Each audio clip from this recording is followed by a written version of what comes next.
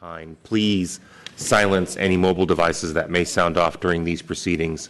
And when speaking before the Commission, if you care to, do state your name for the record. I'd like to take roll at this time. Commission President Fong. Here. Commission Vice President Wu. Here. Commissioner Antonini. Present. Commissioner Hillis. Here. Commissioner Johnson. Here. Commissioner Moore. Here. And Commissioner Richards. Here. Commissioners, first on your agenda is consideration of items proposed for continuance. Item 1 for case number 2015-011-144 PCA requirements for certain restrictions on accessory dwelling units in District 8. Planning Code Amendment has been withdrawn, as has item 2 for case number 2015-011-130 PCA requirements for certain restrictions on accessory dwelling units in District 3 has also been withdrawn. Commissioner, that'll place us, further under your discretionary review calendar, Commissioners, I'm pleased to announce that items 14A and B for case numbers 2014-001639 DRP and 2014-001646 DRP at 160 and 162 through 164 Bernard Street's discretionary review have also been withdrawn. Commissioners, that will place us under Commission Matters. Item 3, Commission Comments and Questions. Commissioner Antonini. I have still another name on here, but that's fine. I want to get a clarification from staff, not necessarily today, but we've had a lot of discussion about UMU zoning in the eastern neighborhoods. And I just want to know, my understanding was UMU would allow housing, would allow PDR, would allow retail. There's a lot of things that are allowed, but I don't believe it specifies there have to be equal amounts of any use, and it does not specify that any given building has to have both within it, at least as far as eastern neighborhoods.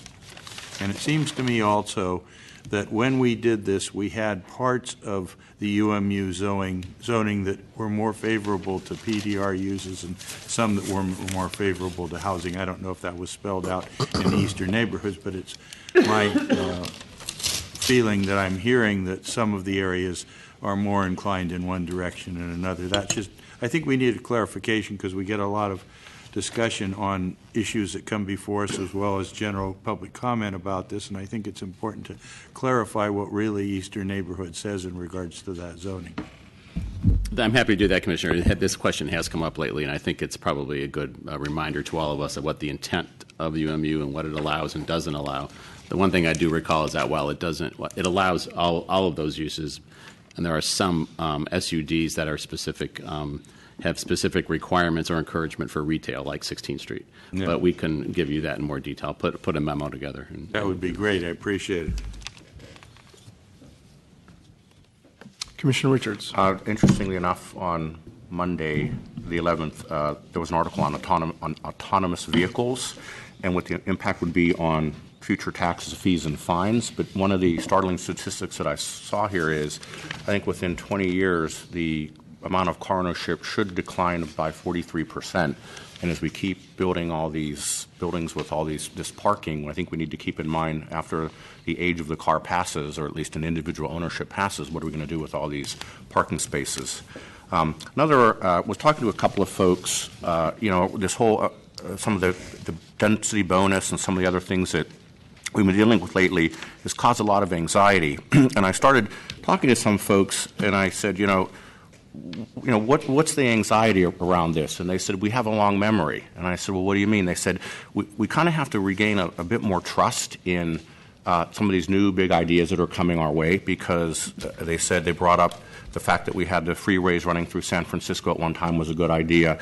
Last Sunday we had the Fillmore back in the front page on. It's still struggling along 50-some years after redevelopment, and they show big swaths of blocks being bulldozed all in the name of urban renewal and getting rid of blight. And then somebody else brought up the fact that like live-work lofts at one point, were kind of a big loophole. People we're using to try to get housing in industrial areas. And I think when you add all that up, the memory stays long, and it keeps getting refreshed by these kind of articles. And I think we as an organization, as a commission, really need to keep trying to work on getting that trust back in the public and make sure that we do have good outreach, we do present facts, fact-based solutions, and that we do listen to all points of view and make sure that we try to balance those views and create a complete city. So I just wanted to remind everybody of that. It came up this week. Thank you. Thank you. Commissioner Moore. I'd like to tee off on Commissioner Antonini's reminder on UMU, and without starting a discussion, I'd like to ask that we expand your discussion perhaps by a presentation of Mr. Wertheim regarding the policy and notion of complete neighborhoods, which was one of the driving, overriding principles of rezoning the eastern neighborhoods, particularly in the Central Waterfront, South Beach, Potrero Hill, and on and on and on. And as these are the neighborhoods where we are getting questions to make judgments about buildings and uses, I think an update on the policy and that overlay to decision-making would help us to perhaps be more on target. If there's nothing further, Commissioners, we can move on then to item 4, Commission rules and regulations and their potential suspension. I believe this conversation came up at last week's hearing, Commissioners. Pursuant to the Roberts Rules of Order, you may suspend your rules on a one-time basis and for a specific reason. Thank you. Commissioner Johnson. Thank you very much. Yeah, so as a reminder, we're here today because this is my last hearing before I'll call it a maternity leave. And technically our bylaws say that we should have elections on or after the 15th, but today is the 14th. So to be able to have our election of officers today, we need to suspend our rules. So a quick question for the Secretary. I'm going to make a motion. Do I need to reference the specific article in the bylaws, or just say we're suspending our rules? Well, you're suspending the rules for to allow for elections to occur today, one day early. I mean, I think that's sufficient. So I'd like to make a motion that we suspend our bylaws for the purposes of having election of officers on the 14th of January today. Second. Thank you, Commissioners. I suggest we might take public comment. Sure. Is there any public comment on that motion to suspend? Okay, not seeing any public comments closed. Very good, then, Commissioners. On that motion to suspend the rules in order to allow for election of officers to occur today, one day early, Commissioner Antonini? Aye. Commissioner Hillis? Aye. Commissioner Johnson? Aye. Commissioner Moore? Aye. Commissioner Richards? Aye. Commissioner Wu? Aye. And Commission President Fong? Aye. So moved, Commissioners. That motion passes unanimously 7-0, and will allow us to then proceed to item 5, election of officers. Commissioners, in the last round of rules and regulation amendments, the election process was specified. And so let me read that section of Article 2, Officers and Appointments, Section 2, Election. The presiding officer takes public comment on the agenda item. Then the presiding officer requests nominations for the office from the members of the body. No second is required under Robert's Rules of Order. When no additional nominations are offered, the presiding officer closes the nomination. The Commission then votes on the nomination in the order they were received. The first candidate to receive a majority of the votes is elected to the office. Further, it states that the President and Vice President shall not both be members of the Commission appointed by the Mayor or President of the Board of Supervisors. If one is a mayoral appointee, the other position must be held by a member appointed by the President of the Board of Supervisors. I do also recommend that you open it up for public comment prior to taking vote. Okay. In fact, now might be that opportunity. Okay. Is there any public comment on officer elections? Okay. Not seeing any public comment is closed.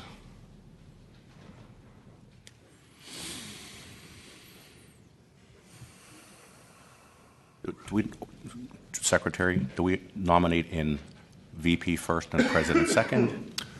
I don't think there's any particular order, but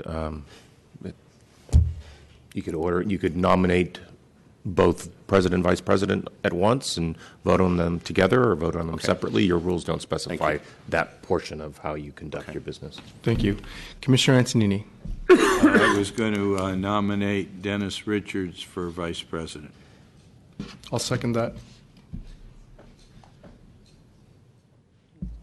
And I can do them together, and Rodney Fong for president, if we can make it easier. Okay.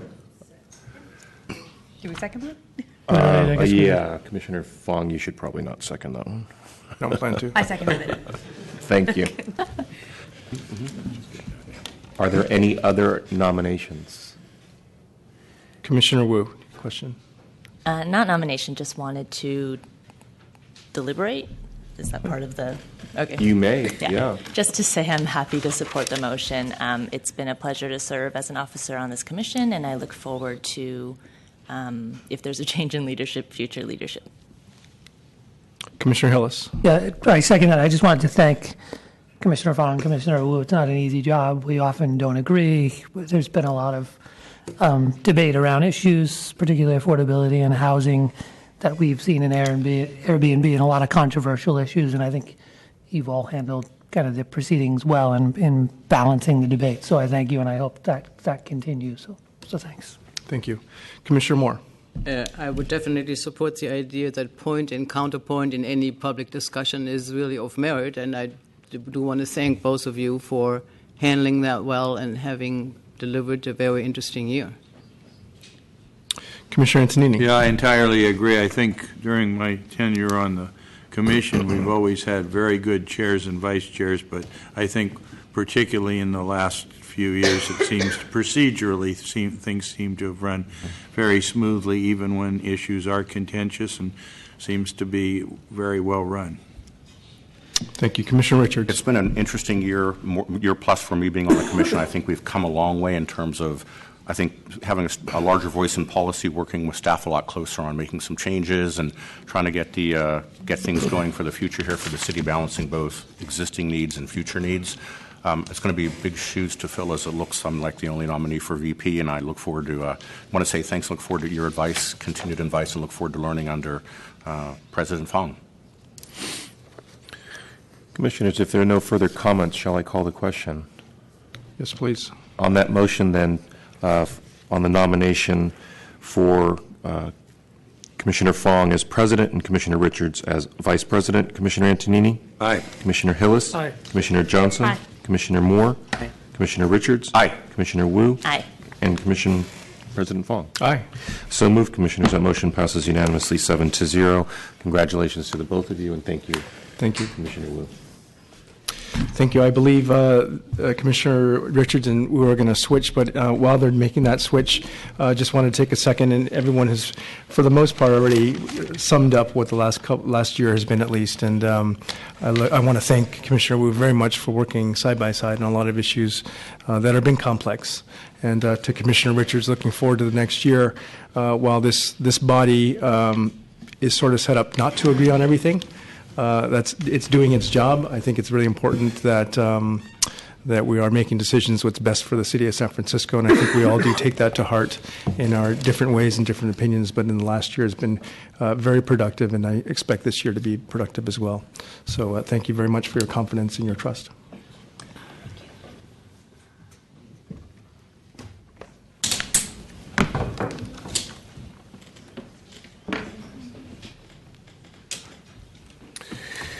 Does that mean that suitcase is going to be right there? Okay. We got tripping hazard. Okay. If there's nothing further, Commissioners, we can move on now to department matters. Item 6, Director's announcements. Thank you, Jonas. Good afternoon, Commissioners, and my congratulations to President Fong and Vice President Richards, and thank Commissioner Wu. We will miss working with you, but hopefully you'll be here for a while for us to continue to work together.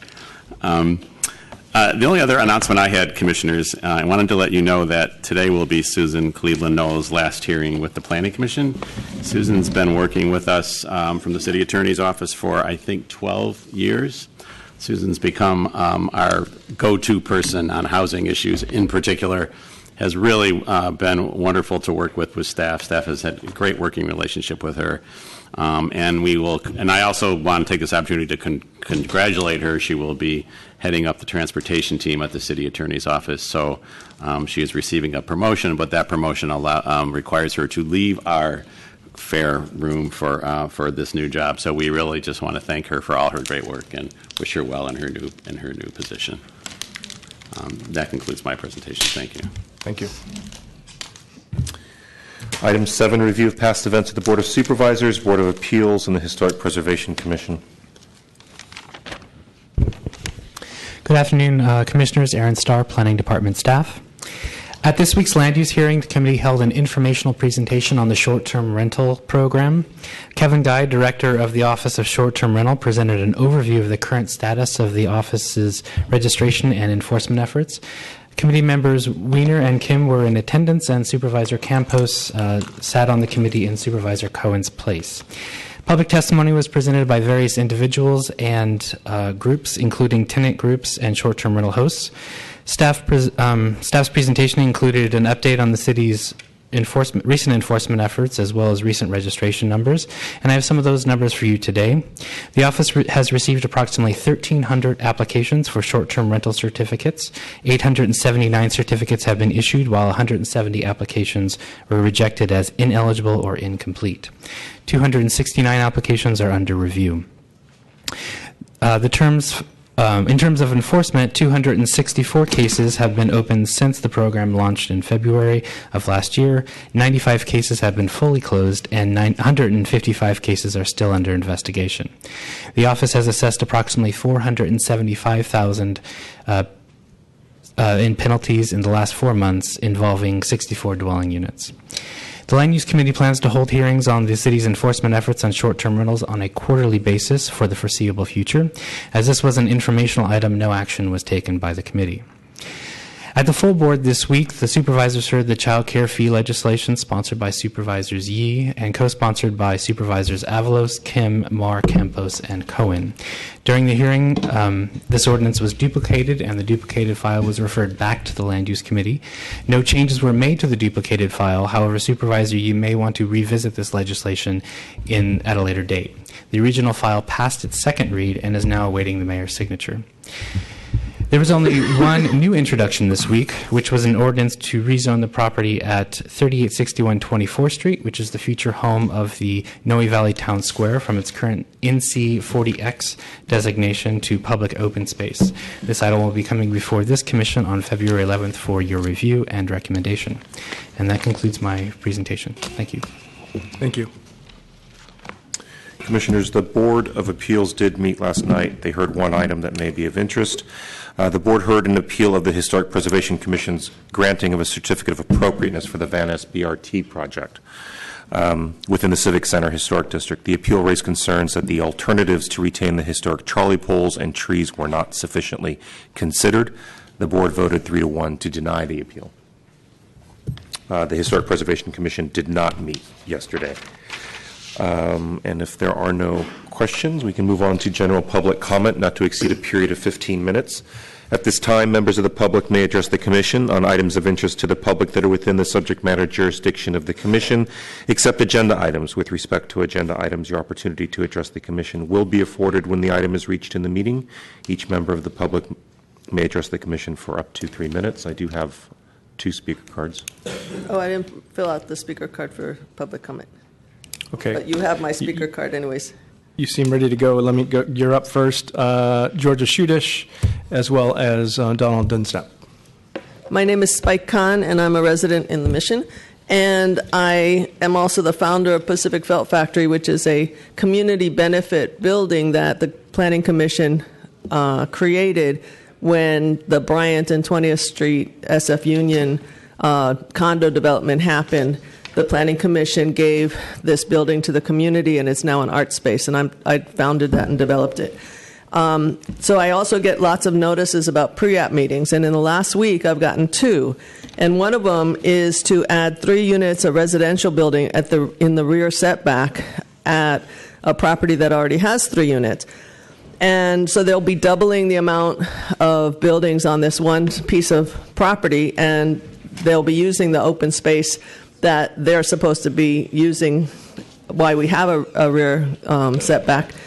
And since we don't have that many parks in the Mission and it's overcrowded as it is, I just wanted to alert you that these things are going on, but it's a pre-app meeting, so usually you don't send a planner to that. And so the community will go and complain about the idea of taking the rear yard setback and jamming in 3 more units in the backyard, but you won't know about it because then the developer will come and talk to the planning department, and it'll be their perspective that, well, we did the meeting and moving on. So I don't know if this thing works or if you could see it, but anyways, that's one. And the other one the same week I got was legalizing a monster home going from 635 square feet to 2,350 square feet next door to me, across the street. And that's over on Hampshire, where all the houses are single family, one after the other down Hampshire Street. And then this one would be a monster home. And I think that this is really not good for the Mission to have the neighborhood just completely change into the rich and wealthy, and who needs a 2,300 square foot home in a neighborhood where everybody else's home is 600? So I just wanted to bring these two to your attention. Again, you won't hear about it ever probably until, I'm here for my 2 minutes of complaint when it finally comes in front of the commission. But there has to be a system by which the planning staff is at these community meetings where there is some debate, instead of it just being a rubber stamp. We did the pre-app meeting, so everybody was happy. That's it. And there's no way for you to know that we weren't happy. Thank you. Thank you. Next speaker, please.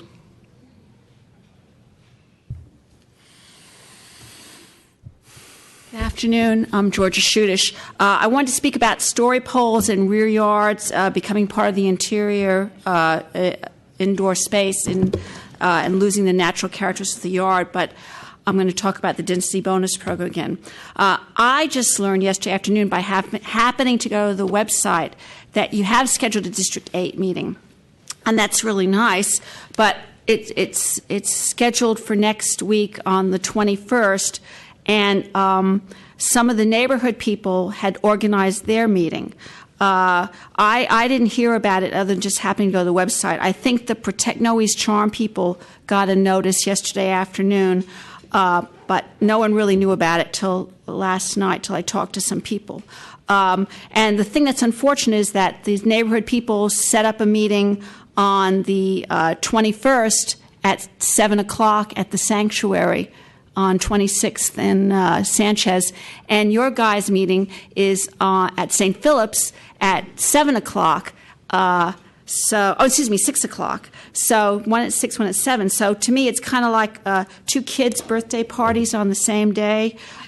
Yours is the one with the pony, and ours is the one with just pin the tail on the donkey.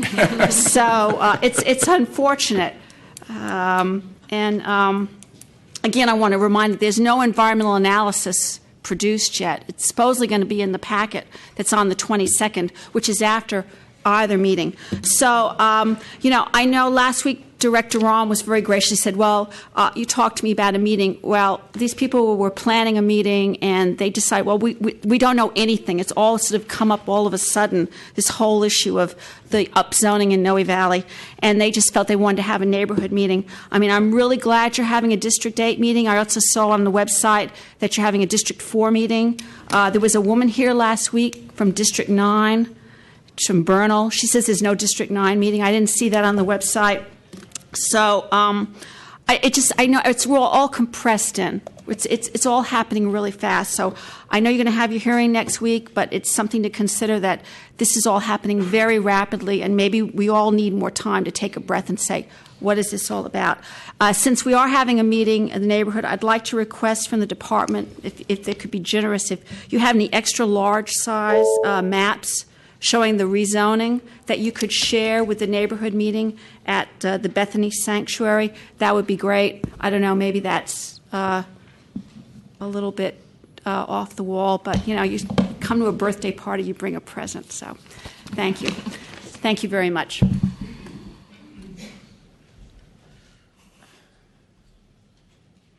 Good afternoon, Commissioners. Happy New Year.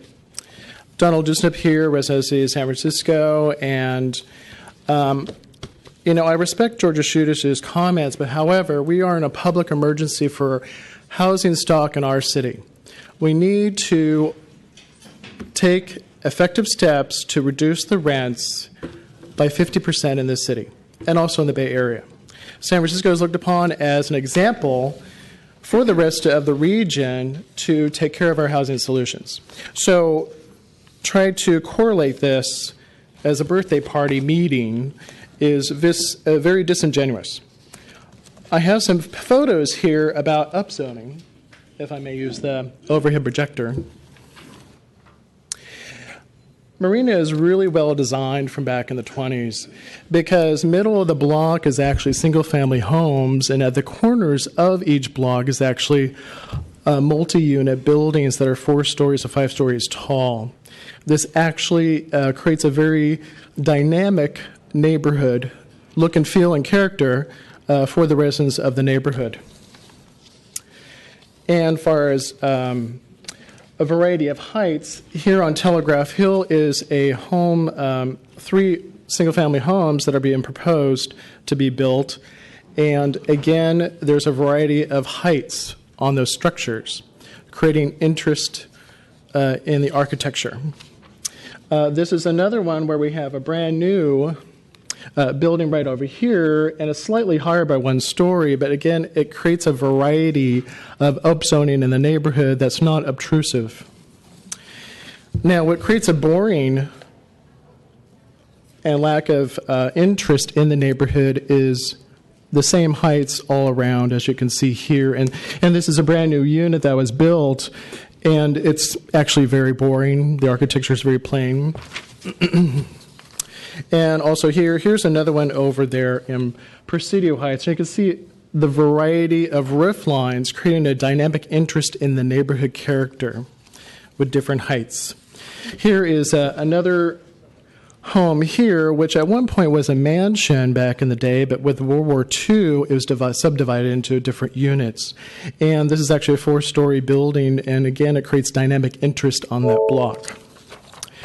And finally, here's another mansion that was subdivided into 3 different units, possibly a 4th up in the attic, that again creates dynamic interest and encourages more density within those buildings.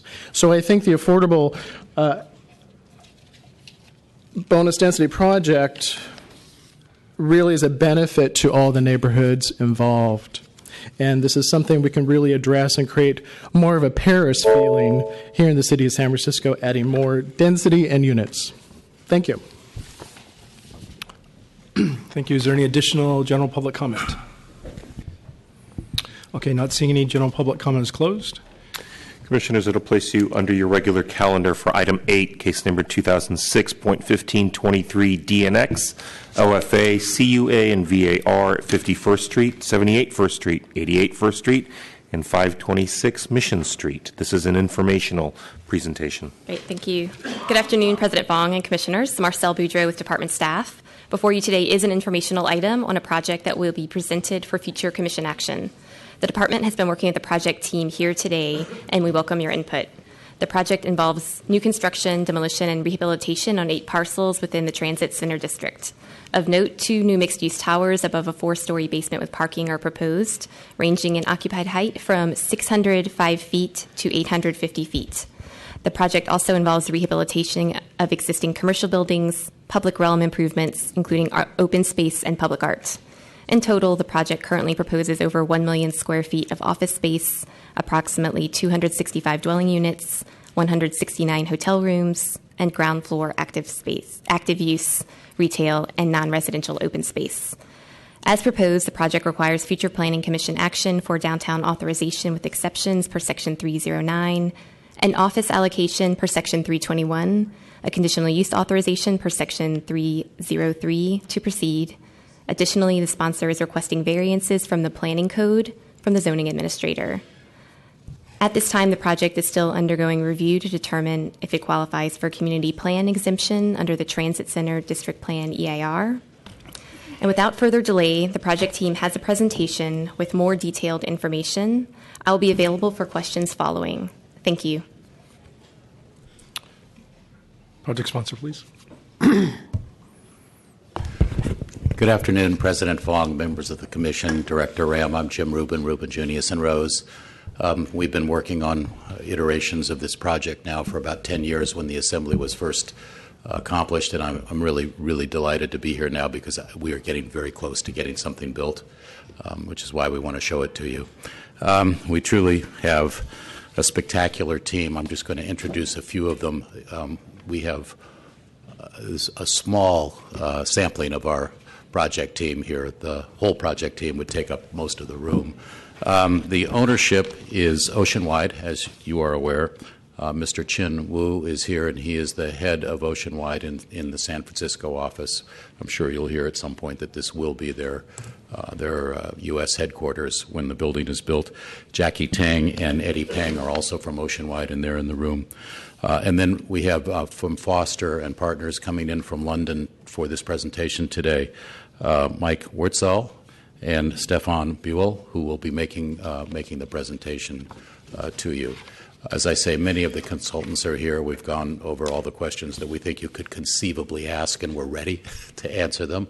And with that, I'm going to turn it over to Stefan and Michael to make the design presentation, and we'll be in the room and available. Thank you. Thank you.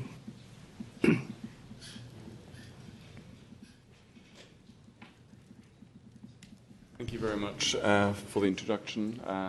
Dear Commissioners, dear President Fong, first of all, I'd like to thank everyone. It's an awkward presentation as I have to turn my back, so I still have to get used to this space. But I want to tell you how honored we are to work in San Francisco. And can this actually go on that screen? Yes, if SF Gov TV can go to the computer. I'm just talking to SF Gov TV. Go ahead. Sorry. Just how honored we are to work in San Francisco. You have one of the most beautiful cities in the world. We have the privilege of coming to this part of the world for the last 6 years because we've been heavily involved slightly further down in the Bay Area in Cupertino. You can see on this image, which that doesn't exist right now, but it quite clearly shows you, I think, your own vision of the saddle. And today, hopefully by the end of it, you'll see whether we're a worthy addition to this spectacular skyline. We're actually also very proud to be what we think is probably one of the nation's most interesting infrastructure project. Getting the Transbay terminal to happen will be transforming not only the neighborhood, but if you take a longer view of high-speed rail, it will probably transform California. You know the site very well. You can see it on this diagram here. But what is very unusual is when we talk about San Francisco, we love the little alleyways.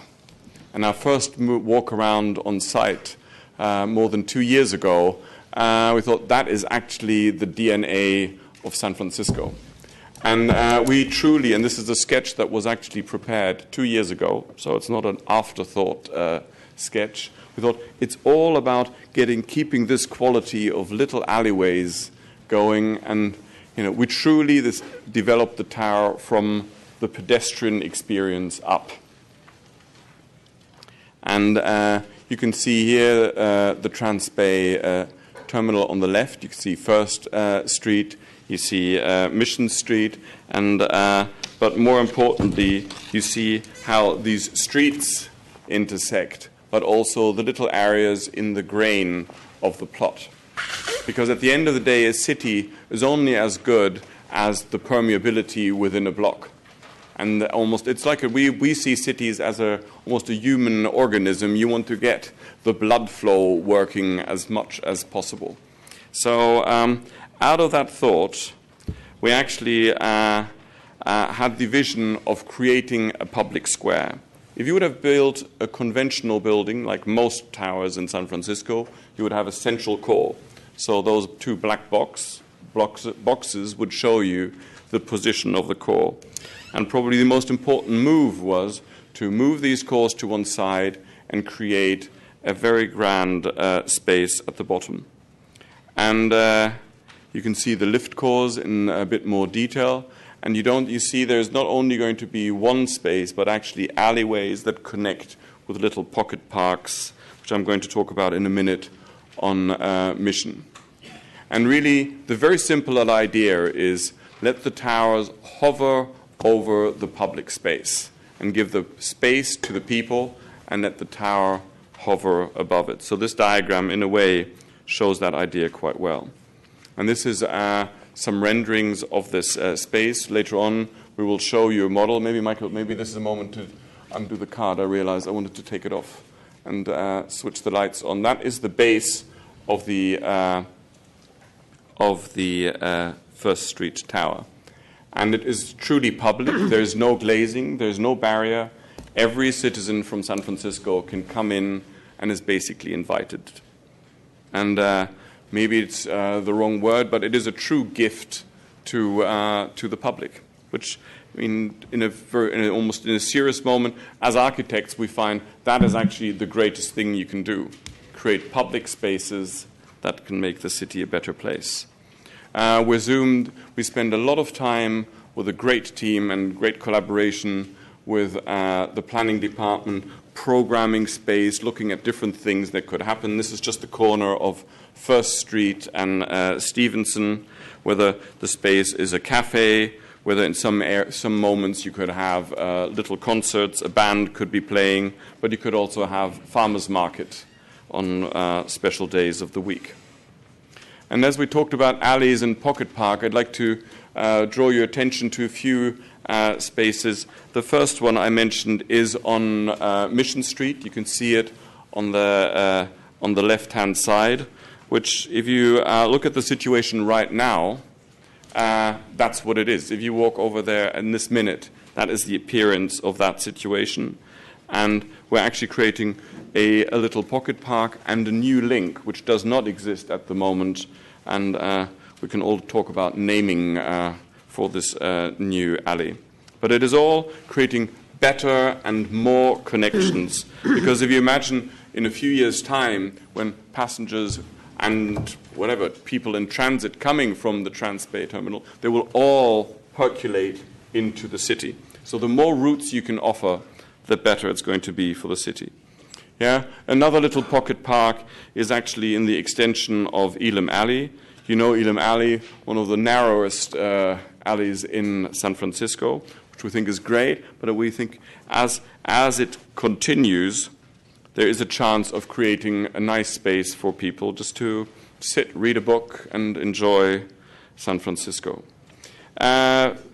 You probably know the buildings on the corner on First and Mission. There's an ensemble of interesting historic buildings, and we're very happy that we, I think, all agree, the client, the city planning department, they will all be restored very carefully and keep the character of that corner. You can see here 78 First, the original historic drawings as it is now, and where it's going to be. So it is actually, we're not going to keep it exactly the way it is, we're actually going to take it back more to its original state. So that shows you in a crude model. We always are believers in renderings have a potential of making the world look slightly different. Models don't lie. Yeah, the model, that's why we brought the model along. This is it. You can get a feeling for the scale and also how it ties in with the existing buildings. The hotel on Mission Street, sorry, this is the stacking diagram of First Street and Mission Street. Mission Street is highlighted, sorry. The Mission Street, there'll be, the base will be more multifunctional spaces for the hotel, was ball rooms and restaurants, and then as you go up in the tower, that is how it will appear driving along Mission Street. Yeah, here's the base I've been talking about, restaurants and spaces that the public can go to. And on the bottom on the left, you could see the little corner park, and this is the connection through on Ecker. The tower on Mission Street will basically be a stone building. That is the architectural concept. with very precise, we call them glass vitrines, expressed as bay windows on that facade. So the First Street stacking diagram will be the big public space at its base. It is going to be a 70 feet high space. Above that, you see the office accommodation, and at the top of the building, the higher levels will be residential.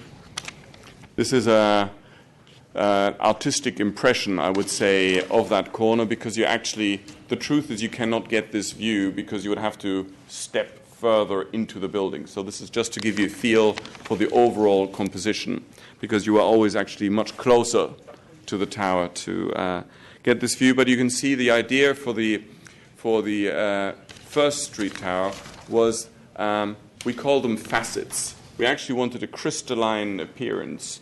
So you see the structural expression, but also the surfaces of the facade are angled.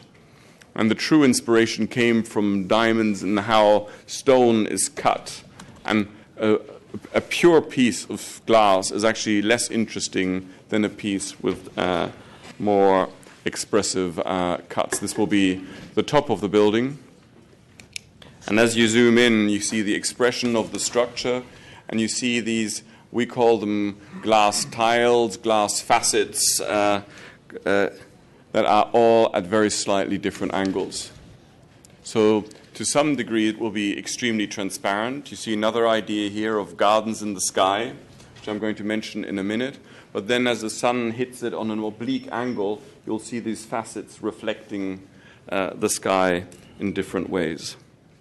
I mentioned gardens in the sky, and I also mentioned moving the cores off to one side. We call these offset cores, which gives you an extremely flexible floor plate to work in. But the structure is also done that you will be able to take pieces of structure out as the future tenants of this building requires. So that will give you the potential to create double height spaces within the tower. And basically, it is the best way, we believe, how to future-proof a building. You don't know what is going to happen, so the best answer is make your building flexible enough to respond to whatever happens in its lifespan. Here again, a different artistic impression of the ensemble of First and Mission Street. It is a great honor that we are working with a client who is very much committed to sustainability, and our target for this building at the moment is LEED Platinum. And we're doing every trick that we know to achieve the most sustainable building that is hopefully built in this country. And coming back to the very first topic of San Francisco's spectacular skyline, our philosophy, I think, goes exactly with San Francisco's vision. We want to be part of a team. So the saddle vision, we do not want to be the ones who stands out, but in our language, we want to be good team players in the skyline. So here you can see the building. I realize the screen is so small you see and you don't see it. Maybe you can see it slightly better on your screens. And this is the view sideways. In the background, you can see the Bay Bridge, and there is the tower next to the Salesforce Tower. And this is what I started off at the very beginning of this presentation, and this is how our Oceanwide's tower will hopefully be, let's say, a respectable, good new team player in your very beautiful skyline. Thank you very much. I think I'm now going to pass on, correct? The community benefits. Yeah? Community benefits. You want to do this? Thank you very much. Thank you. Where is it? What do I do here? You know, down one? Okay. It didn't show up. Okay, there we are. Well, that's also kind of small, isn't it? But you can probably see it on your screens. You've seen community benefit packages before generated by projects in San Francisco, but I'm willing to bet you haven't seen one like this. The truly unique item on here is the community facilities district, the Mello-Roos, which is going to generate over the next 30 years $647 million. Those monies will be going back into transit being directly across the street. It's really this project is one of a limited number of buildings or projects that are a part of that Mello-Roos district, the other being Salesforce Tower across the street is also a member, but none of them are going to have a contribution as large as this, and I venture to say unique. The rest of the impact fees are a compilation of the fees that San Francisco charges generally, so I don't need to go through those: downtown park, transportation, sustainability, and the like. We can answer questions on all of them. I suppose that if I were running the city, I'd be interested in the annual amounts of payments that we estimated over $20 million, and that will be property tax from the sales of the condominiums, property tax on the buildings, and things like that. That concludes the basic portion of our presentation. As I said, we have everybody here, and we've spent a fair amount of time trying to come up with all the questions you might ask. You can try to stump us, and we're here to answer whatever questions you have. Thank you very much. I must say we're hoping to be back in a matter of months, actually asking for an approval. And I know that ownership is so anxious to build this building that they're accelerating the construction level drawings so that we can go through plan check and get into the ground hopefully this year. Thank you. Thank you. We'll open up to public comment, but Mr. Rubin, Commissioner Johnson asked if this community benefits package is available to us in handout form or maybe electronically. Yeah, can you just pass your slide out? Oh, they're too small for you? Is that? Yeah. It's difficult to read. I'll see if we have copies. My eyesight's pretty terrible. Yeah, I can certainly, Jonas, if you want to take this one. Thank you. Okay, we'll open up to public comment. Amanda Graham.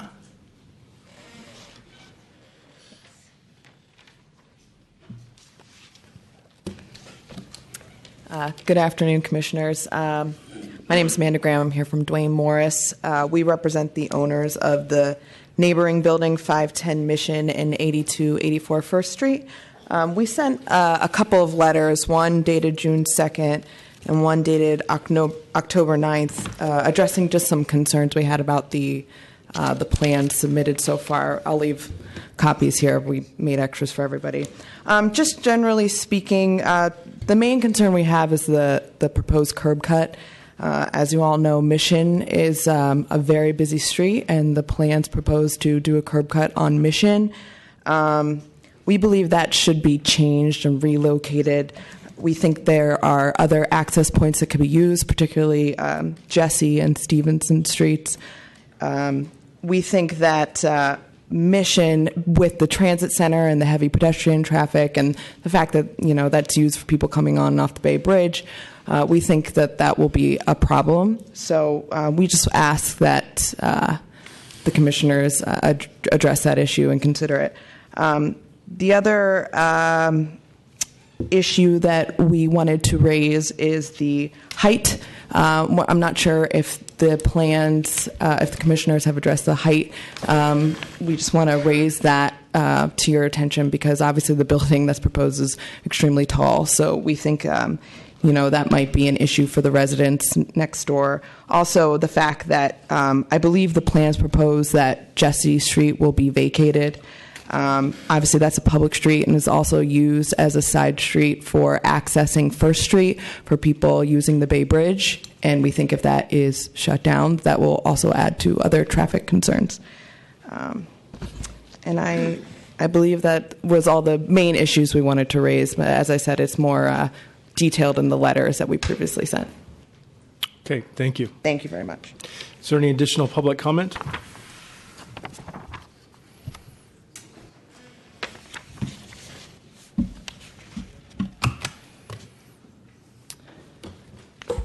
Sue Hester, graduate of Golden Gate Law School. I spent 3 years at this area, and I didn't hear the word Golden Gate Law School or Golden Gate University at all today. There is a university that has been right next to it for 80 years. Golden Gate has a lot of night students and a lot of students from San Francisco. They have law school. They have all kinds of economic programs. They serve the city. And I know from my experience that students flow down the area, off the bus stop, off of the Muni, to get to Golden Gate, and are a huge presence in that area. They're not making $300,000 a year. They're not working in high-end tech or high-end offices. They're students. You have to face the reality of the community. Golden Gate isn't going away. They built a new building. Their dominant presence on this stretch of Market Street, on Jesse Street, and on Stevenson Street. So there needs to be attention paid, not only by the developer, but by this commission on what is the relationship to this project to the students and the employees and the university. What is their schedule? How do they flow through this space? If you don't talk about that, you're not talking about this neighborhood. You're used to dealing with residential neighborhoods. This is a commercial neighborhood that has an academic institution. It has to be told to the developer, you need to pay attention to it. The previous speaker may also represent Golden Gate, and if they do, I'm really happy. But you have to require outreach to the student body, not just the institution, because there is a very active student presence in dealing with land use, ironically. They were a major force in dealing with CC when CPMC came through. It was a students that dealt with that from Golden Gate. So my commercial is there's an educational institution right within the 300 radius. And if this commission has it together to tell it has to be dealt with, I think they'll get the message. Thank you. Is there any additional public comment? Okay, not seeing any public comments closed, and moving it to Commissioner Antonini. Yeah, I like this project a lot, and I have a lot of comments, but I think I'll ask some questions first, maybe the project sponsor. First of all, on the Jesse Street closure to automotive traffic, from what I understand, it's being replaced by a couple of additional alleyways that have been activated, and I believe, if I have it correct, that what was automotive is now going to be pedestrian. So maybe you could comment on if I'm correct about that, because in this city I think we're trying to emphasize non-automotive uses. So, but am I right about the Jesse Street situation?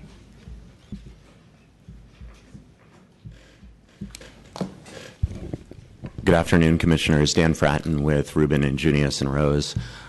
Yes, you are correct that there is a change in the circulation pattern with this site. The idea is to close a portion of Jesse Street to through traffic.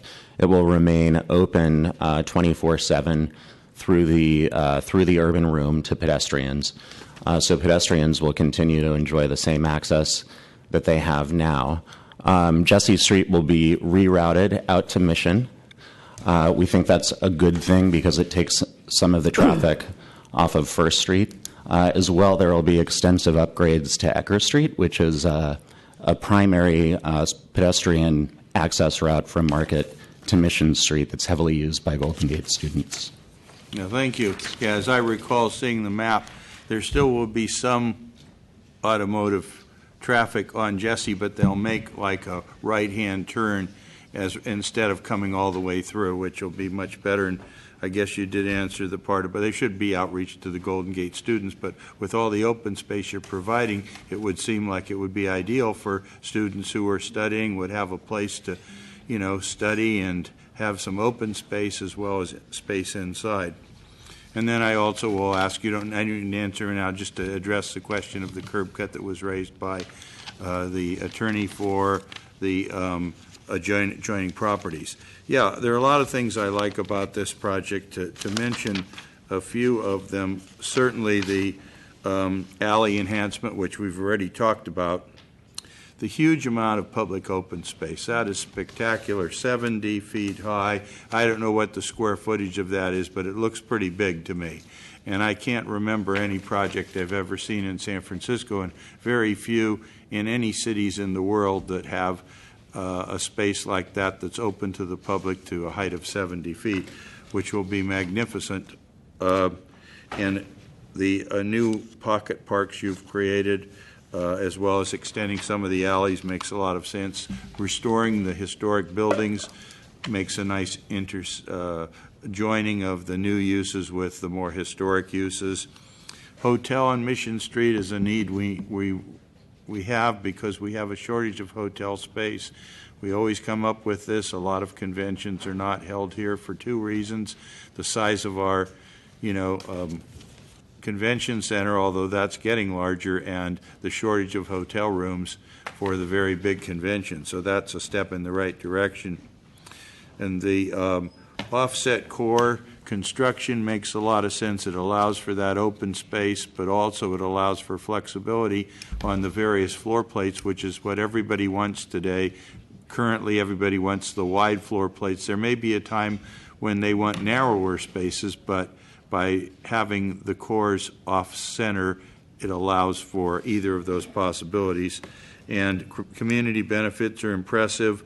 We do have a big shortfall on Trans Bay, particularly when you look for the extension of Caltrain, and that close to $650 million is going to be a big help towards that, as well as all the money towards inclusionary housing and annual property tax. So I think it does a lot of good things, and I would hope that this can be calendared in the near future. I know there was some discussion by project sponsor about the application under the Trans Bay Environmental Plan. I thought that was more or less decided already, but maybe there is some other things that maybe Director Ram could answer that part of it. You're asking specifically about the transportation improvements, or I'm sorry, Commissioner? Well, no, I think that project sponsor said that one of the things that had to be done before approval was to address the environmental impact, but I think that is a community exemption under the Trans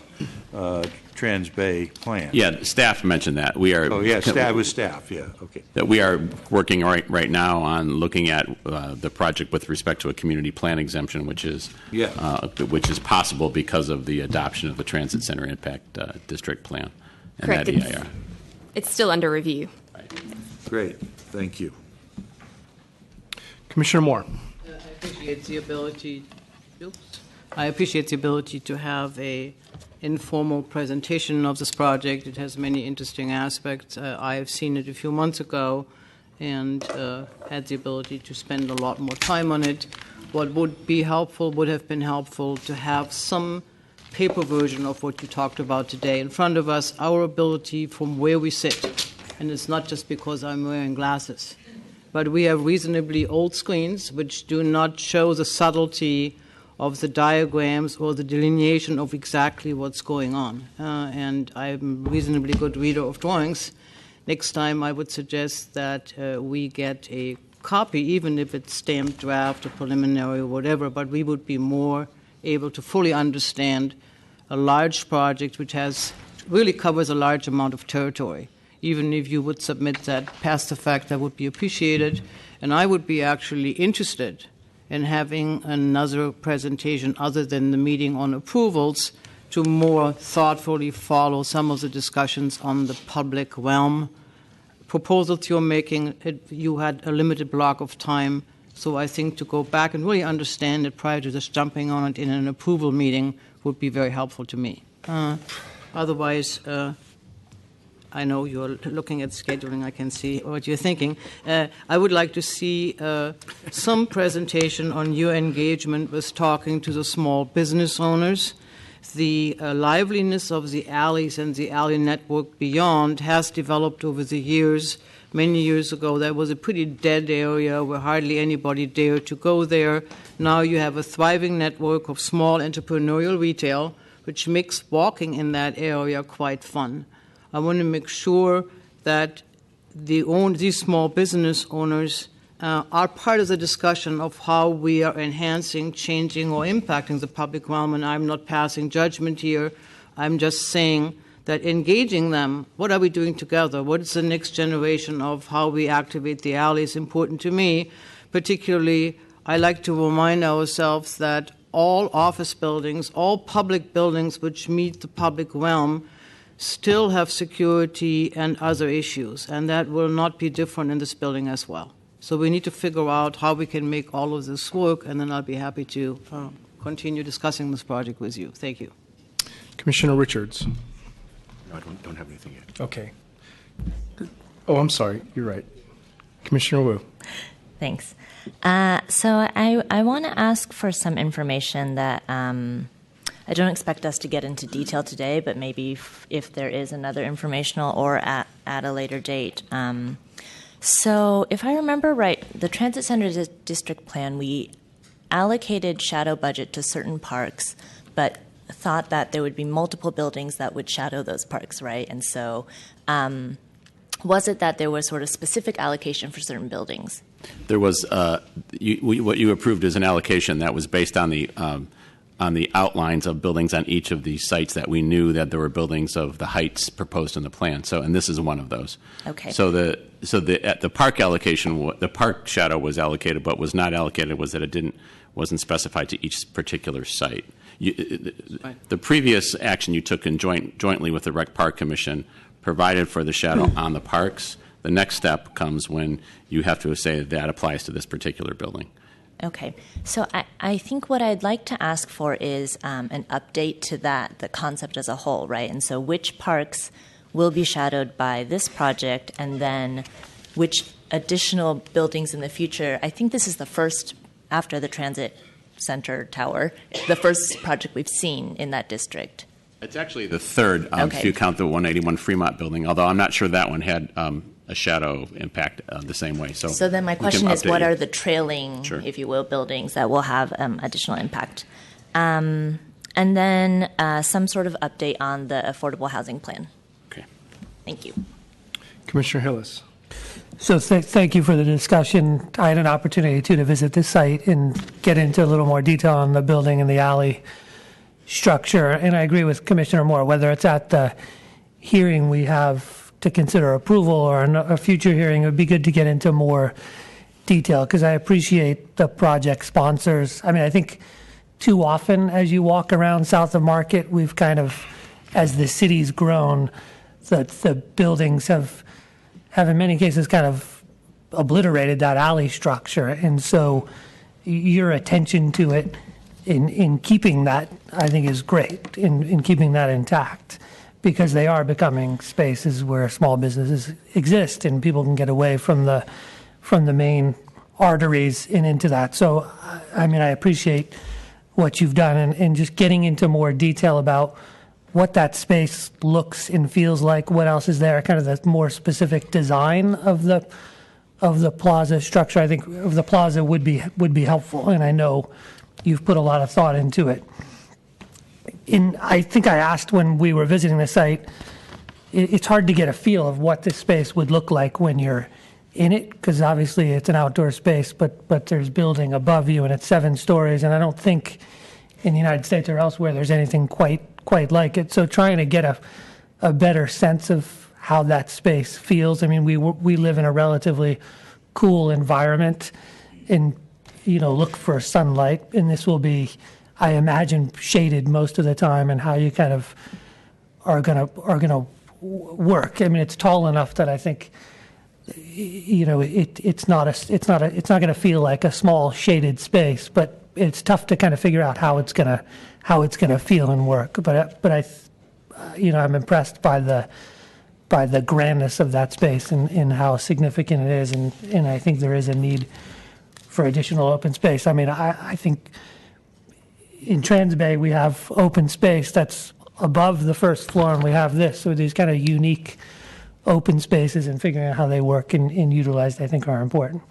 And then also the next time we hear this, it would be good, even if before or if we have an informational at that time, kind of how this affects the Prop M allocation. We did have that presentation a while back, and I know we've approved projects since, but kind of where we are and what the future looks like as far as the Prop M allocation. But again, thank you. I very much appreciate kind of the attention to the ground floor and the alleys and how this works in the public realm. So thank you.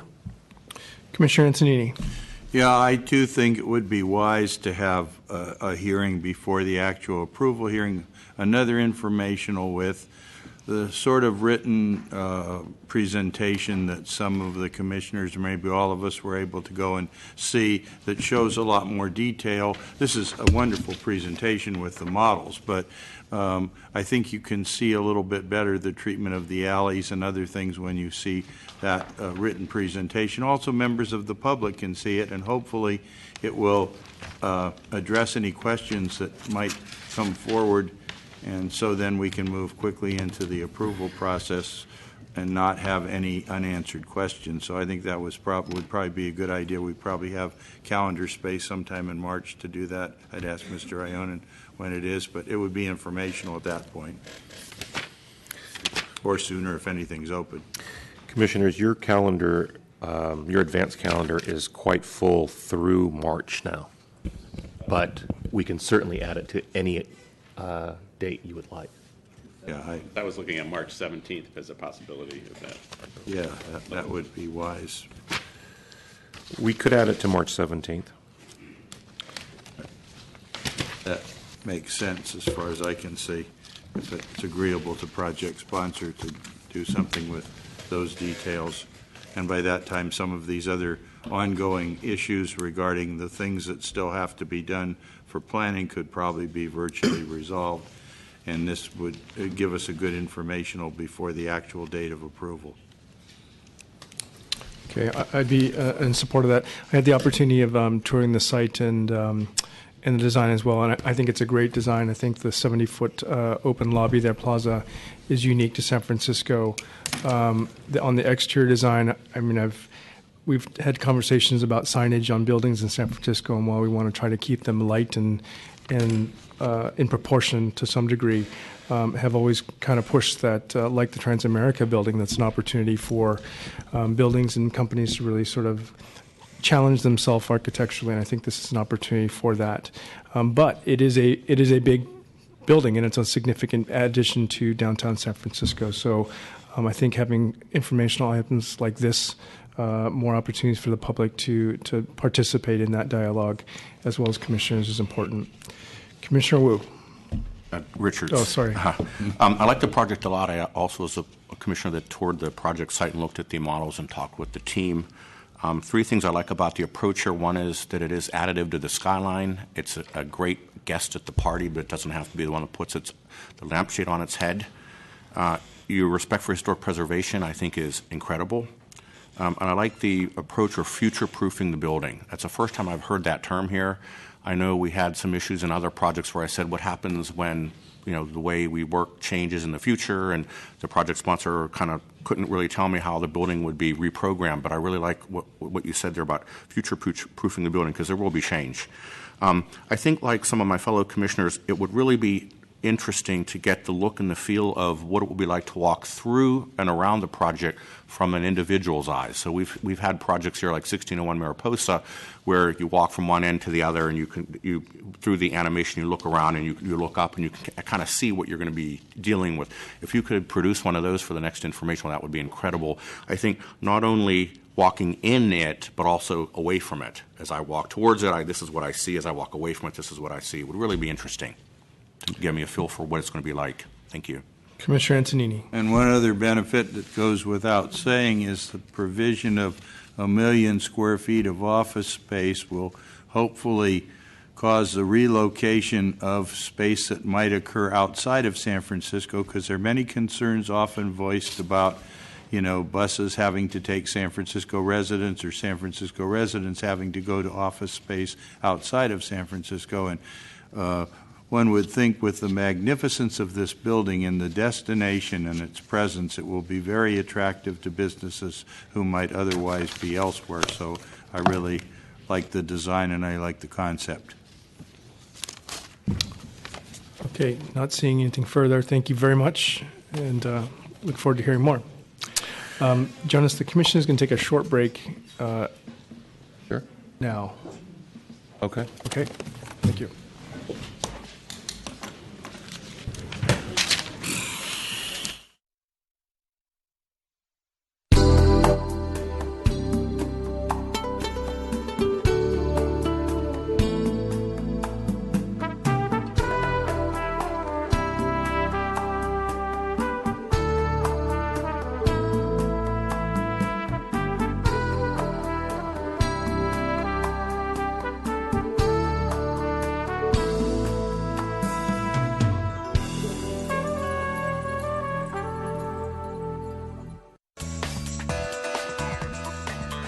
SF Gov TV, San Francisco Government Television.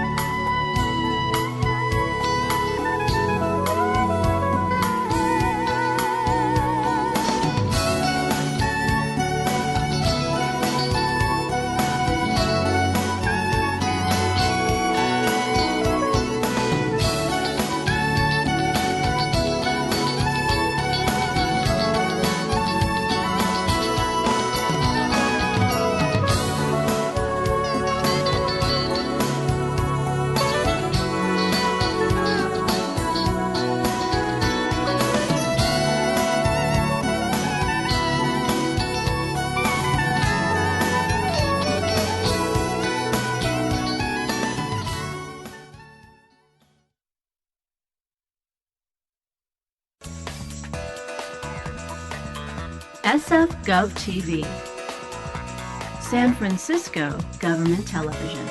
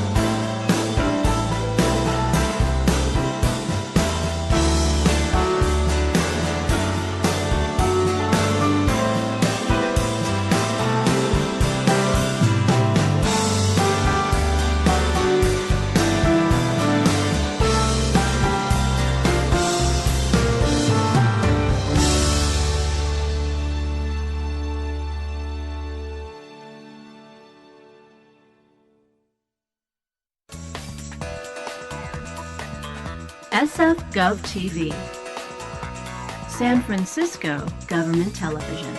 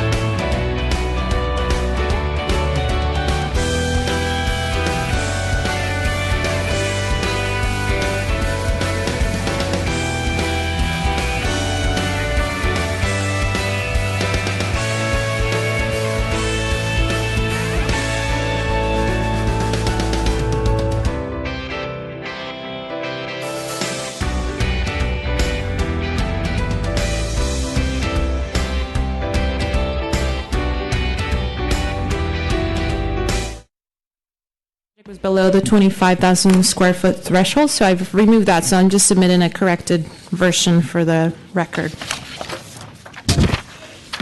Thank you. So you initiated interim controls on July 9th of last year, or I'll wait until the slides are up.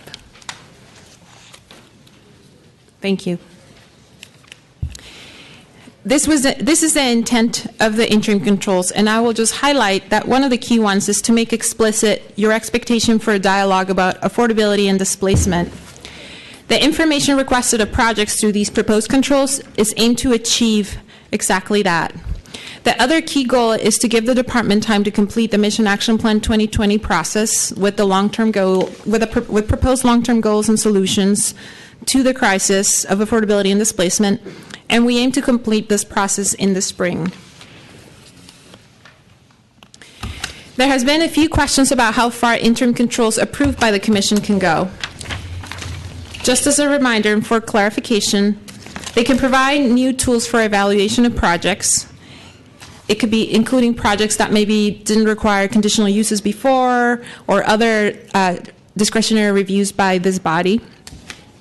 Interim controls cannot impose a moratorium or prohibit any use. Only the board can legislate that with very specific moratorium findings. Interim controls cannot increase requirements like affordability beyond that of the current law. That is also a legislative action through the board. And finally, you can have interim controls up to 24 months total, but initially you can only do them up to 18 months. The proposed geography of the interim controls is still the same, which is this boundary between Mission and Potrero and from Division 13th Street down to Cesar Chavez. Inside the boundary, there are 17 projects to which the interim controls would apply. And that's for a total of 1,287 units.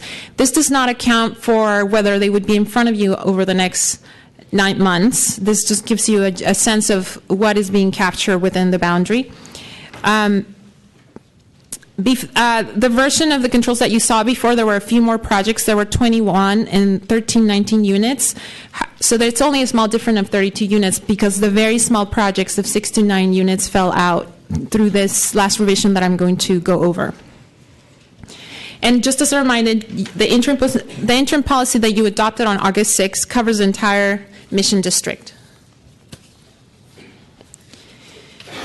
So this is a revised proposal. As you may recall, the original controls that were presented to you in July only applied to pipeline projects filed after January 1st, 2015, which would have captured 2 projects and 58 units. Therefore, the concerns with that original proposal were that they would have very limited impact and would only be meaningful if it captured more projects in the pipeline. There was also a concern that for the size of projects, that there should be a consideration for very small projects, but that any changes in the size threshold should be based on past precedent or a meaningful threshold. You also requested that controls be simplified to the extent possible, and that any studies that we required of project sponsor be as clear as possible. We believe the revised proposal addresses those 4 key issues. We now the current version that you have does not have a grandfathering date, so it applies to the full pipeline, projects that have not received planning department entitlements. The proposal is now 9 months instead of the original 6 months, and we're still exempting projects that are doing something extra. For example, those that might meet Prop K goals or greater, so 100% affordable housing projects included. There's also what we added to projects that provide a land dedication that's 10% greater than what the code would require of those projects, and projects that have PDR. In more detail, the loss of one or more rent control units would trigger a conditional use. In an earlier version, there had been a 1-to-1 replacement of those units. That is not in this version of the interim controls. We're still looking at it as an option. However, we've put in our budget we put in a budget request to do a study so that we can study this issue citywide. For other projects, a conditional use or a large project authorization would apply depending on the size. Through these interim controls, we're defining medium-sized projects as those that are 25,000 to 75,000 gross square feet if they're non-residential, or 25 to 75 units if residential. These medium-sized projects only require a large project authorization, LPA, unless they already have a CU requirement. Large projects we're defining as those that are greater than 75,000 gross square feet or 75 or more units if they're residential. Those projects require conditional use. So both medium and large projects would have to supply additional information with their application, but the medium-sized projects have lesser requirements as far as what they have to provide. And I'm going to go through those differences. What we had called required studies is now very specific information to accompany their application. Note that in a previous resolution, we had written it so as that you would make findings related to these studies. Now we're just calling it required information as part of the application.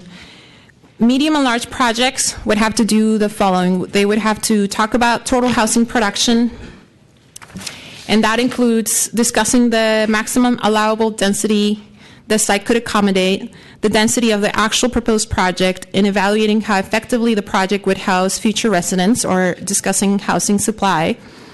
They would have to discuss affordable housing production, so whether additional housing can be provided on the site through any financial incentives or anything like the state's density bonus law. Housing preservation, they have to provide information about what's the existing housing on the site in terms of occupancy types.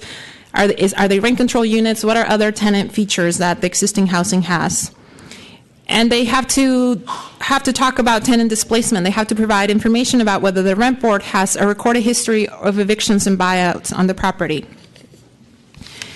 Now, large projects only have to discuss the following two: demographic changes, discussing the socioeconomics of the neighborhood and how the project would affect those.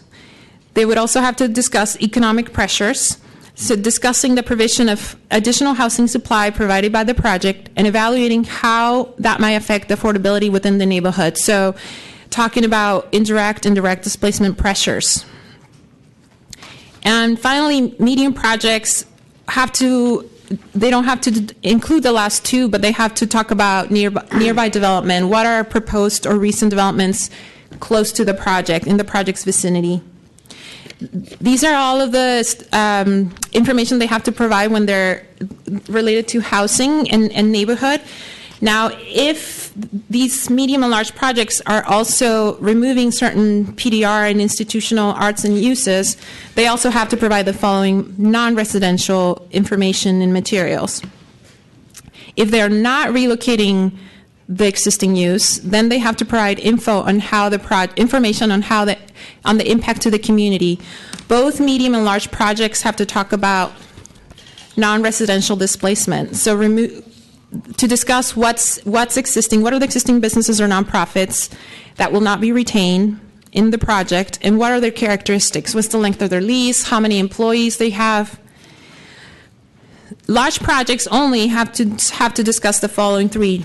They have to do a jobs and economics profile, so discuss whether the economic and fiscal impact of the proposed project is beneficial to residents in the area. Affordability of community building uses. Are affordable arts, nonprofit services, and childcare uses existing and proposed in the project? Available space in the mission. Discussing whether sufficient vacant space for the use type being removed exists in the neighborhood. And lastly, medium-sized projects have to do an inventory of similar uses. Are there any other existing businesses similar to what is being removed exist in the neighborhood? So if there's an auto repair shop, are there other auto repair shops in the neighborhood? We have added a section to your resolution for a required staff report. This was originally required of projects, but we thought it was more appropriate for staff to produce this report and this information. This would be building on what the legislative analysts reproduced for the hearing in June that was used for the Supervisor Campos ordinance to do a moratorium. There had been a report on available sites for 100% affordable housing. So we've taken that out for projects to do, and that staff could do this report. So are there sites available for 100% affordable within the interim control area? Could any sites be subdivided to produce a land dedication parcel for 100% affordable housing? And is there any financing that would be available to fund 100% affordable housing development in this area in the midterm? That's what's in the resolution that was in your packet. There have been some additional changes that have been discussed since you received your packet. One thing that we have heard is whether the exemption for land dedication should be changed. So instead of the minimum required land dedication plus 10%, whether they should be also 33%. So other projects that are doing 33% of Prop K goals are being exempted, so whether they're doing on-site or off-site. So should the land dedication option be treated the same? They would still be required to meet minimum code, but this is whether interim control should apply to them or not. And then we also thought that it'd be appropriate to add staff analysis of the information that is being submitted to you. that is being submitted by the project sponsor. So rather than just forward the information as provided by the project sponsor, that staff should review the information and provide analysis in the case report. And so we have specific underlying language submitted to make that in the resolution. Finally, next steps. You may adopt interim controls today or not. As a reminder, you can have both the policy you adopted on August 6th and the controls to reinforce each other. Today is your 6th hearing on the interim controls. So we urge you to take action and adopt if you think that this proposal is unbalanced and good for the neighborhood. As Director John Ram stated, interim controls or not, we will continue to work on the long-term solutions. We are making progress on MAP 2020, and we hope to be back here in March with a draft plan for your review. This concludes the presentation, and we're available for questions. Thank you. Opening it up to public comment. Spike Kahn, Rob Poole, J. Scott Weaver, Peter Papadopoulos, Susan Cutut, Andy Blue, and Chegrig, and Donald Dusnap. Hi, Spike Kahn, neighbor in the Mission. So there is a cutoff of 25 units or more, but I have a list here of the developers' projects that are in the pipeline, and there's 1, 2, 3, 4, 5, 6 of them that are 20 units. And there's really nothing significantly different between 20 and 25, but it would exclude 5 large units because most of the Mission are 2 to 5 units. And so 20, 4 times bigger than your neighbor, it should be part of this interim controls. Additionally, it says that the medium-sized projects should go into the large project authorization LPA rather than conditional use. I would much rather see it be required to have a conditional use just for the fact of appeals, and it also doesn't quite make sense why put the medium ones in the large ones but not give all of the restrictions that large ones have to the medium ones. So it just doesn't make any sense to me. And finally, I live in the Mission on Bryan and 20th, which is not District 9. It is District 10. And likewise, from the Mission to Mission Street to Dolores Street is similarly the Mission, even though it's in District 8. And it just seems that like Lexington Street, San Carlos Street, those are very similar to Cap Street and Shotwell Street. They're not really similar to the Castro at all. And there's definitely a divide with Mission Dolores being the center of the divide between the Castro and the Mission. And so I don't think that political boundary should really be what we're talking about here, especially since some of District 10 is already in this thing. It seems like it should really go all the way to Dolores. So I hope you can consider those 3 changes that I brought up.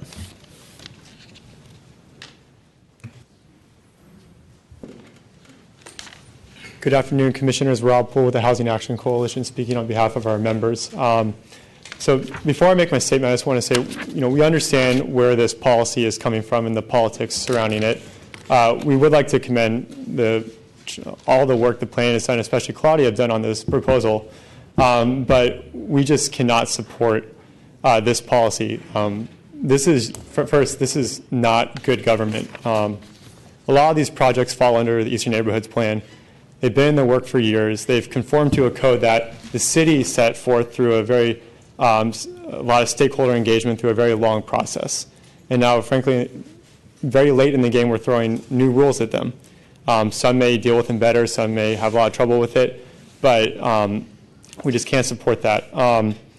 This doesn't do anything to help make it easier to build affordable housing. It doesn't add new funding for affordable housing. It doesn't improve the process. And that's what we, I think, are all trying to achieve for the Mission is more affordable housing and better preservation for existing housing. And we just can't see how it achieves that. A lot of these questions that these reports are striving to answer have been addressed in Ted Egan's report and also the report requested from Supervisor Campos a couple of months ago.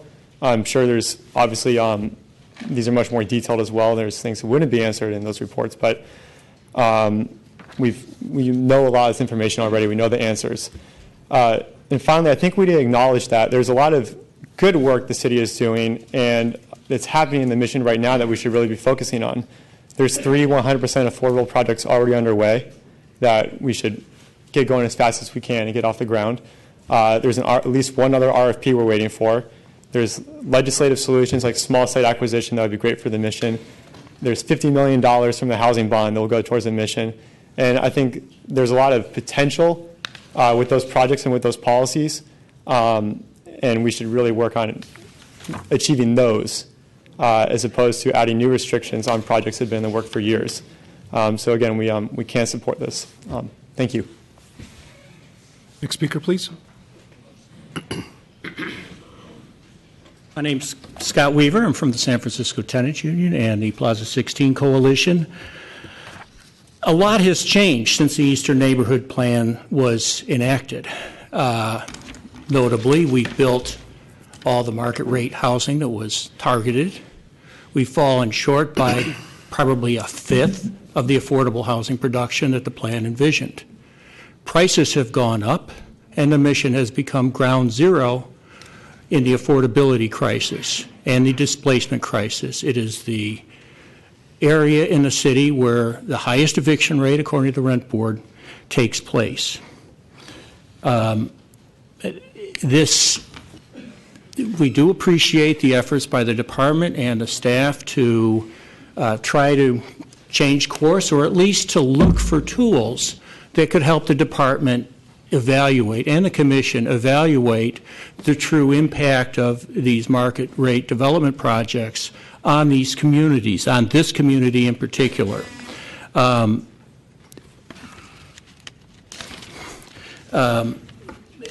So this is a test. This is the beginning of a process. We're not claiming it's a solution. They're interim controls. We would like to see further. We sent you, each of you, a letter, which I'm not going to try to belabor too much.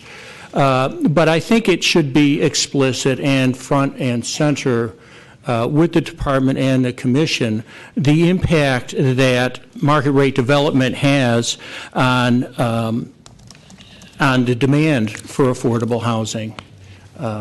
We have, like I said, overproduced market rate housing in the mission and underproduced affordable housing. Continued market rate development only exacerbates this problem. And finally, there is some discussion of the basis for the disapproval of a housing project. I did look at the state government code, and it's true that the language that appears in the proposal here mirrors it in part. However, this language doesn't apply to projects that are not compatible with the general plan. I also looked through the planning code and found that there's no reference to any of this in the planning code, and there's no reference to any of this criteria and any of the other interim control measures that have been passed by the Board of Supervisors or by this Planning Commission. I'm not saying there hasn't been one, but I haven't seen it. So I don't see the necessity of putting it in this particular measure. If you do, I think that qualifying it by saying that it has to be compatible with the general plan and that the health and safety standards should include those set forth in the Eastern Neighborhoods Plan Community Health Impact Assessment. Thank you.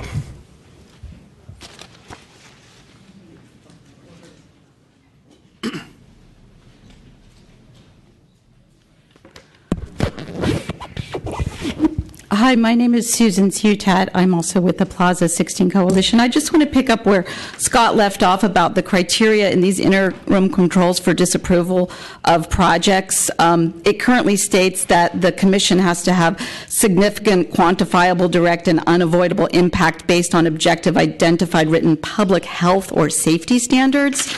It seems to me that that sets the bar even higher than the discretion that the Commission currently has to reject proposals, and that is lifted from state law, but the state law also requires that a project be in compliance with the general plan. And the housing element of the San Francisco general plan has 9 separate policy objectives relating to maintaining the unique and diverse character of San Francisco neighborhoods. The mission is currently being decimated. The Latino population is under siege. If things continue at the current rate, the mission as a unique cultural contribution to this city is going to be gone. So I would really encourage you to insert some language in these interim controls that requires projects to be consistent with the housing element of the San Francisco General Plan, which was many months in the making. And I really think we need to start paying attention to it. The other point that I want to mention is something that, if it's not added in the interim controls, I hope it's something that will happen later, and that is the value of having planning department staff at pre-application meetings for all projects. I think it would be valuable to put that in the interim controls. I can tell you right now, these pre-application meetings are pro forma and somewhat meaningless. There are 2 problems. One, the community is completely dependent on the developers for information about their projects. And it's basically just a PR show. They don't answer questions, and to be frank, they don't answer questions honestly. Some of it is just obfuscating, some of it is deliberate misrepresentation. If planning department staff were there, they wouldn't have to take sides in the battle that may go on, but I think it would curb the developer's impulse to misrepresent their projects. So I want to thank all of you. I think that the planning department staff and the planning commission is really making a sincere effort to take the housing crisis seriously. And I just want to encourage you to continue in that vein and to emphasize the fact that we need a dramatic course correction if we don't want to lose this unique cultural gem that is the Mission neighborhood. Thank you.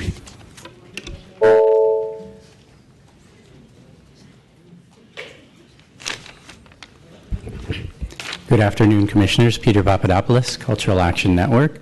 I want to pick up again on this idea just to start with about Eastern Neighborhoods plan that we are currently in the midst of, and we're currently in a review of it as well. And I, for one, am very interested to see what some of that data is going to show about where we are, because I really think we're flying blind. I think we don't know where we are, and I think that this tool, and I really want to thank the planning department for coming forward with this and trying to, be proactive about what we can do to mitigate this crisis we're in the middle of. We're certainly in a crisis, and the Mission is one of the centers of this crisis. Eastern Neighborhoods Plan is our governing document on this at the moment, but it is, to me, serious need of a review given where we're at, and this will be one of many ways I think that you'll have additional tools to discuss how are we doing in light of what information comes forward from this review. I think that these reports that are in here are crucial to look at what kind of San Francisco, what kind of mission are we going to have, and they're a great set of tools for you to discuss what are the actual impacts of these projects, how are they affecting this community, and I do hope that in addition to that, we've heard the discussion of the language, that you will, when needed, look at those reports and those findings, and you will use your discretion to say, hey, this project, it really just doesn't meet the needs of the community. And for whatever language ends up in this, I think that public health and safety is sort of a boilerplate response that's in here, and that I think under the general plan guidelines, coupled with these reports, you're going to have a lot more leeway to look at these projects as they come along. I just want to highlight a couple of areas that I think are needed to remain or be expanded in order for these controls to be effective. I really think the mid-sized projects are crucial. that they stay in here. I think that this is the focus of where development is right now. We're seeing them come, especially in the form of UMU conversions. We're seeing them come online rapidly now. We're seeing 1726 Mission, 2750 19th, 2450 Mission Street. They're just going to keep coming rapidly. We're aware that that's what's going on. So the cumulative impacts of those mid-sized projects as they accelerate, I think, is a little like climate change, right? We can say 150-unit project is not the thing, but you put them all together, and we're in trouble. I also would like to support the recommendation that Susan just made of having planning staff at pre-app meetings. I think it would really help the process get off to a more stable start. And also the language in here, I would like to have no negative impacts on the need for affordable housing added. Thank you. Yes, sir.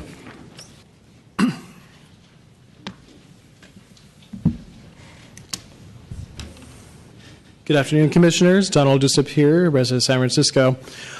I personally oppose the interim controls on the basis that it makes it harder and more difficult for the nonprofit developers in the mission to actually produce affordable housing units. And we all know that the mission is really a great location to create 100% affordable units within the project. And we can build those market rate units somewhere else, that's fine. So this just makes everything much more difficult to get these nonprofit developers incentivized to build these projects that the mission and the community needs. Thank you. Okay, Marie Sorensen and Lou Dimitris.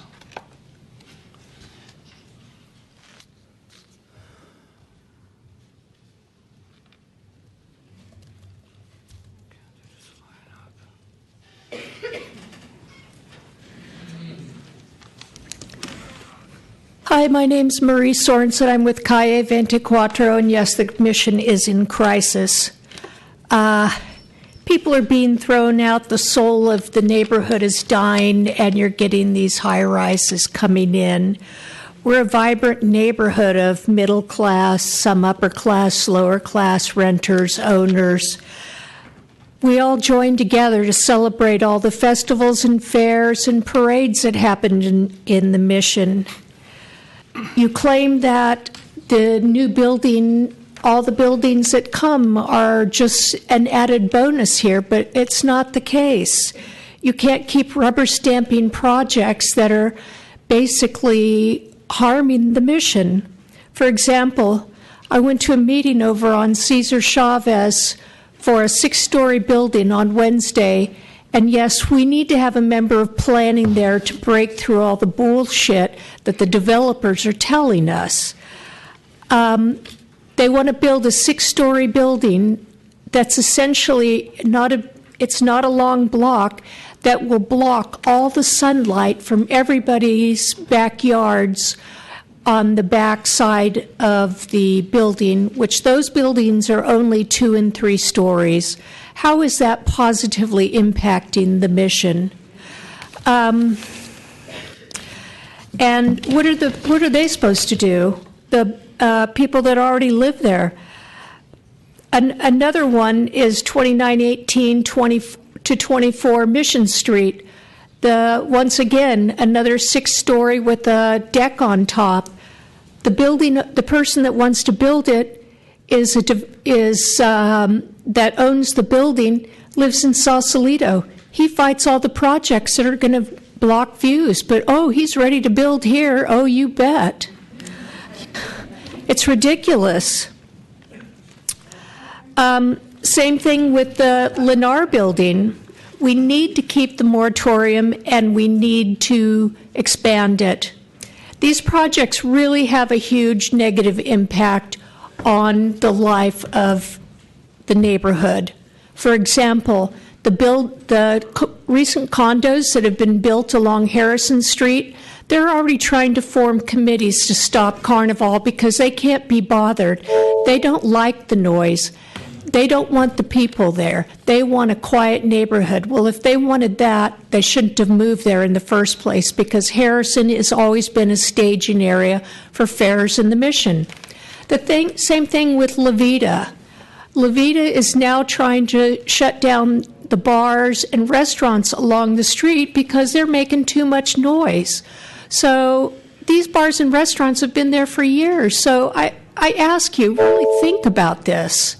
We need more controls.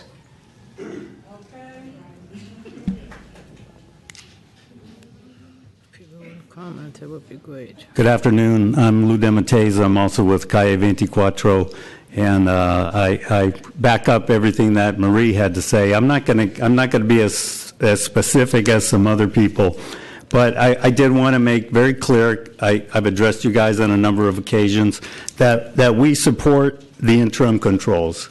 We want them to be as strong as possible.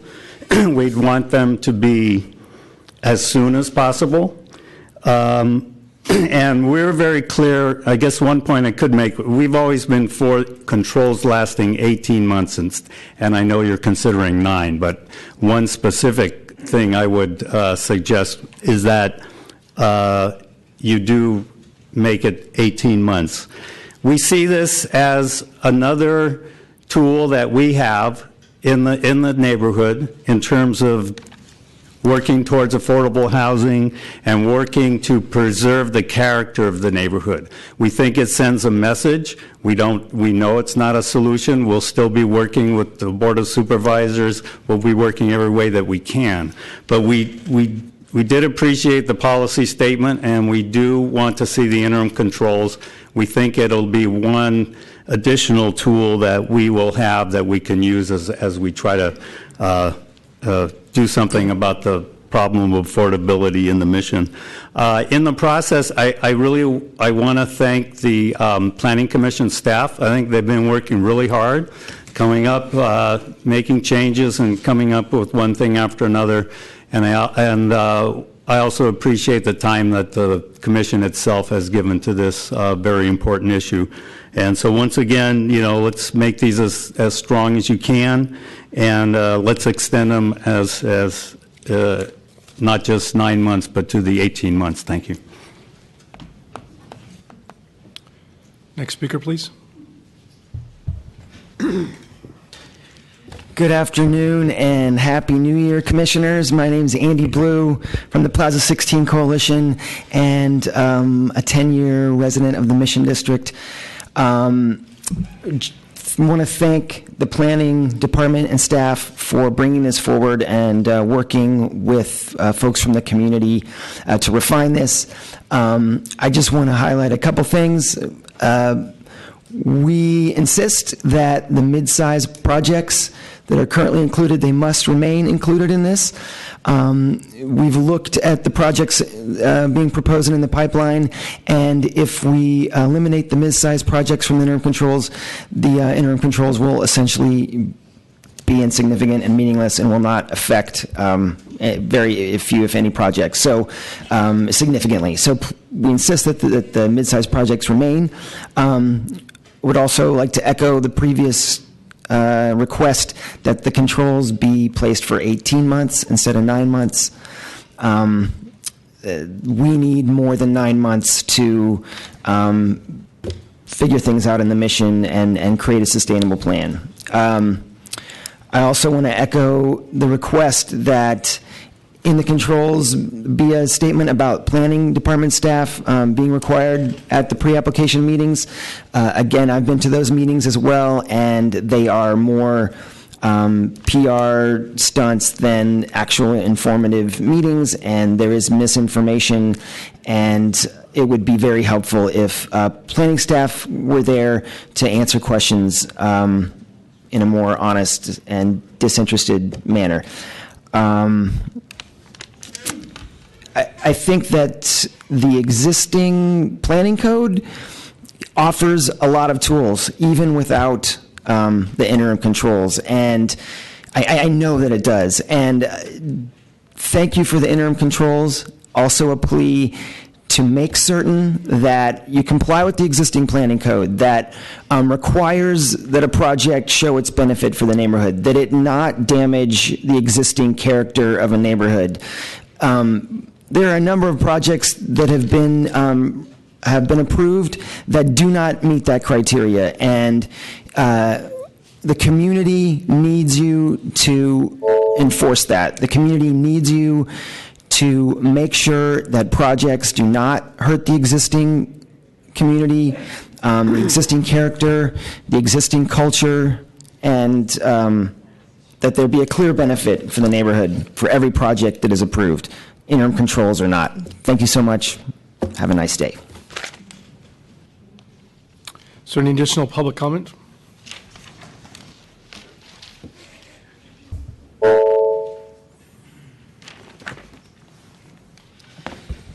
Thank you, Commissioners. President Fong, Steve Vettel for LeBron and Martel. First of all, I think it was interesting that the list of projects subject to the controls that was handed out to you with the one correction, there's only 2 projects left on that list where you're not already you're already having discretionary hearings or discretionary approvals for those projects. So these interim controls are unnecessary in the sense that every one of those projects, other than those first 2, which are quite small, are going to be coming to you for either LPA approval or conditional use approval. So I think it would be a legitimate position to take into these considerations into consideration when you hear those projects already. I do want to commend the staff for making the distinction between medium-sized projects and large projects. A conditional use project where you're already subject to LPA is quite burdensome. A conditional use filing fee is $50,000, $70,000 unnecessary, and so I think it's a good step to have the medium-sized projects not have to do an additional conditional use, but if there are going to be interim controls, be part of the LPA process. Also, I want to support the suggestion that was made by Claudia that projects that are considering a land dedication be exempt from the interim controls if that land dedication will result in at least 33% affordable units on the site. We understand, and many advocates have said what's needed in the mission is land for 100% affordable housing projects. We want to encourage people to consider the land dedication model so that the land will become available. Prop A had a $50 million set aside for the mission. That $50 million needs land for 100% affordable projects to be built on. So I would encourage you to encourage project sponsors to consider the land dedication. And if they meet the land dedication, which is about 35% of a site, that they be exempt from these controls, not penalize them by saying 35% plus 10%. You're going to discourage people from even considering a land dedication. Thirdly, if you are going to adopt these interim controls, I do request that you rescind your interim policies so that there's one set of controls that people can look at, not controls and policies that may be internally contradictory. And then finally, I also commend the staff for reciting the State of Housing Accountability Act. That is state law that does provide limits under which you can disapprove projects. And it's important that we recognize that state law and we're explicit in these interim controls and stating it. Thank you. Thank you. Additional public comment?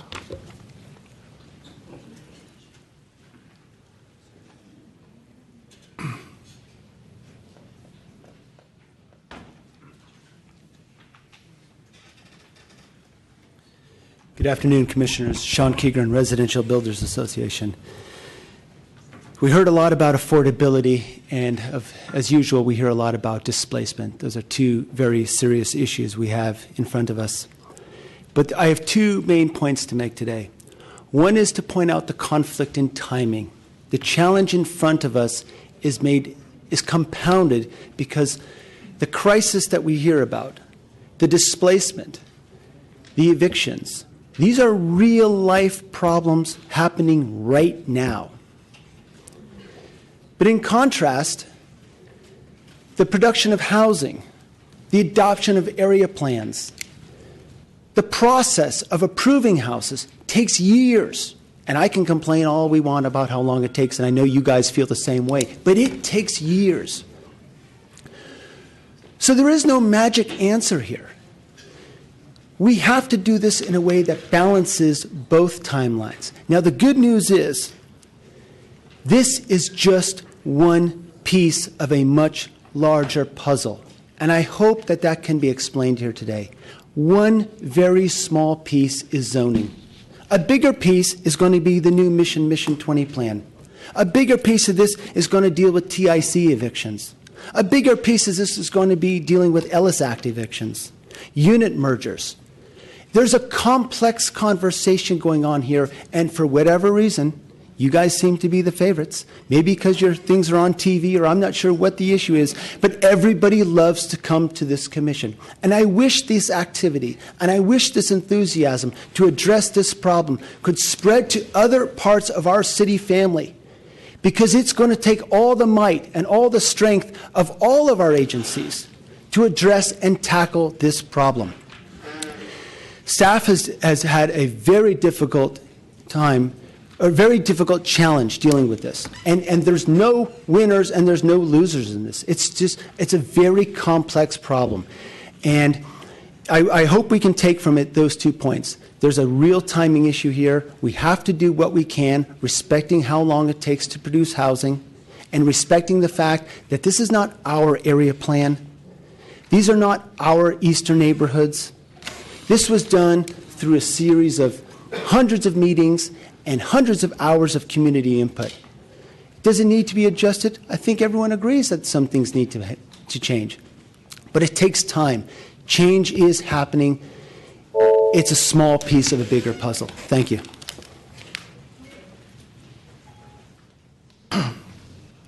So if there are people who want to speak on this comment, if you can line up on this side of the room, that'd be helpful. Thank you. Good afternoon, Commissioner Dairo Romero, Mission resident. I'm working for the Mission Economic Development Agency. I just want to thank first the director and the staff from the planning department. This has been a long conversation. What we heard from the planning department, they introduced this interim control after the mobilization of 100,000 of residents of the mission. And there had been a lot of change because at the beginning were very meaningless and they didn't capture all the projects that are happening in the mission and the displacement that are happening in the mission.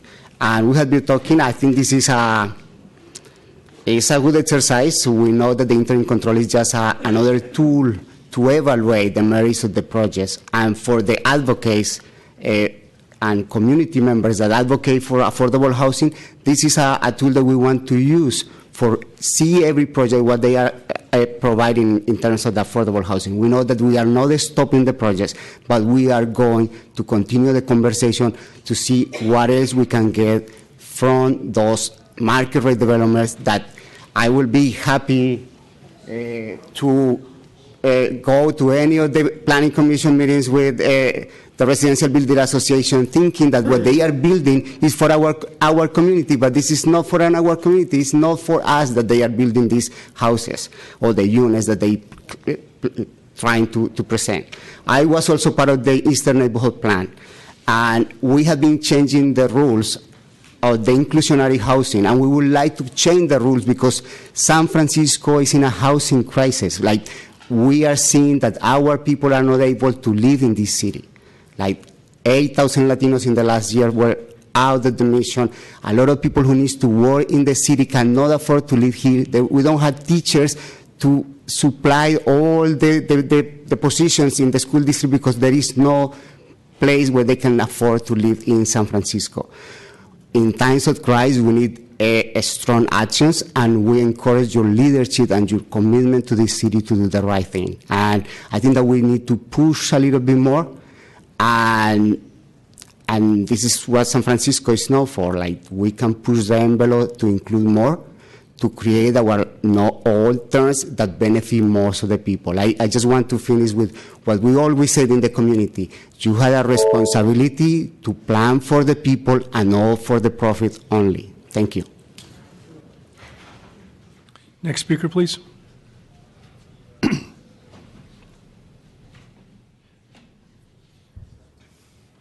Good afternoon, President Fong and other honorable members of the commission. My name is Jesus Gomez, lifelong mission resident. I do have some handouts here. It's in regards to a recent 311 notice that I got 2 days ago. And I was this morning looking at the meeting and rushed down here, put something together. And this doesn't address some of the bigger issues that have been talked about here in the bigger projects that are going on, which are extremely important as well. But it deals more with the concerns of several neighborhoods, particularly on the east side with the de facto demolitions. And also, as I heard a previous speaker, a lot of these projects take into consideration exclusively the zoning laws and rules, but they don't address the second part of the housing plan, which is neighborhood character and existing housing. And I think those things are very, very important, in particular to the Mission District, where there's so many small single-family homes that are on either R2 or R3 lots. And as I found out on my block, it's a domino effect. This is the second almost identical cottage that is now, well, alteration, but if you could see the second page of the handout, what it is and what it's going to be, it's the de facto demolition. I haven't even studied the percentages or what the plans are or anything. It's fairly new, and I'm just submitting it as an example of what's going on. But I do think the planning staff needs a little bit more direction from you, particularly in the preservation of existing housing and neighborhood character. That has to weigh more on projects like this, and this is just one of many in our neighborhood that's happening. So, I wanted to bring this to your attention, and also thank you once again. I've been before this board, and this board was instrumental, along with some of my local heroes like Sue Hester, in helping mitigate the damages on another project that's similar to the one that I put before you. So again, thanks for the work you do.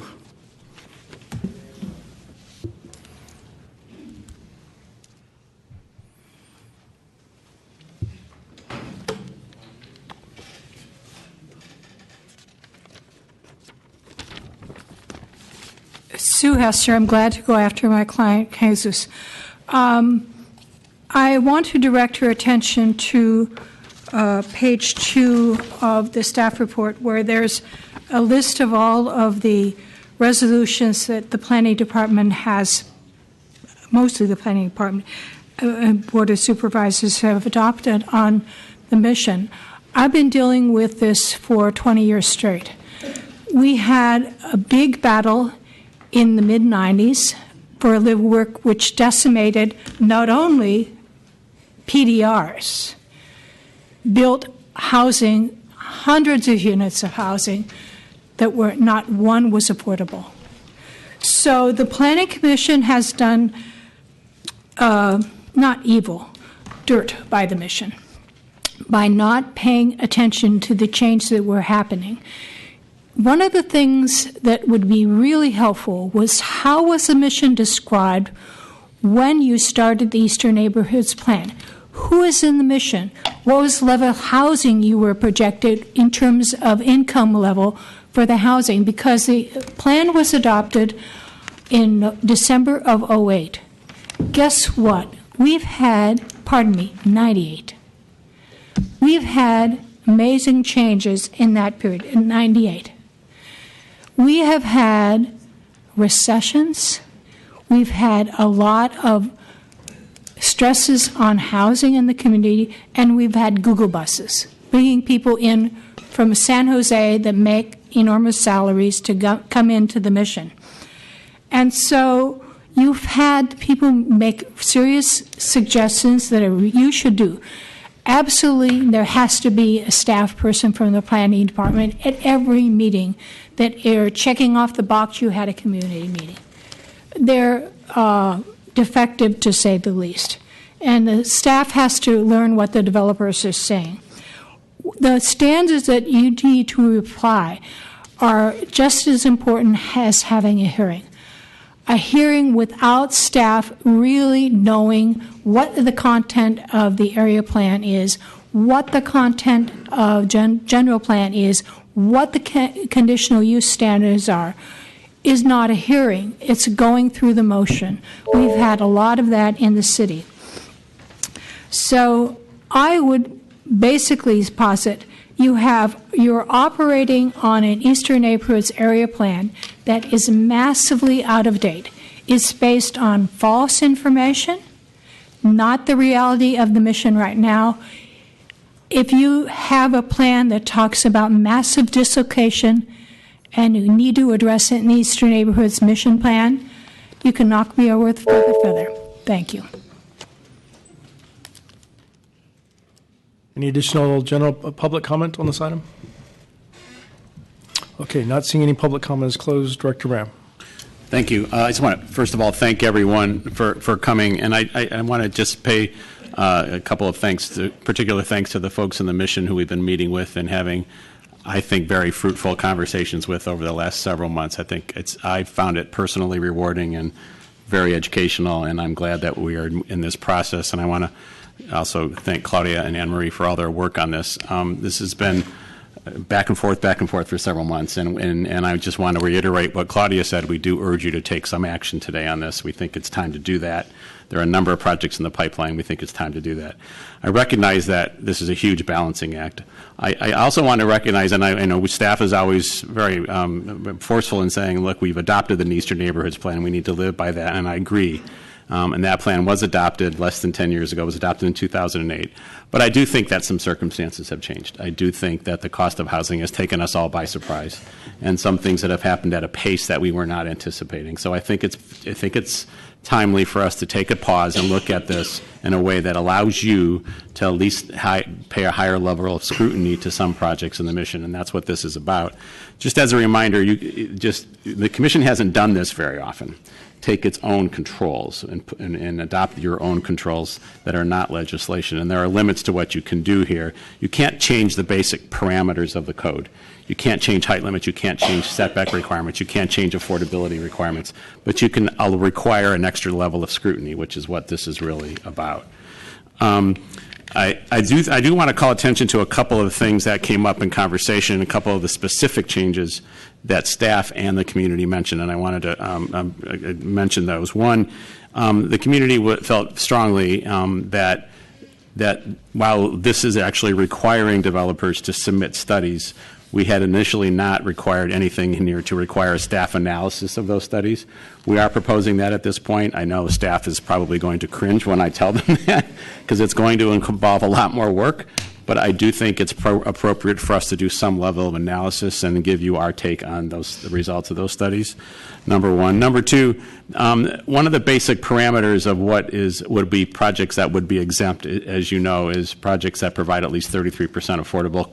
And then there's this land dedication option, which a couple of folks have mentioned. As I look at this, it does make sense to make those things the same, to make it consistent, so that if it's 1/3 that we're after, then the equivalent of 1/3 for land dedication also makes sense. The other reason for that is that the community has been very vocal in suggesting to us that land parcels for 100% affordable projects are one of their priorities.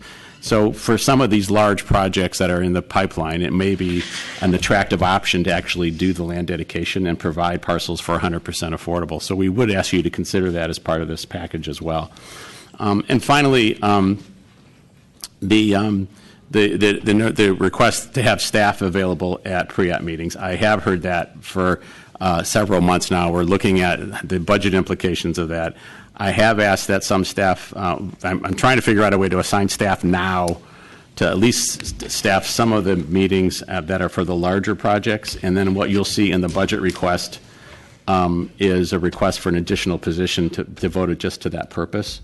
So that we will be able to have staff more routinely attend meetings, pre-app meetings in the neighborhoods. The other thing that you'll see in the budget request is a fairly substantial sum for a detailed study of the city's rent-controlled housing stock. What has been fairly shocking to me is how little facts there are, how little information and true objective facts there are about the city's rent-controlled housing stock. So we are proposing a substantial budget request in our budget that you'll see in a couple of weeks when you see our first budget proposal to actually do a fairly detailed study of the city's rent-controlled housing stock.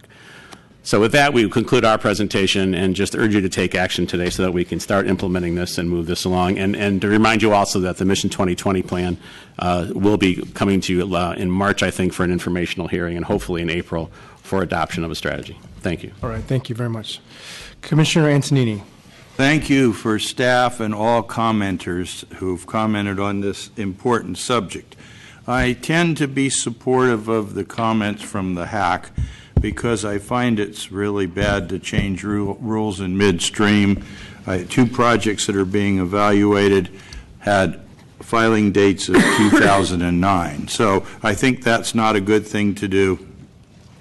And I don't like singling out one neighborhood of the many eastern neighborhoods that we approved to have these additional controls unlike the others. However, I do, may be inclined to vote in favor of this for one reason, is that if we set up reasonable parameters, and if they're met, these projects could be approved fairly easily, then that may be naive on my part because I've seen rules change to accommodate demands, so-called demands, and then, once those have been changed, then something else comes up. There's always a reason why it doesn't work. But anyway, it's worth a try. The focus, like one of the speakers has been said, talks about all the changes that have occurred in the mission, the negative ones, displacement and other things.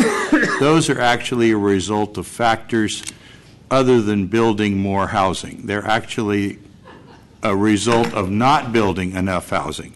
I think last year, if my statistics are correct, there were only 75 new units built in the Mission District, including affordable housing. I can check those statistics, but it's very low relative to the other neighborhoods. So it's not a surprise that the pressures on the existing stock are greatest in the Mission than other neighborhoods because there's so little new buildings being built, and people want to live there. And you can't set rules telling people who can live in a neighborhood and who can't. And so I think that's one of the problems here. So I think other things cause it. A couple other comments on the PDR issue. I think it's important to establish what would be considered a PDR use. Now, there may be buildings that are still zoned PDR technically, but we had 1M zoning for many years, and things were done, and were done as they could be done under that zoning. These turned into offices or other uses and have been in those uses for 5, 10, or 15 years.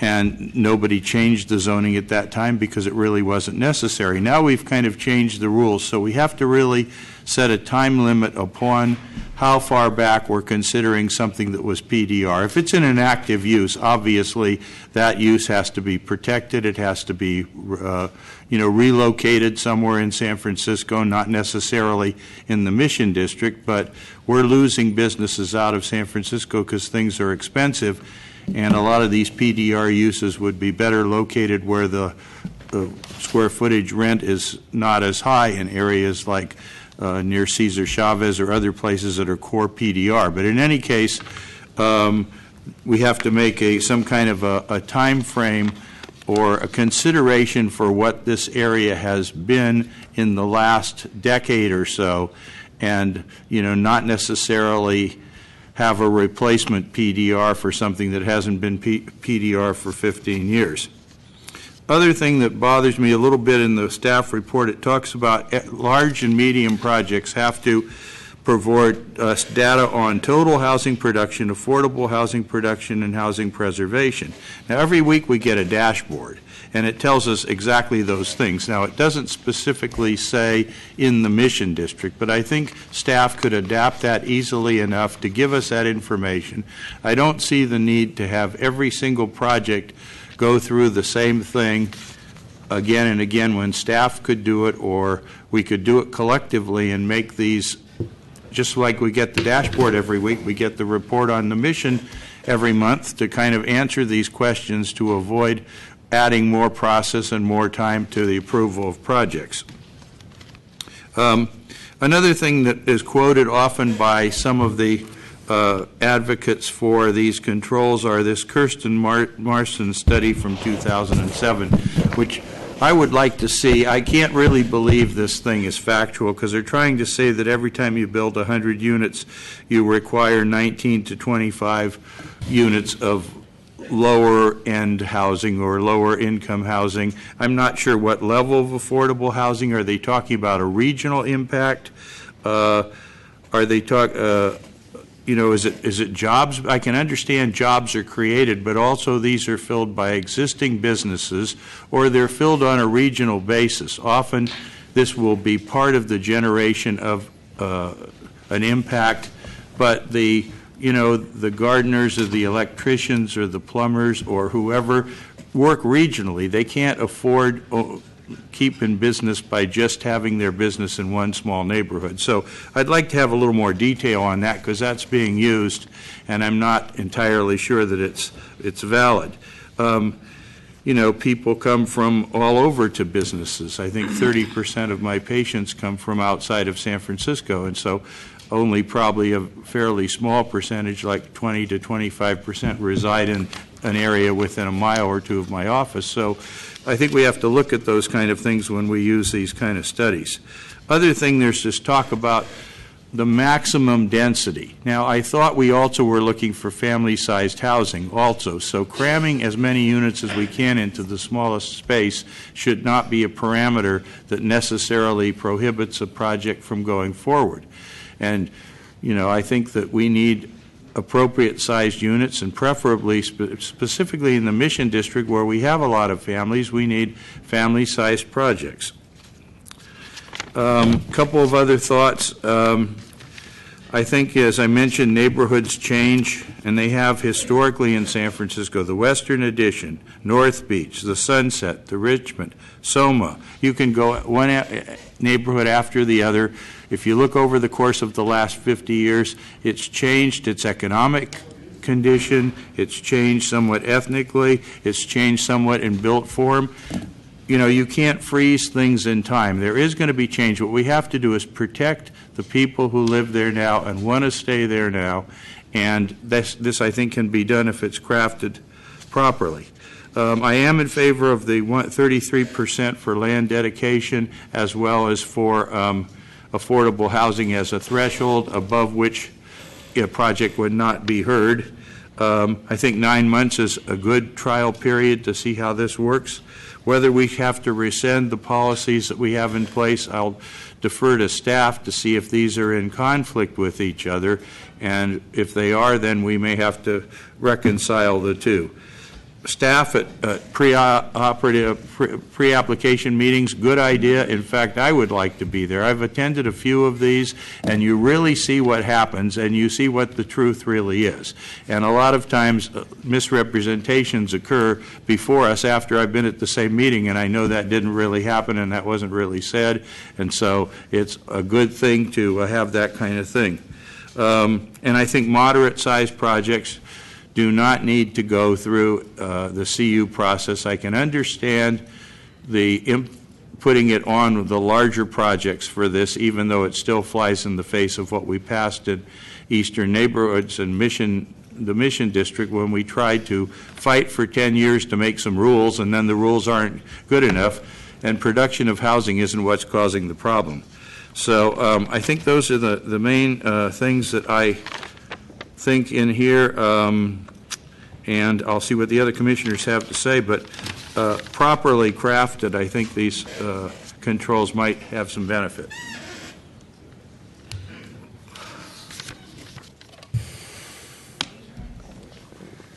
Commissioner Wu. Thanks.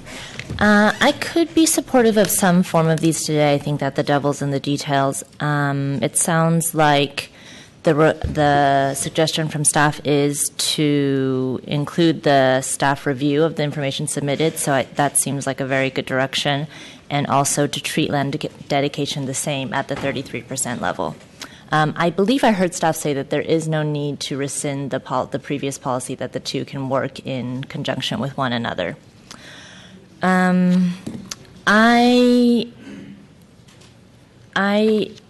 To the question of the language around public health and safety, I understand that there's state law that may require putting that language in. At the very least, I would like to see reference to the Eastern Neighborhood Community Health Impact Assessment. I think that that is a piece of work that's already been done to talk about what does public health mean. I'm open to including the mid-sized projects. I'm open to 18 months. Again, I think it's a discussion for the commission. Commissioner Moore. I first want to thank staff for carrying this as strongly and as consistently as they have. This is very difficult, particularly after seeing the outcome of the November election. Keeping this in focus is quite difficult because you also have to deal with a lot of disappointment on people's parts. I would support a number of points made in this interim legislation, and I'm glad we're keeping it alive. Including staff in pre-app, I think is absolutely and fundamentally necessary. It gives just more transparency and accountability.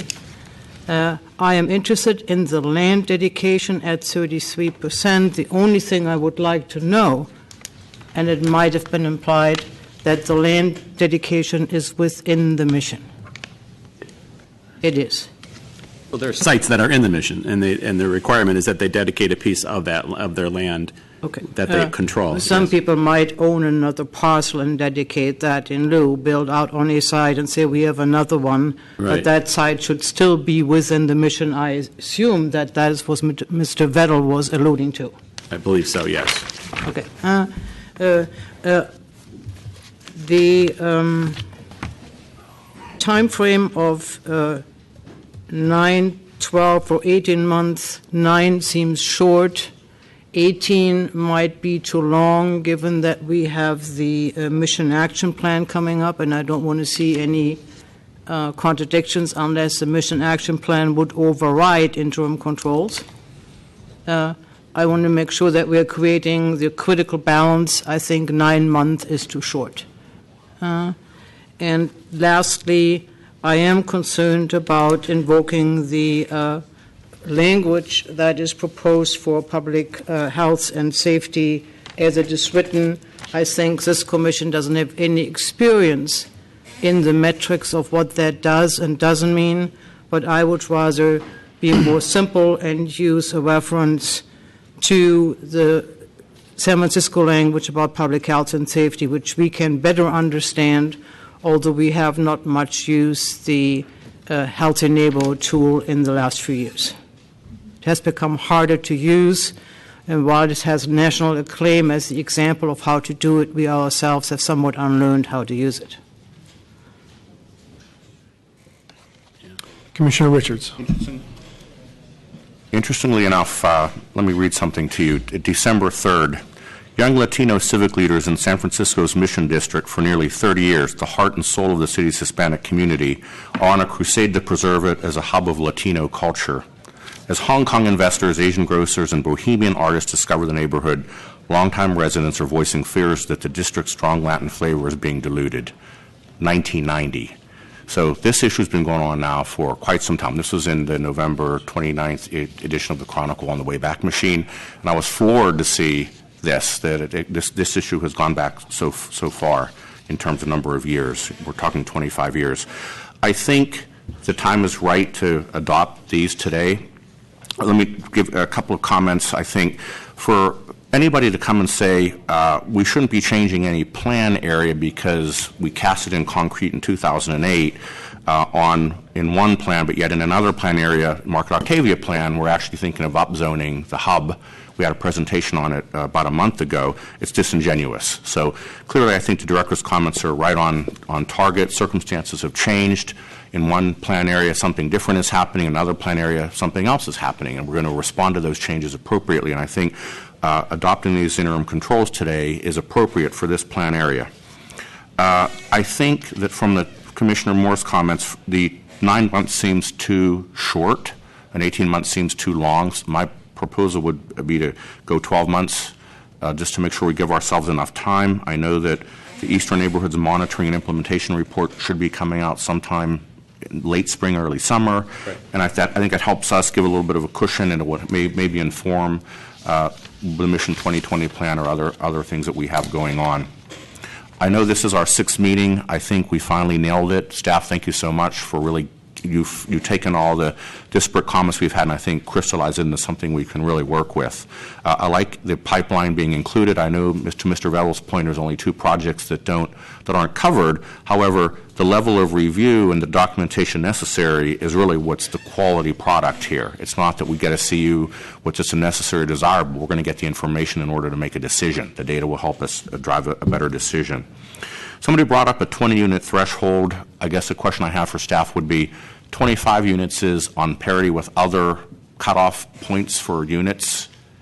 Why 20? There were 6 projects or 20 units.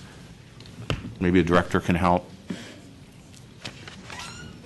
I don't remember the specifics of why 25. I think it had to do with just what kind of was a reasonable threshold given similar circumstances in other parts of the city. But I think we were it was just through various conversations we were estimating the previous version the large project authorization threshold. It's about 25,000 square feet. So I mean, a 25,000 square feet project could be 20 units, could be 19 units. So it's okay. It's a little bit. It doesn't address it by units. It addresses it by square footage. Yeah. So we were trying to translate, but 25 units. Great. Large project authorization, conditional use, medium projects versus large projects. The rationale behind the difference requiring a CU versus an LPA approval. Can maybe you help me there?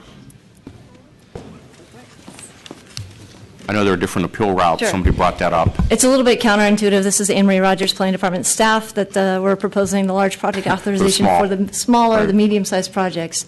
And that's because the review that is associated with a large project authorization is actually more limited in scope. Mm-hmm. It's fairly limited to design review and consistency with the general plan. Whereas a CU is much more broader, is the overall project necessary and desirable and compatible with. Mm-hmm. So I was looking at the rubric for your overall decision, mm-hmm, and that was pretty much how we came to it. And that was based upon feedback that was provided at previous hearings from Sean Keegren and others, that the CU is overly burdensome for some of those smaller size projects. Yeah, I'll note, and we'll support it, but the medium projects are about half. So it's exactly the same impact. But I do understand the burden, and I don't want to put too many burdens beyond what we already have out there for smaller developers. I do like the staff at pre-project meetings. I do support an additional position in the budget for that. I think that makes a lot of sense. I do support the rent-stabilized housing study. I think the 5M project and data that kind of extraction we tried on that really showed that we need better data on rent-controlled units. So I completely support that. I like the land dedication change that was brought up. I think to the Nexus study, the Marston study, to Commissioner Antonini's point, from what I understand, and correct me if I'm wrong, staff, it's the basis for what we charge the affordable housing fee on. So it is city policy, and it is out there, and it should be true and correct. It's been out there for public scrutiny, and there is a demand for every market rate units that's created for an affordable unit. And I would look at it this way, you go to a coffee shop, and the person who pours your coffee probably is the person who might be needed or generates that need for that additional unit. They have to live somewhere, and hopefully it's not too far away, because then we have issues now economically where we don't have enough people at certain income levels to do work that we need. I think putting the Eastern Neighborhood Plan Community Health Impact Assessment reference in there is a good idea.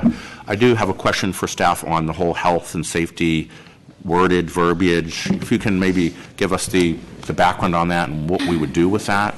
Yeah, I think that's an item that would be worth discussion. So, as you know, Commissioners, you heard from the public that they want you to consider consistency with the general plan, and that is actually before you. Every time you take a discretionary action on a project, part of your resolution findings include findings of compatibility with the general plan, findings of compatibility with Section 101 of the Planning Code. So we do go through there and weigh those projects against the general plan. And this was intended to draw your attention and public attention to another law that is not explicitly in every resolution you pass, but does always apply to Planning Commission review of multifamily dwelling units, and that is that the state law has this Housing Accountability Act. It in no way undermines your review of whether the project is consistent with the general plan, so that is still required, but this is something that is not explicitly in other resolutions, so it's not necessary for it to be in this resolution, other than it helps you and the public understand that there are other laws that do apply to your review of housing projects. Okay, thank you.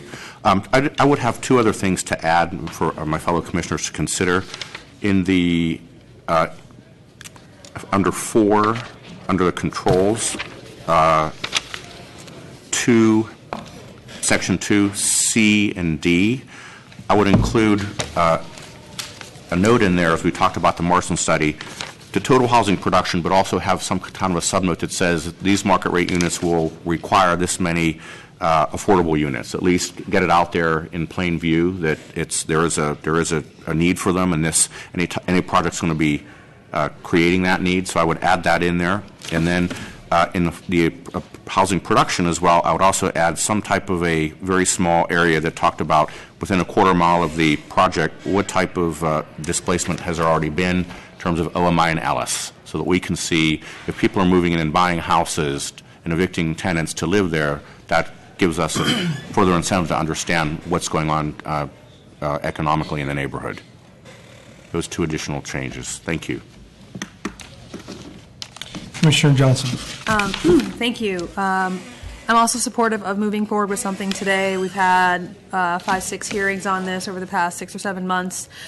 We've passed our policy, and I think we want to make sure that we're actually going to be doing something that's going to be useful. We have MAP 2020 that's coming up, as well as a suite of other housing-related legislation that hopefully we'll be seeing in the next 6 to 7 months. So yeah, I think we need to be doing something sooner rather than later. So I just have a couple things. Some of them are questions. Some of them are suggested changes that hopefully we can consider today as we look at moving forward.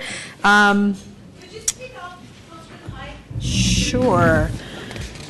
Me to lean forward. 30. Easy. Crap. Okay. All right, here we go. That's all right.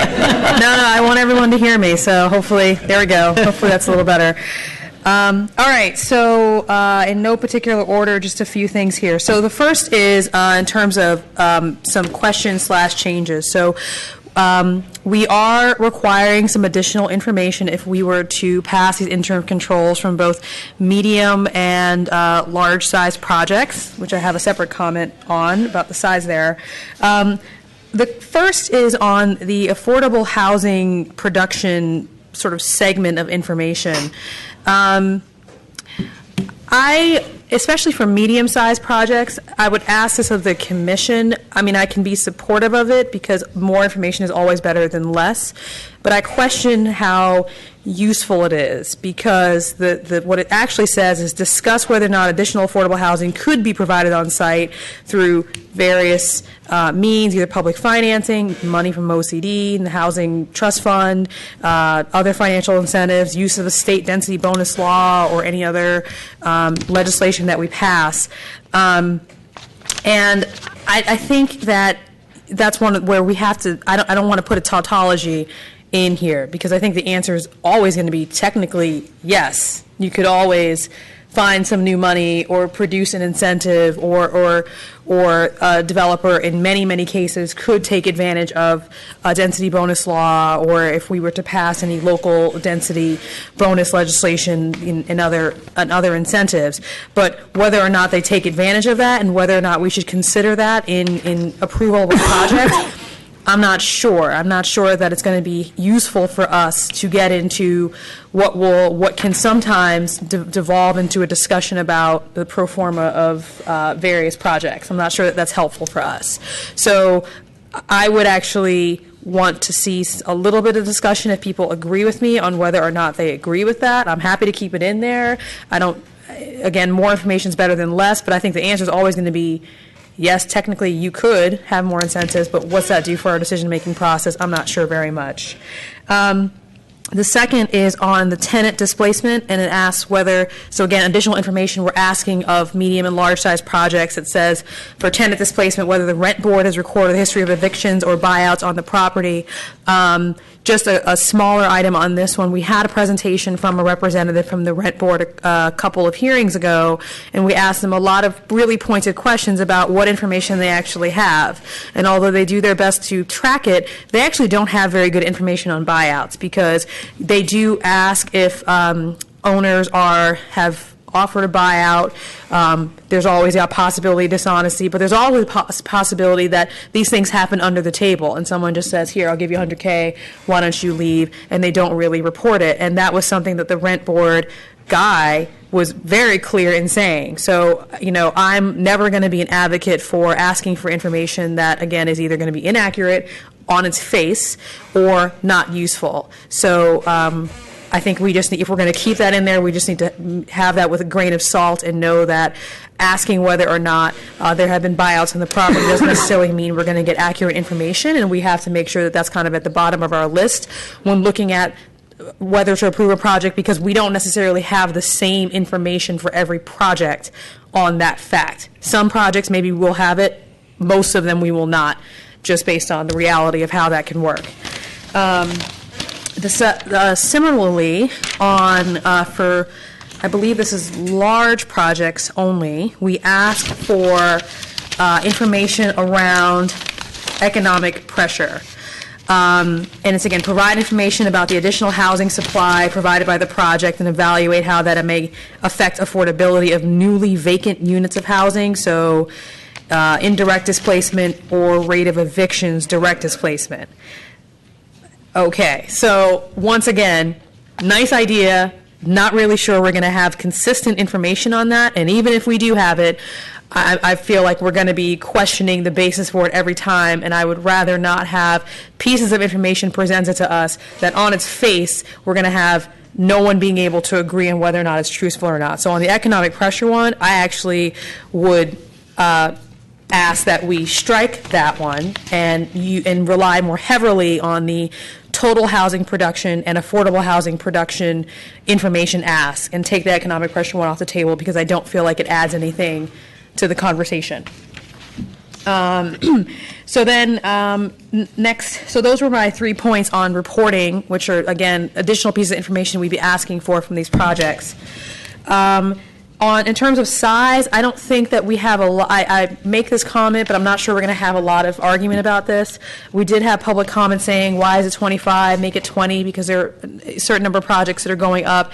And I would actually argue to keep it at 25, one, because it's a moving target, it's a gray area, you can never really pick the right number.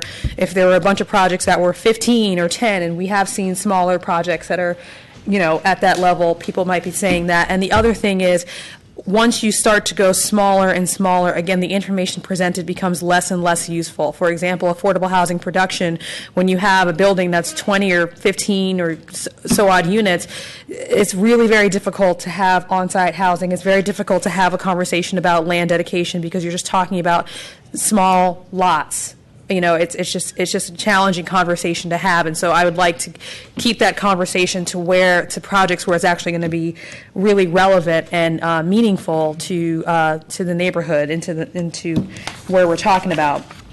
So just a couple other things here. Support staff at pre-app meetings. It sounds like it's something in the budget. Support it. I would just say, be very clear about why the staff is there. Pre-app meetings, people may hate them, people may say it's just marketing or we don't get accurate information, but I do think that I don't want to mix up the developers or project sponsors' responsibility to present information to the public with the city's responsibility to also present information to the public and make sure that we go through our process. And I can definitely see in contentious projects, people sort of trying to supersede a project sponsor and just turn to the planner and say, what do you say? When a pre-app meeting is a project sponsor's responsibility to have. And if you don't believe what they're saying, there are other avenues to come to the city, come to the planner on the case, come to the commission. We can talk about other hearings, but I want to make sure those two things are very, very clear, that they're different purposes. And then in terms of housing disapproval, I think we might have answered this question. I personally feel, just from the response from Anne Marie and then the questions that we've heard so far, I would just strike it. I mean, we already have to comply with state law whenever it applies to what we're doing, as well as the city and county law and the general plan. So I'm not sure why we're calling out one thing over another. I think it's just creating confusion, but it doesn't actually change anything about our ability to say yes or no to any particular project. So I would say just take it out. PDR, so this goes to another reporting requirement on, so we asked for additional information regarding displacement, demolition, and conversion of certain uses. And I think this point was brought up, I think by Commissioner Antonini touched on this, but if you have a use, if you have a lot where there wasn't a current use on it for years and years and years, so maybe it was industrial, but the last business that was there was a generation ago, I do believe that those should be treated differently than where you have businesses where there are existing tenants that are making use of the use. And I think where we can clarify that is on C, where we ask for when you are doing demolition of PDR space or if you're going to displace it. For inventory of similar uses, I would want to see a clarification that it's similar uses of the current tenant or something like that. I wouldn't want to say, I could see if you have inventory of similar uses with the current language that people would say, well, 20 years ago there was an auto repair shop, so now we need an inventory of how many auto repair shops are there right now. And I would really want to keep it to what was the current tenant that's used. The other ones, A, B, and D, I think do apply to the current existing uses. So if you were displacing a current use, we're requiring different additional information about how you're replacing that or relocation benefits and whatnot, and I feel that works. So those are the changes that I would recommend. In terms of length, I'm definitely not 18 months. It sounds like the conversation is not going that direction. I'm supportive of 9 months just because I come from the school of things take as long as you allow them to take. And we see MAP 2020 coming to us in informational March, hopefully again in another 6 to 8 weeks after that. We have other legislation, housing legislation that it has been coming to us and will be coming to us in the future. And we always have the opportunity to re-up interim controls. And I feel like 9 months is enough time to see some projects. There will be things coming to us within 9 months and to know whether or not we're moving forward on other pieces of legislation and policy. And I think extending it beyond that gives us a crutch to say, well, we can take longer on that or have months more deliberation on some of these other items because we have these interim controls. And I think that that's something that's unfair to, frankly, to the neighborhood and to the city. So, and then finally, protecting current residents. Not going to let this drop. I think someone said, was it Commissioner Richards said, because we're on TV the most, that people like coming here. No, there are. Keegren. No, seriously, someone else said that. We have to continue to look at other things as well. So other types of evictions, owner move-in, TIC, those sorts of things that have nothing to do with what we're talking about here. Those need to continue to be part of the conversation. Otherwise, you're not talking about how to protect current residents because a lot of these lots we're talking about, nobody lives there right now. And even when they do, the new development isn't the problem. The problem is the existing rules we have about how you can displace the people who are there right now. So thanks, and hopefully these changes will happen. Commissioner Hillis. Yeah, thank you. First, I echo some of the sentiments Commissioner Johnson talked about, and Mr. Keegren, I appreciate your comments. It is a complicated issue, and we too often get down to kind of whether a project, if we approve it or disapprove it, is going to solve the housing crisis, and we've said this before. So I'm glad, as a city, we're moving on to talk about other issues like increasing the inclusionary percentage, which I think we should have been talking about specifically 18 months ago instead of moratoriums. But I'm glad that we're there now and talking about actually trying to increase the production of affordable housing, whether it's done through a bond or leveraging commercial development to do it, and things like small site acquisition and Ellis Act reform and the studies the department's doing on rent control housing stock, I think go along those same lines. So I'm glad we're getting somewhat away from the discussions of the past year and moving on to what I think are more productive avenues to increase affordable housing, like increasing the inclusionary percentage. I'm supportive of the interim controls. I like the changes that have been made. Generally, I think I don't view them again as a tool for us to stop projects unless there's displacement of rent control housing or displacement of active PDR. I view them as ways we can make projects better, and potentially increase inclusionary percentages and replace, increase affordable housing and replace lost uses. Just some specific questions on the specifics. The timing that people brought up, I agree 9 months is too short. I could go somewhere in 12 to 15 months. I think it's going to be a while before not only the mission plan is approved, but legislation that would result from that plan comes to fruition. So just, can I get a sense from staff,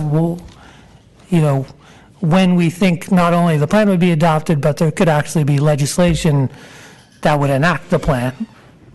That's correct. What you'll see when we have a plan is the measures and solutions and programs and tools, and it'll take some time. Some of them we're actively rolling out, but some of them we may just be getting ready to write up legislation. It's going to be, this is the plan and this is what we're doing moving forward with. So. Yeah. So I know there's a bit of disagreement on this, but I could go, I definitely think it shouldn't be 9, 15 sounds reasonable to me, but I know there was discussion of keeping it at that level.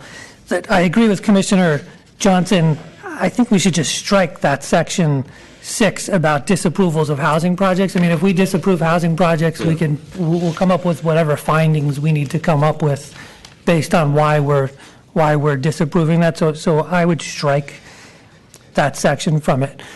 In the studies, again, that Commissioner Johnson talked about, I agree with her on the large projects. Like, if a developer is doing a study, they're not going to tell us their project is causing displacement if they want us to approve their project. So I think the studies are a little useless, and it's kind of a process we're going through. So I don't know if there's a way to, I'm sure they're all spending $5,000 or $10,000 on the study. I'd rather that we increase the fee on some of these projects in the mission to take them to underwrite the studies we're doing on rent control.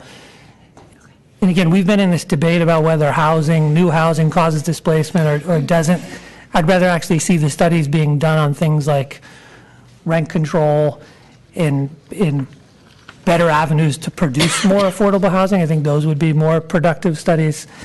So, I could go either way, but I could get rid of those studies too. I just don't think they're useful, but I'd like to find something to replace them that we would do that are objective studies. Whether people are doing it that oppose the project or the developers doing it, it's like choosing between Fox News and MSNBC. Like, you're getting a biased report. Do you want to comment?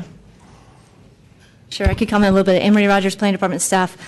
We do anticipate that for the most part, there will not be a need for developers to commission a study and to hire an economic consultant to do new work. We believe we've studied the budget analyst report, the Controller's Office report. There's been a series of reports by UC Berkeley and our housing element reports, as well as the mission-specific work that the department has done that could all be used as the basis. So we expect that they would be pulling out citations and references from there and making them applicable to their project. For the most part, the studies. The rest of it is information that... Right, specific information about the project. I think where you went on that, the specific information about the project is useful, but these broader neighborhood studies, I think that's helpful if you think people can key off whatever existing studies there are. And then on the land dedication option, my question was, can we just strike that, the land dedication option, or at least... Because again, I think I want to encourage, I'm with others to encourage land dedication, but I want to make sure land dedication results in 33% inclusionary. So does it, by definition, does it? At least. The amount of area that you would need to do under the land dedication option varies in the mission by zoning district. What we were proposing is to simply exempt from the interim controls any project that provides at least 33% affordability via land dedication. So since we've heard the 33% is an affordability level that's being sought by the city through Prop K, that would then relieve your responsibility to do the interim controls. You still would need to meet the minimum requirements of the planning code. So if you were in a zoning district that had a minimum requirement of 35% for land dedication, right, you would still need to do that higher amount to satisfy your inclusionary requirement if you were choosing that option. So were you recommending that in that kind of 2B, we just add to that dedication of land, under the current laws, that would result in 33% affordable housing? Yes. Could we add that? Is that what you were? Yeah, I'm going to look at the city attorney again. What I think we were suggesting maybe is to go a little bit simpler and to say that any project that was meeting a 33% affordability amount of housing through any of the options afforded through Section 415 could be exempted from the interim controls. Okay. I mean, I wouldn't mind still calling out land dedication because I think it's something we want to encourage developers to do. So could we add or provide a dedication of land to the Mayor's Office of Housing, blah, blah, blah, that would result in a project with 33% inclusionary housing? Deputy City Attorney Susan Cleveland Knowles. Yeah, I think you should be specific about the land dedication because it's only found in Section 419.5 and 419.6. So it's not specifically included in the general provisions of the inclusionary housing ordinance. And if you want to have a threshold of 33%, that's fine. I don't have that table in front of me, but I think most of the land dedication thresholds are above 30%. The land dedicated is 30% of the land. The code has, I don't have it in front of me, the code has this detailed chart that shows what that is equivalent to in terms of number of units, I believe. I think it's the amount of land that can accommodate 30% of the principal, or whatever percentage of the units in the principal project as affordable. But I think that's what we're trying to get at. What is that percentage? Well, I think what you're suggesting is that we should make sure that it's the equivalent of, that it provides 33% of the units in the form of land dedication. Correct. Right? Yeah. So that's not the law. What is it? On land. I mean, if land dedication just says you need to provide X percent of the land mass. No, I don't have the code in front of me. We talked about this with the ZA. It's so that it results in a percentage of. It says if they meet if they're a certain size, and they're a certain tier, because there's different tiers, they have to provide, say, equivalent to 30% units if they're smaller, or 35 or 40. So it translates them into units. It's not very explicit, but that's the way it's generally. So it's not the because if it's not the land, it is based on the units. It's based on the units, correct. And so, Beck, are you recommending that we say instead of 30, is that at least 33%? Yeah, that meet at least the Prop K goals. That's correct. Minimum. Yeah. So the one option, like at 30%, wouldn't be an option if that's currently exists in the. Correct. Okay. And then the issue about PDR, like medium-sized projects, and if they're displacing, it came up a couple times on the commission, certain PDR type uses. Is it defined whether it's active or not, or has been active in the last? It's not defined, but you could define it. In one of the sections we have, sorry, I'm trying to look for it, existing or last known. So you could, because if it's a principally permitted use, we typically don't have those definitions of only for a certain time, but you could define it to be. To me, I think we're getting at displacement here. So if it hasn't been active, even though it's a PDR building that hasn't been active as a PDR, I mean, there's other rules where we're trying to preserve PDR. I think here we're trying to avoid displacement of existing PDR. So can you help us? I mean, would it be appropriate to say, like, if it's been actively used in the past 2 years, say, I mean, you can't make that time too short, because I think you could use the threshold of a conditional uses has a threshold of something has been vacant for 3 years. So that's for non-conforming uses, but at least as a threshold, it's a 3-year threshold. So you could use that. Yeah. Okay.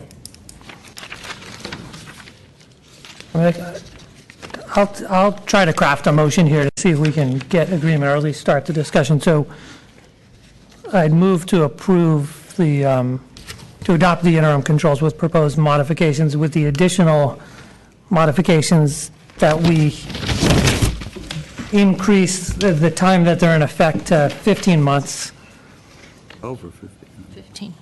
And again, we can talk about this, that we included definition for PDR use that they were active, that there was an active use in the last 2 years. I don't want to put this in the resolution, but as a finding, encourage staff to be at pre-app meetings, especially for large projects. And given staff's comments, I won't move to eliminate those kind of broad studies. Second. I'm sorry. We have What was that last part? So in the land, and under the land dedication option, just add a provision that results in 33% of the units being affordable. Oh, and then strike that entire paragraph, item 6. Sorry, thank you. City Attorney. I'm sorry, Deputy City Attorney Susan Cleveland Knowles again. On the land dedication, there's only one type of project that has a 30% requirement, and then all of the rest are 35% or more, up to 45%. So I think you'd want to say 33% or whatever, a minimum of 33% or whatever is currently required. You don't want to, I don't think the intent here is to reduce the current requirement. No, correct. Okay. Yes. So I guess we're taking the 30, where it allows 30%, increasing it to 33%, the other ones could remain at 35%. That's right. I think what staff had suggested, and I totally defer to the director, was that we would exempt them from the interim controls if they were doing the city's goal of 33%. But the language, I think, needs to say that the project would result in at least a minimum of 33% in terms of number of affordable units. And then if their requirement were actually 35 or 40%, That would still apply. that would still be apply. the But I think we minimum wanted to requirement. leave in the land dedication option to encourage that. Commissioner, more clarification on the motion? You can turn your mic on. I want to ask Commissioner Hillis, Ms. Flores advised on 3 years for PDR, perhaps referring to some existing other things. I don't know, but that's what she said. Yeah, it just sounded like that. I mean, to me, I don't know, we could debate this, but I think, again, we're trying to avoid displacement and, the timeline for a project to be approved and where you might displace it in advance would be, I mean, to me, 3 years sounded long. That's why I put in 2 years. Fine. Second. Support. Commissioner Anton, I'm sorry, Commissioners. There was one other item that staff wanted clarification on, because we put 2 alternatives before you. What is in your case report would just require the developer to submit the information that we've been discussing today. And then what I've got on the overhead was another alternative, if we could get the overhead on from SF.gov, where staff would actually look at the materials. I'm talking about the second bullet point. We would add language where, under staff review, the planning department staff would actually review and vet the information that's provided by developers and provide some analysis on the veracity of that information to you. So we could either just accept it that was submitted, or we could also look through it and give you our own assessment. So we'd like your direction on that item as well. Review. I think that, we include that. Whatever that. did you say you did want to include it? Yeah, well, yes. Okay, in your motion, you're including Yes. that? Okay. Anyways, Commissioner Antonini. Yeah, it's understood then in the same sense that we would allow the project sponsor to utilize existing studies to answer these questions that may be coming before them as far as housing production, production of affordable housing. They don't have to do their own each time this comes up. And then as far as displacement pressures, again, that's pretty conjectural, so I don't know that they have to write a story why they're not displacing people. Again, I could see whether our studies, the Morelli study and the study by Ted Egan, kind of talk to that already. So that would be understood in the motion, that they're not having to produce all these things. And then, let's see, I think everything else was fine. Could I ask a member of the public, Mr. Keegan, could you come up, Keegren? Or maybe you can just answer me from there. What do you think? 15 months, is that going to work for you guys?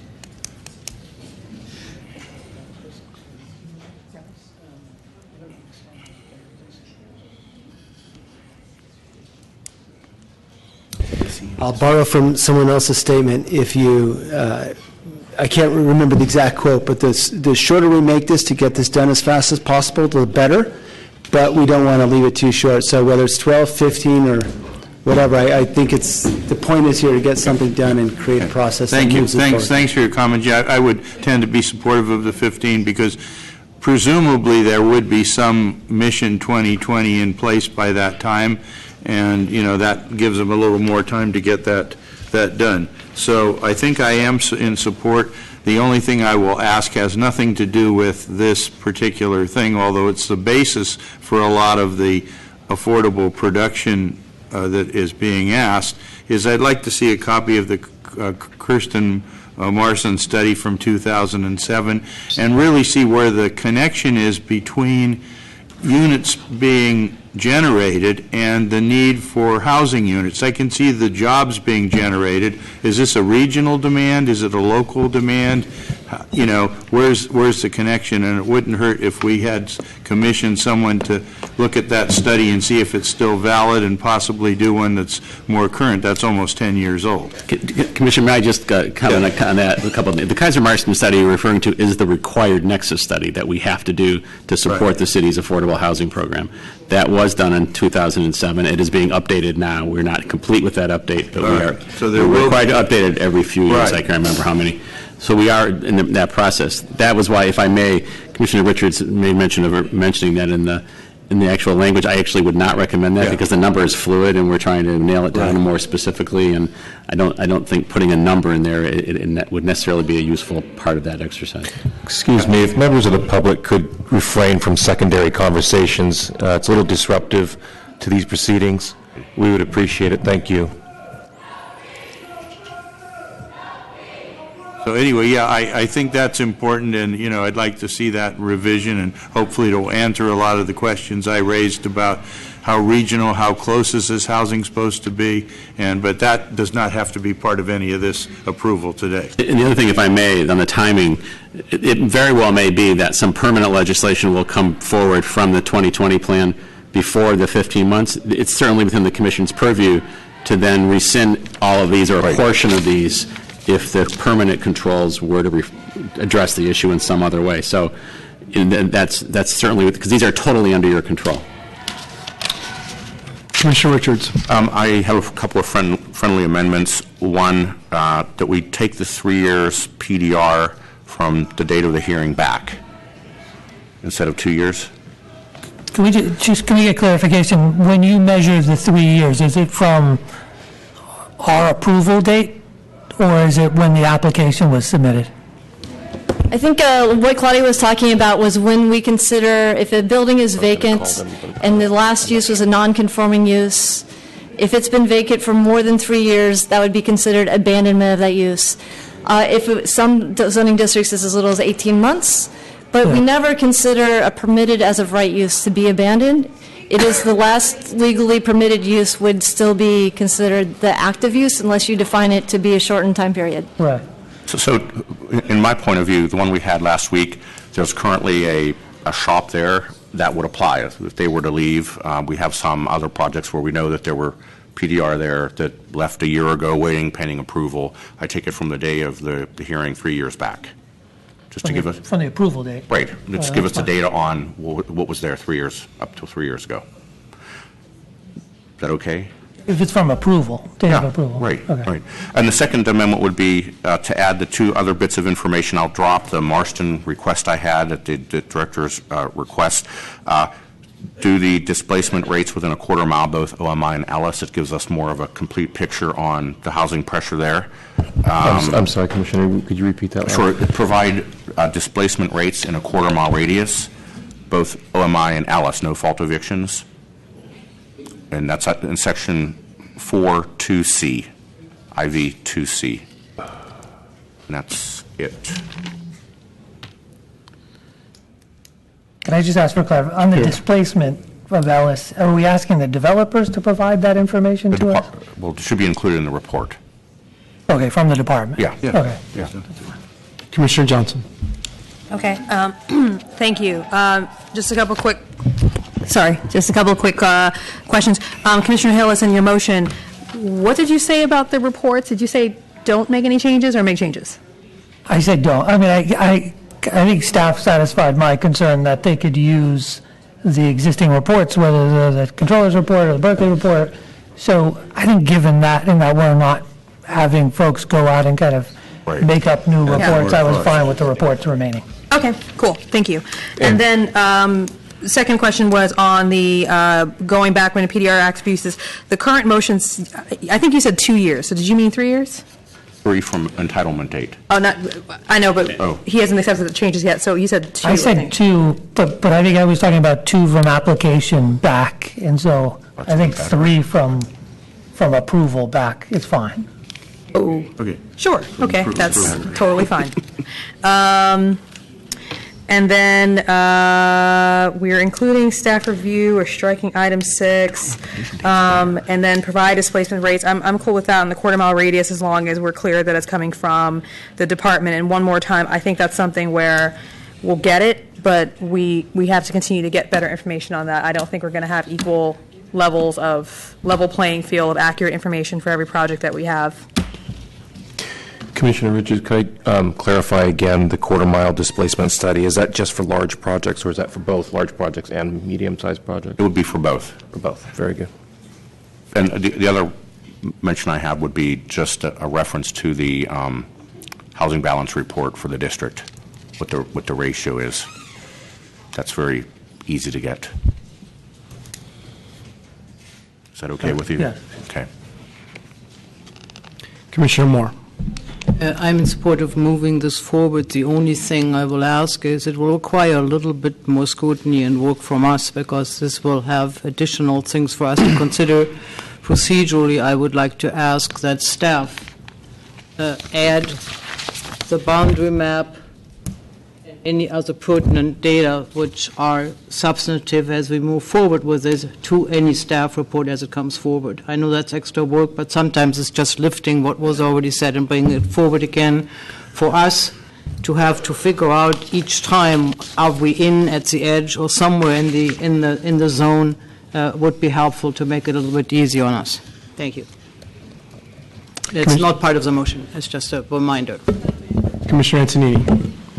Well, now with our 3-year PDR use from the date of approval, this probably won't be a factor, but we should be made aware of any non-PDR legal but non-conforming use, because a lot of times previous PDR spaces have been something else for many years. So, but I think with the way this is written now, that won't come into play.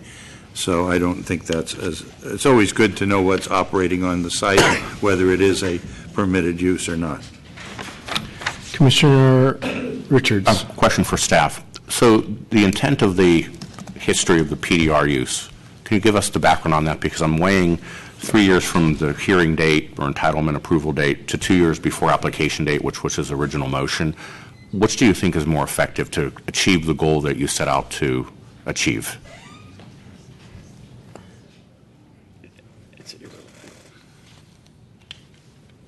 I think if you do 2 years from application 3 years from it could end up being the same. It's just because it might take a year for the project to come to you. I think it's really just knowing.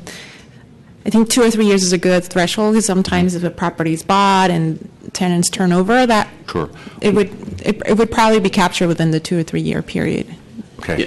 Because if I may, the goal is to try to catch incidences where developers are anticipating the action and informally, if I could use that word, evicting people. So the idea is to go back far enough to try to catch that. So 3 years. So I mean, as Claudia said, it's almost it's essentially it's roughly the same. For the smaller projects, it will be longer because they don't take as long to get to you in front of you. Okay. Thank you. If you go for 3 years from entitlement. And I would use, just to be clear, I would use the word entitlement. Yeah, entitlement. Great, thanks. Good. Commissioners, if there's nothing further, there is a motion that has been seconded to adopt interim controls as amended to last a duration of 15 months, to include within the PDR section a definition that it include only active uses within a 3-year time period from the date of entitlement to encourage staff to be present at large project pre-application meetings. That land dedication section provision result in a minimum of 33% or higher wherever required of affordable housing. To delete section 6, to include a study on Ellis and OMI displacement within a quarter mile to be included in the report for both medium and large projects with a reference to the housing balance report within the district. And then finally, including the staff amendment regarding staff vetting of submitted information. Did I capture everything? On that motion, then, Commissioner. I just had a question. And it's understood, although that the use of existing studies that answer the questions are applicable. I don't think that was prohibited in the controls. So It's included in the draft language, and it even cites and gives some examples of existing studies that they can use. Thank you. on that motion, Commissioner Antonini. Aye. Commissioner Hillis. Aye. Commissioner Johnson. Aye. Commissioner Moore. Aye. Commissioner Wu. Aye. Commissioner Richards. Aye. And Commission President Fong. Aye. So moved, Commissioners. That motion passes 7-0. Shall we move on? Commissioners, that'll place us on item 10 for case number 2016-000003 GPA, the Downtown Area Plan Map 5 related to Transbay Redevelopment Plan Block 1. This is a general plan amendment. This is only the initiation. Good afternoon, Commissioners. Kimia Haladan, Planning Department staff. The item before you today is to initiate general plan amendments of the Map 5 of the Downtown Plan. In the Map 5 of the Downtown Plan, there are 6 lots in the Transbay Redevelopment Area Zone 1 that are out of sync with the current height limits that are in the zoning map. And the downtown area is the only area in the city that has a height map in the downtown, in the general plan, and also in addition to the zoning height maps that we have for the entire city. In 2006, when the city amended the redevelopment plan for the Transbay redevelopment area, there were amendments associated with that redevelopment plan amendments of the general plan, and this map was amended to reflect those height changes that happened in 2006. However, 6 of the lots in that Zone 1 of the Transbay Redevelopment Plan were left out of that notation that happened in the map, and we're here today to initiate amendments to bring the height limit for those 6 lots into sync with the existing height limit. So basically those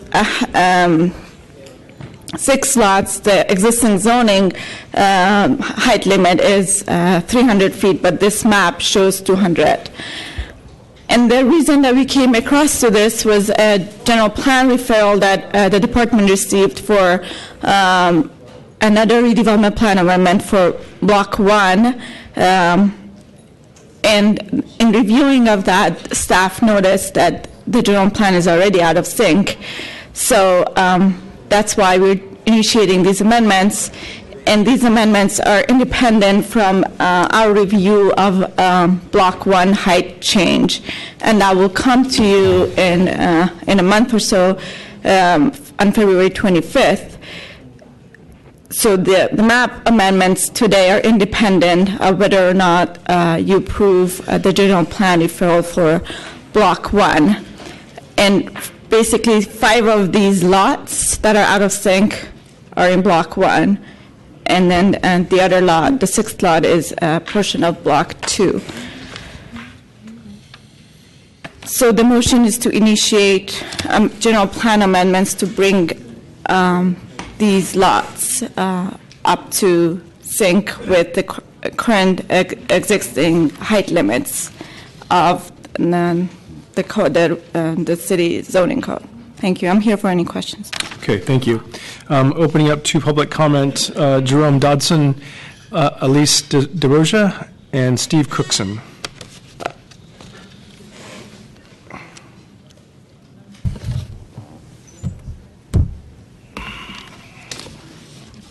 My name is Jerry Dodson. I live in the neighborhood, and I realize that you're not taking final action today on this matter, but it is paving the way for a 426-foot tower to go on that site at 160 Folsom, which the neighbors are very concerned about this, and we think that we would like to express our concern before you about what's going to be happening in this area. In 2005, the Redevelopment Agency, they adopted the Transbay Development Plan, and they raised the height from 200 to 300 feet. And it was not arbitrary, but really what it was for was this would be the height limit, and they had specific plots would have specific heights. And so this downtown plan and the transit, it called for the buildings to blend in with the existing height and character of the neighborhood. At 426 feet, the 160 Folsom proposal would definitely not meet any of these things. It would be definitely out of character. It would be high. And then, so most of the areas, most of the buildings in the area are much lower, with one exception. They're all below 300 feet. So the Gap building is about 214 at its highest point, 221 Main, and then at 345 Spears, 228 feet. They're all different. And I just brought just a brief map just to show you what it would look like. If that comes in, you can see that this tower, this strange-looking tower that's being proposed, it would be really out of, it's right here, the right one. You can see it just would be out of character with the neighborhood. At 300 feet, though, it is not as bad as the 400 feet. It also, I'll just say the idea, it's still tall, it still sits up there, but at least it's not as out of character, it's not as much of an eyesore as it would be at 426 feet. So it's very important, I think, to take this into consideration, this item, and I hope this is just not paving the way. Also, this would definitely shade the park. So if it were on city land, it would be illegal because of the Sunshine Ordinance, but it's on port land, so there's a loophole that's going through that the developer's trying to sneak through this project, and we're very much opposed to that. I think, though, that it's very important to keep the waterfront area friendly to families, friendly to park. And with this project, I think we'll really have a very negative effect on the neighborhood. And so we ask you to keep this in mind, that this would not be a good addition to San Francisco. Thank you very much. Next speaker, please.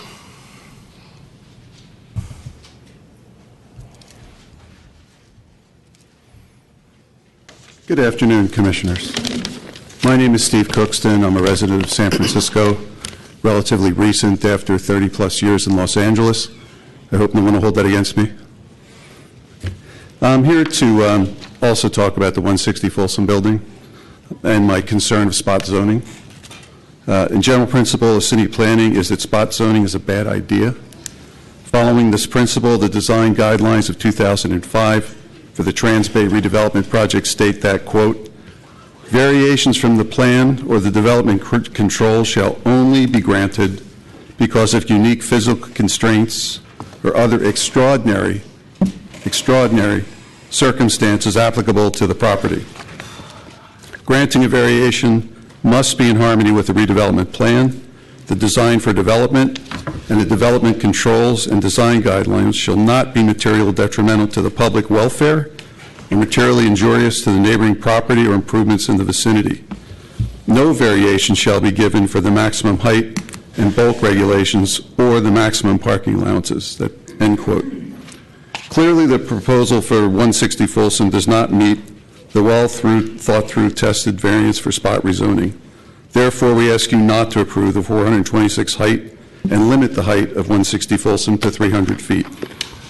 The proposed building is out of character with the neighborhood. San Francisco has a wonderful waterfront, and it's important that we keep it that way. Approving the 160 Folsom building would be an attack on the beauty of our city. I think spot zoning is a downward spiral. It's a race to the bottom. It's something we have to be very careful about. And I would ask you all to please consider this fact. Thank you very much for your time.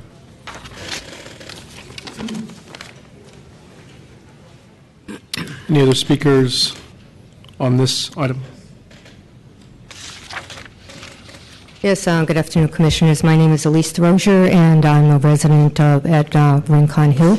And I'm here to also raise the concerns for the developer at 160 Folsom to increase the height limit from 300 to 425 feet. I'm here to address the issue of shadows on Rincon Park, as well as other parks in the neighborhood. As you know, the Sunshine Ordinance prevents buildings from shading public parks on city land. If Rincon Park were on city land, the proposed building at 160 Folsom would be illegal. Unfortunately, Rincon Park is on port land, so it's not covered by the ordinance. We consider this to be a loophole. The developer is trying to sneak through with the increased height on 160 Folsom. I do have here a shadow study that we've done. It shows that there would be substantial shadows on Rincon Park.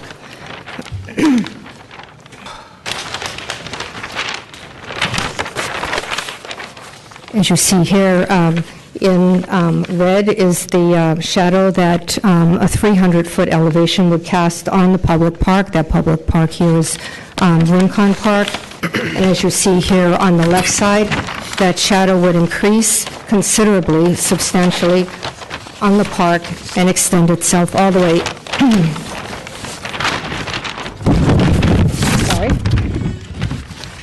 would extend itself all the way into the waterfront. We have talked about this with the staff at OCII, and they agree that the shadow analysis is accurate. I am particularly concerned about the shading from the 425-foot project combined with other planned and approved projects in the area that will substantially increase shading on Rincon Park and reduce the enjoyment and use of the park for residents as well as visitors to the city.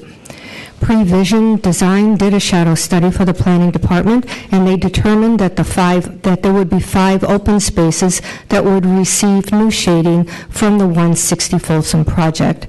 Those areas are Rincon Park, the Spear Street Terrace, publicly accessed outdoor plazas at Howard and Fremont Street, Howard and Beale Streets, and on the main street between Howard and Folsom. The latter is now the temporary transit center, but it will become a park when the permanent transit center is ready. While shadow effect may seem insignificant, it is quite significant when considering the overall effect to the quality of life for families, neighbors, visitors, elderly, and anyone who wants respite from urban life in a neighborhood park. Sitting in the shadows for a greater part of the day is undeniably less pleasurable than would be in sunlight. We ask you not to approve the 426-foot project that would use a loophole to degrade the quality of life for families, children, and all of San Franciscans. Thank you. Next speaker, please. Good afternoon, Commissioners. Donald just up here. And I'm also a member of SF-BARF, and we do support the increased height on this particular building, 160 Folsom.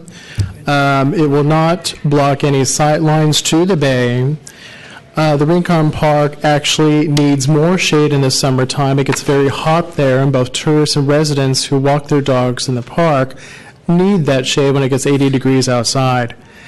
As well as the building itself, the developer is offering, I think the last I checked, to 30% affordable housing units within the building. There will not be any pour doors. It will be the same lobby.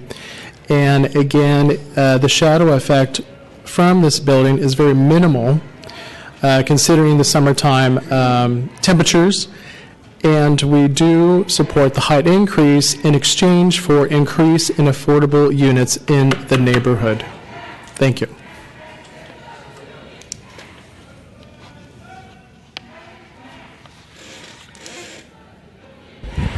Good afternoon, Commissioners, members of the public. My name is Star Child. I'm Outreach Director of the Libertarian Party of San Francisco. Like Donald, I'm also a supporter of the Bay Area Renters Federation, sfbarf.org. And I don't live in the neighborhood. I am a longtime San Francisco resident, though. Lived over 20 years and basically a Bay Area native. I support the higher limits.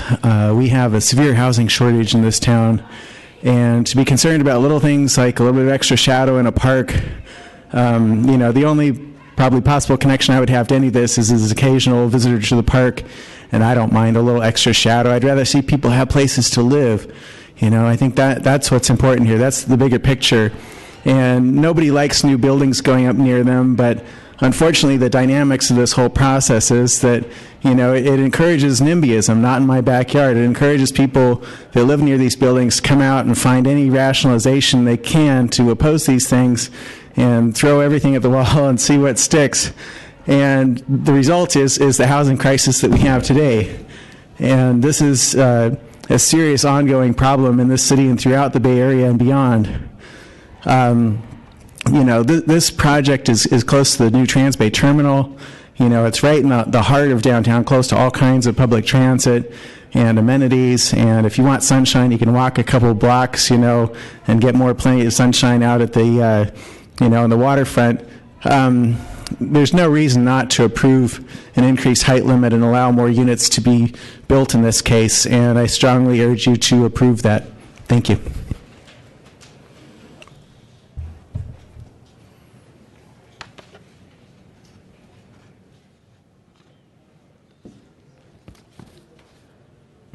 Sue Hester, basic information is missing from the staff report. I think you're not ready to go through initiation.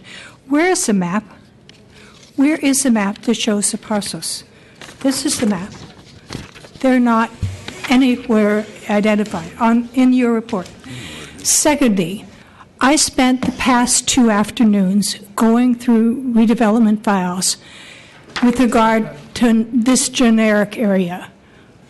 Was reviewing files on the building of the Gap building, and in that discussion, there's extensive discussion of what the City Planning Commission was doing, redevelopment agency was doing with regard to the park and the building of the park and the sunshine on the park and the lines of sight that were to be protected. The Planning Commission didn't have any jurisdiction over the waterfront. It was a redevelopment agency.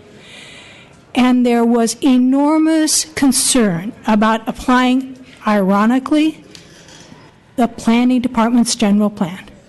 And they really dug in to the general plan policies at the redevelopment agency, especially at the staff level, in the hearings. They had multiple hearings about how you would protect sunlight on the park that was going to be created. It was a condition of the Gap presentation. The Gap building not only had to step down to the waterfront and bring in the sides, they were very concerned about the money that was going to be paid to the port to build the park. When you see the redevelopment plan for Rincon Point, the largest single parcel is this park. And they were extremely concerned about the park and concerned about the sightlines. You have a short circuit that I don't think is supportable. You're doing initiation of a general plan amendment that you don't have any idea what you're being asked to do. This is not ready to be cooked today. I would ask you to, at the very minimum, have a map of what the lots are. Do you have a different map than I do? No, we do. I printed it out because I went online, and this is all you get when you're online. And I tried various ways. But the basic things is you are really changing policy without it being disclosed to the public. I wasn't able. You adopted the plan while I was in the hospital last time, the Transbay plan. I wasn't here to do that. But this is a huge step, and not the way you're planning on doing it in 3 weeks. Thank you. Is there any additional public comment? Okay, not seeing any public comments closed. Commissioner Moore. I have a number of questions.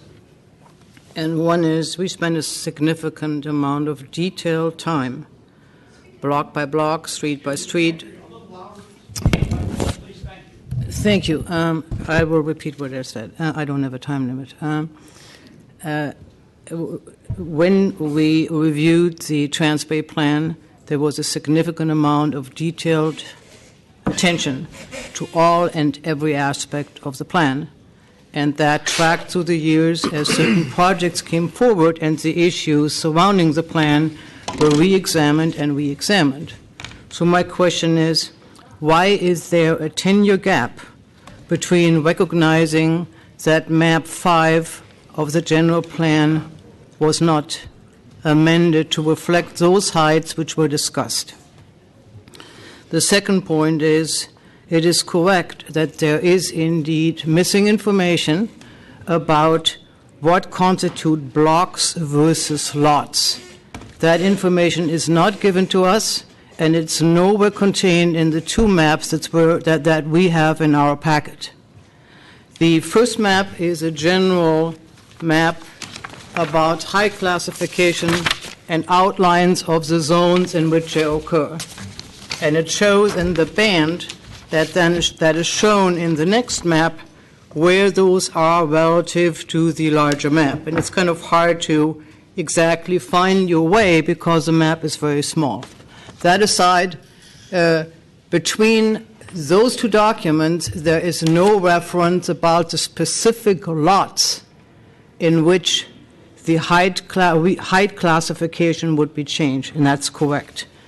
The third point I would like to make is, as this is quite critical in terms of how we're moving forward, I'm observing a significant gap between the otherwise detailed and good work the department has done in explaining how the surrounding plans, specific plans for adjoining neighborhoods, are affected by heights on those lots, not in those blocks.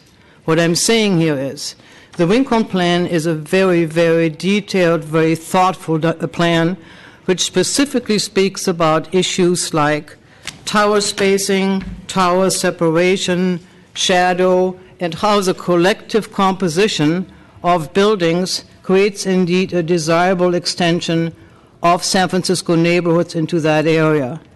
I have not seen any kind of depiction, particularly in the absence of telling me on what parcels it is, how the parcels with 200-foot buildings would contradict the issues of a good composition of tall buildings. And I am not saying that that is not a good idea to selectively add other buildings.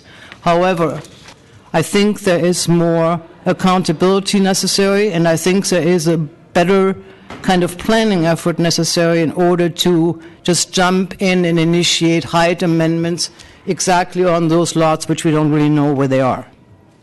This today is not a discussion, an approval or disapproval about the 160 Rincon project. That has to come forward on its own, and while it's partially tied up in our discussion, I think even that project would need to be discussed in the larger understanding where exactly those 200-foot height amendments for the map 5 of the general plan occur. The last thing I think I like to say is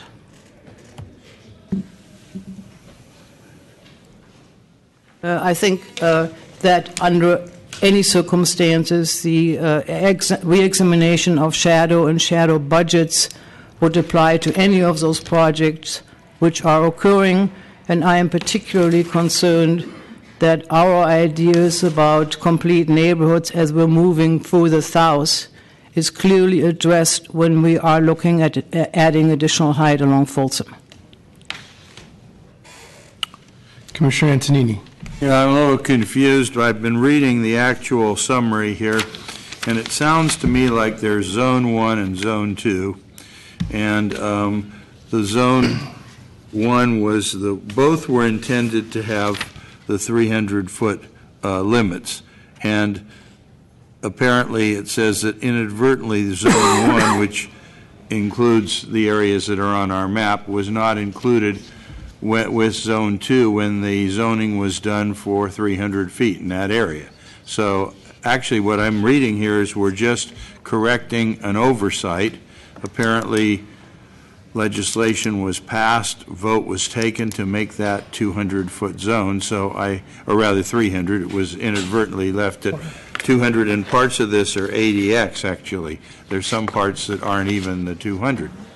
So it seems to me that this is a really simple thing that has nothing to do with the tower that will be proposed to get additional height at 160 Folsom, but that's not before us. Also, I believe the Solitaire, which is in that same area and is just being completed at Folsom and Fremont, probably is 350 to 400 feet in height. I don't really know the exact height. Maybe you know, but that is already, I think, one of the blocks that's in question, if I'm reading the map right. So maybe you can answer what's really happening here. Sure. So the lots that are changing, in the first paragraph of the executive summary are listed. That's block 3740, lots 27, 29, 30, and 31 and 32, that they're all collectively block 1. And then one lot, 37, 39, lot 4, which is a portion of block 2. So if you look at the last map, you can see the numbers are not there, but block 1 and block 2. Right, they're all in 1 and 2, so Solitaire is up here in block 6. So that's already been corrected and it is already completed. But for purposes of public discussion, there are tall buildings that have been built already in redevelopment, and that's one of them. So it's not like... Maybe I could help. I agree. We should have identified the individual lots. The block designation is a function of redevelopment. This was always their designation for all of these particular blocks. It's been in place since the redevelopment plan was adopted, I think, in 2005. When was the redevelopment plan adopted? 2006. And when we did the Transit Center District Plan, the Transit Center District Plan has a different boundary. It overlaps some of this area, but we didn't change any of the heights in the redevelopment area 1. We left them because most of those projects were well underway. So really the practical effect of this change would be, in fact, to change the designation for Block 1. That's the actual effect. The other is it's just cleaning up a map for projects that have already been approved. And there was, frankly, an oversight a few years ago that the general plan amendment didn't get fixed. But there is, to be fair, there is a practical effect of changing the height designation in the general plan for Block 1 from 300 to 400 feet. That's actually what you're being asked to do today. So I agree we should have shown the affected parcels, but that's the actual effect. And the name block versus lot is simply a function of redevelopment and how they identify these particular plots of land. We don't have, that's just the way they do it. So we don't have any control over that. Okay, thank you. I think that answers my question, and it seems fairly routine because this is not an approval action of any particular project. It's just raising the height limits to conform with. I'm sorry, just to be clear. The redevelopment plan had Block 1 at 300 feet. This is a proposal to raise it to 400 feet. Okay. This is the initiation of general plan amendments. In a few weeks, you will be asked to look at. Sir, if you just leave the doors alone, they'll close on their own. Thank you. Sir, it is cleaning up some of Block 2, but the effect is to raise the height limit from 300 to 400 on Block 1 in the general plan. You are initiating action to do that today. You will see it again in a few weeks along to consider actual raising of that height limit. Just to clarify, actually, the initiation is just to change the map to bring it into sync with the existing code, existing requirement, which is the 300 feet. So it does not really address the change from 300 to 400. It's just amending. I'm sorry, then I apologize. I thought, okay. No, we're just merging two maps. There's downtown area map and there's a Transbase and a redevelopment plan area map, and we're just making sure they're merged. That's okay. Maybe So clarify this. I apologize. I'm confusing things here. The existing, we are simply clarifying that the making the zoning map and the general plan map the same. Into sync, yes. So the initiation today does not really affect Block 1 at all. It's just allows us to actually have a review of the general plan referral because the general plan was out of sync, so it didn't have the if I could just interrupt updated for a minute. information in there. Just to ask a clarifying question, because in the staff report it says recently the OCII filed a general plan referral to increase the height from 300 to 400 feet. So I think that's what's confused So the me. reason that we included that is that this is the reason we found out.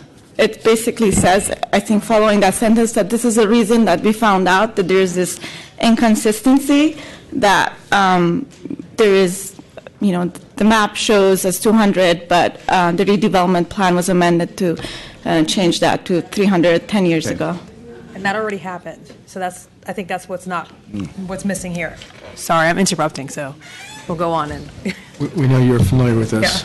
Commissioner Richards. Okay, so the maps differ by 100, the map and the text differ by 100 feet, 200 to 300, and you're asking us today to make it parity at 300 each. Has nothing to do with raising it to 400. The map and the reality are differing in 100 feet, and what we're changing is basically the first notation in map 5, and so we're including the blocks that were left out, and we're saying that those blocks, the height of those blocks are also controlled by the Trans Bay Redevelopment Plan development controls. So I highlighted block 1, which is here, with a marker, and there's one lot in block 2. Right. Which if you go to the projector, I just made them red in the first map, so you can see it. So it's very tiny. So the block, entirety of block 1, and the small portion of block 2, and all that, right? And then which right? Okay. Right here. Okay.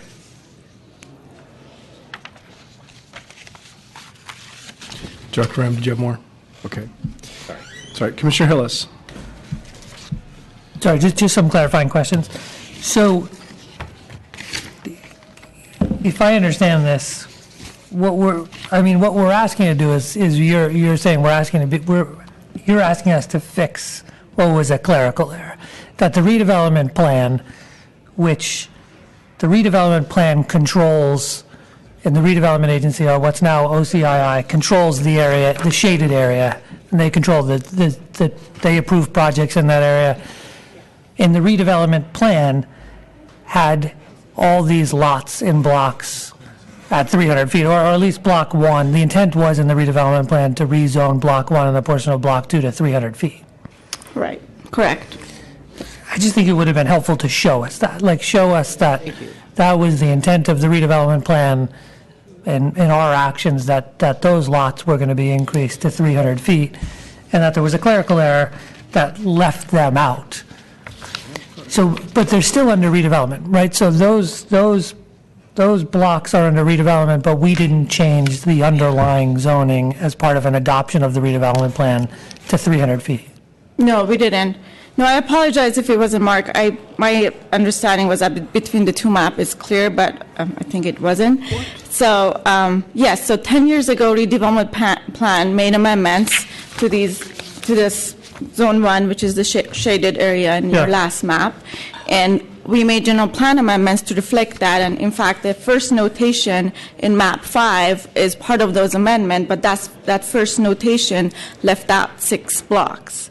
So all we're doing, we're expanding that first notation to include those 6 blocks. And I think it would just be helpful, we're initiating, so I don't necessarily mind moving this forward, but I think it would be helpful to show the public and the commission that was the intention, and that this was a clerical error. The redevelopment plan, I would imagine, references these blocks at that height, 300 feet.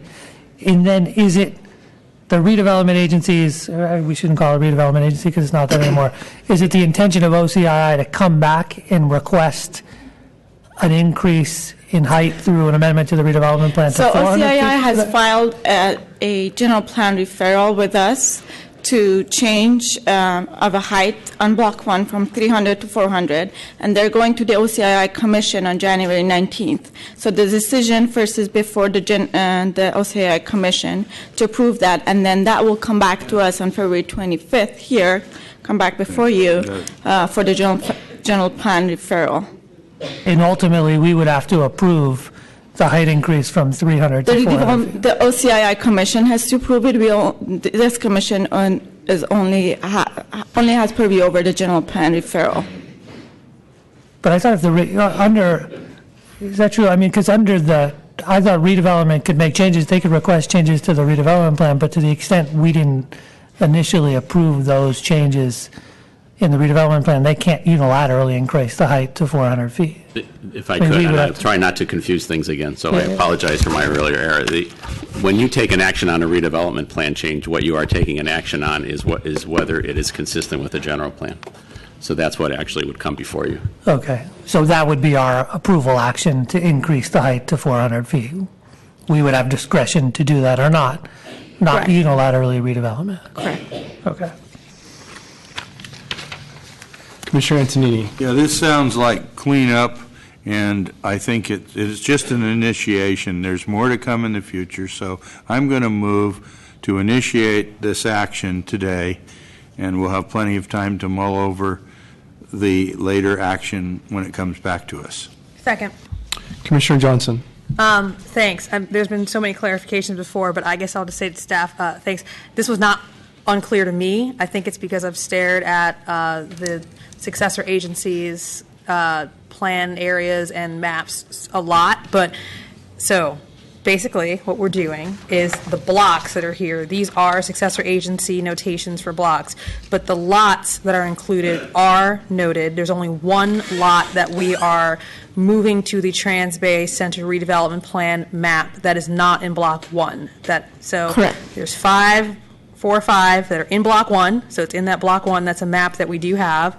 There's one that's not. It's adjacent. It's in block 2. And all we're doing is saying that the height and bulk requirements in Trans-Bay Center redevelopment plan area map apply to those blocks, whereas before it was in the downtown area plan. So, which will make it a lot easier to make sure that everything's in alignment, because OCII has already initiated asking for a general plan referral for a height limit increase on block 1. So, I don't know. I mean, I guess in terms of it's coming back to us, I'm just clarifying. I'm not unclear about what's happening here. Everything you said is accurate and correct. All right. And I think that the maps do conform. I mean, if you want to create a map where it shows both the blocks and the lots, that's helpful. But I've seen those. They can be very confusing to look at. So I think, I don't know, personally, my opinion, I think it's fine to just name the lots and make sure that you know which block the lots are in. And we're good. Thank you. Commissioner Wu. I am going to ask for that map. So there's only 5 lots. If you could blow up the area, it's just, the 2 blocks, right? So to label them, if this passes today, when it comes back to commission. I wanted to ask procedurally, if OCII is having their hearing before the general plan amendment, which is not in front of us today, if Planning Commission disapproved the general plan amendment, what would happen to their action?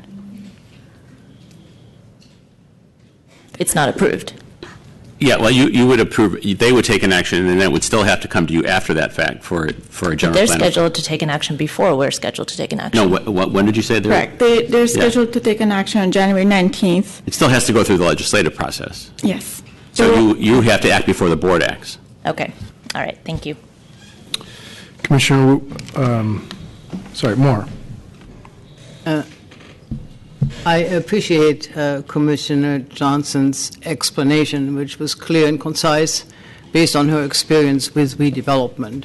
That still leaves me, based on the presentation and the material that was given to me, and this is no out-front attack on you, including the director's confusion about the issue, really uninformed, and I do believe that any decision I make here, it doesn't matter what it is, large or small, has to be done based on the accurate information that's in front of me, so I cannot support it. I will consider it when I have the information and weigh the pros and cons, but at this moment I can't. Commissioner Hillis.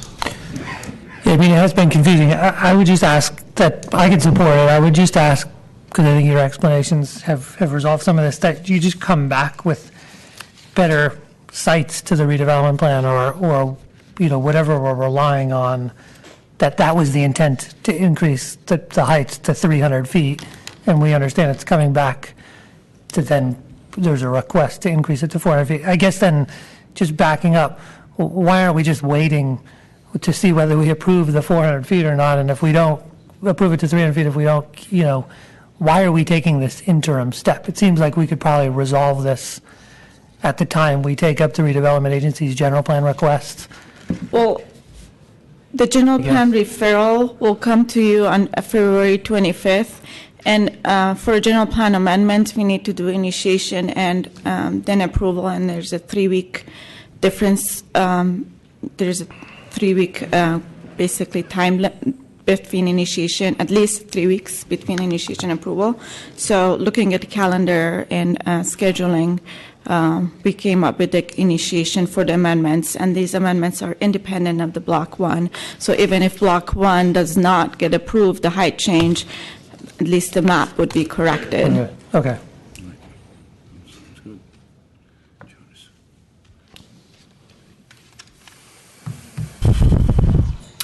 Sorry, did I miss a motion?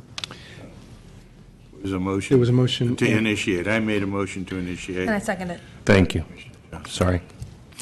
Then shall I call that question? On that motion? Sorry, Commissioner Richards. I think the motion was to make the motion to come back with a map and come back with some different verbiage. No. Well, my motion was to initiate, but there was a request, which I'm supportive of, to come back with a map for purposes of better identification before our next hearing regarding any of this.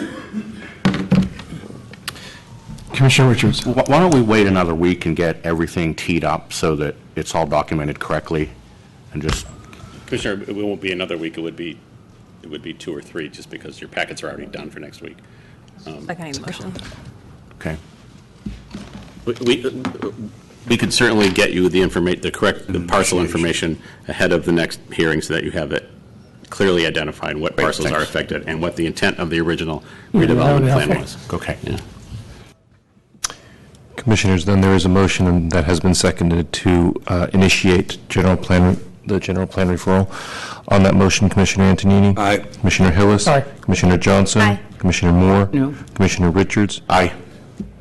Excuse me. Yeah, Commissioner Wu. Excuse No. me. And Commissioner Richards? Aye. And Commission President Fong? Aye. So moved, Commissioners. That motion passes 5-2, with Commissioners Moore and Wu voting against. Commissioners, it'll place us on item 11 for case number 2013.0784X at 2177 3rd Street. This is a large project authorization.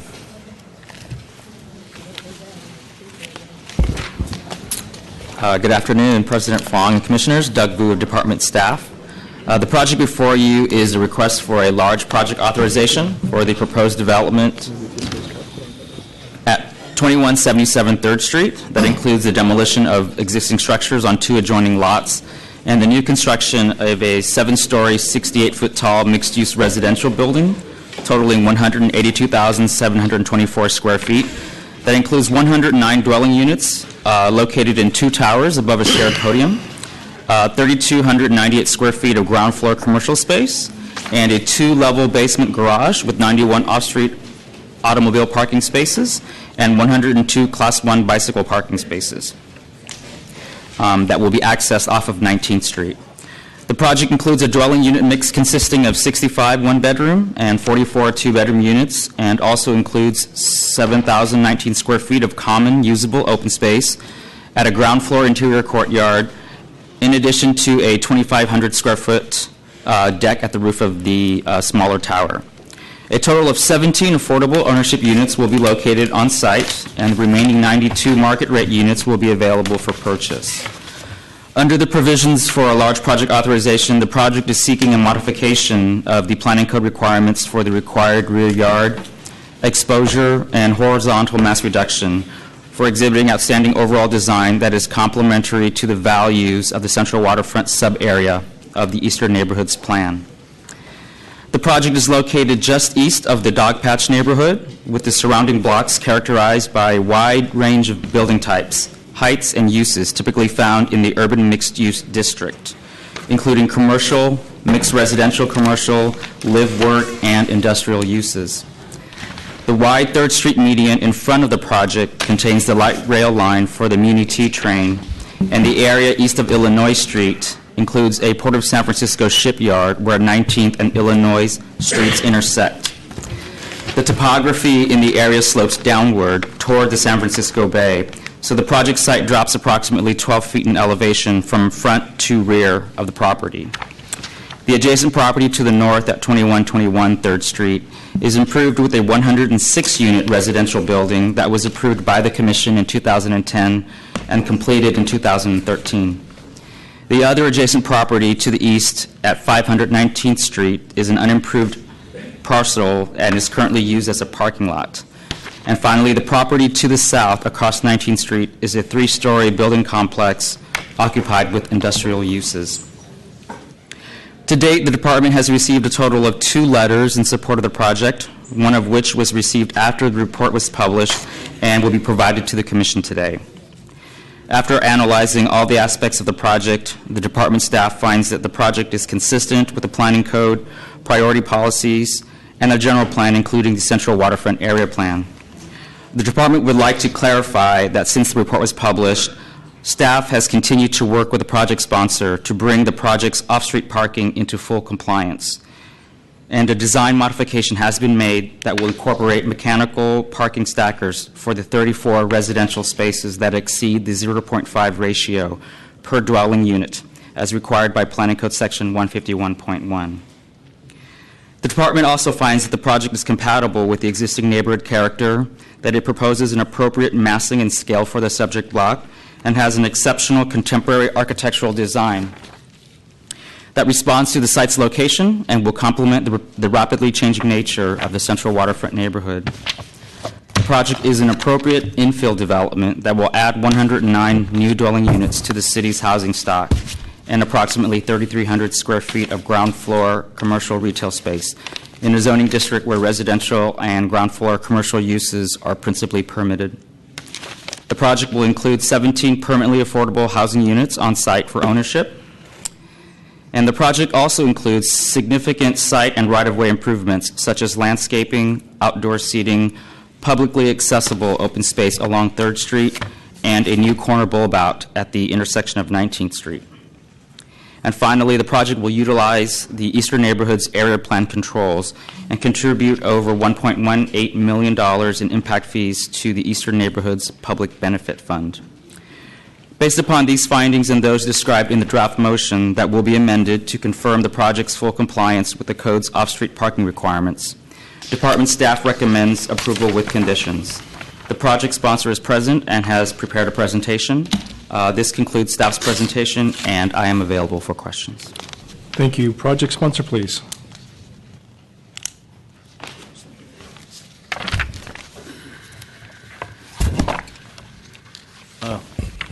Commissioners, Gary G. Architects. We're part of the architecture design team of Woods Bagot and Gary G. Architects.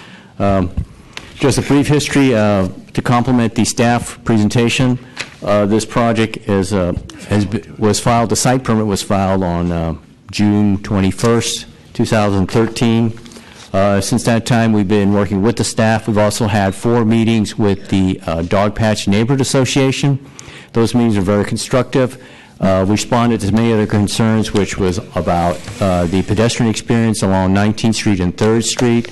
It involved colors, materials, and how the experience on the corner commercial space, which we will show you a rendering of, how it embraces the corner and brings life to the street.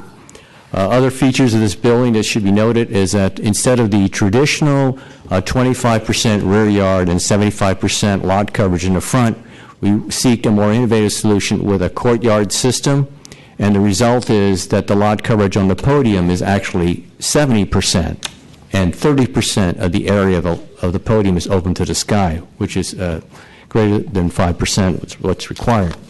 Other things to be noted too is that After working with the staff on making revisions on the parking, we increase the electric charging stations in the garage from 2 to 3. We also increased the car share. We're only required under the code for this project to have 1 car share. We increased it to 2. And there were some of the amenities we added to the building as we work with the staff to comply with the parking. Our staff will be here to answer any questions, and I'll bring you Woods Bagot. Thank you, Commissioners. John Britton, Woods Bagot Architect. We'd like to walk through the design presentation. We'll start with initially with some site context.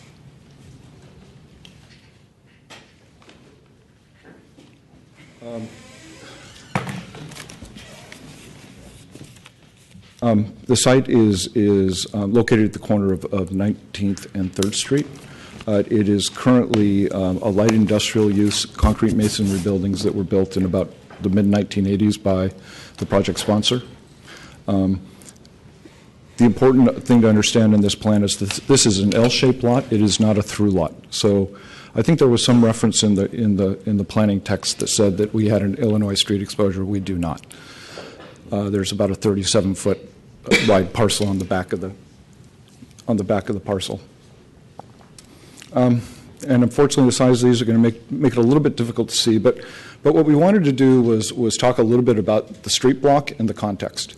And it's quite varied along this portion of the 3rd Street corridor. We're really kind of at a transition zone in terms of how the basic makeup is on this particular block face. To the north of us are 2 reasonably new developments, residential, kind of in a current residential vocabulary that is common along that edge of 3rd Street. Going next slide. As we move to the south, this is the Martin Builders Project, a Protero launch, where they've maintained 2 of the historic buildings, very nice buildings, masonry construction, taken a masonry vocabulary at the front of the building and then a more contemporary curtain wall solution at the back. The scale jumps up to the height that is similar to what we were proposing. Next. And then if you move a little further down the block, you've got the American Can building.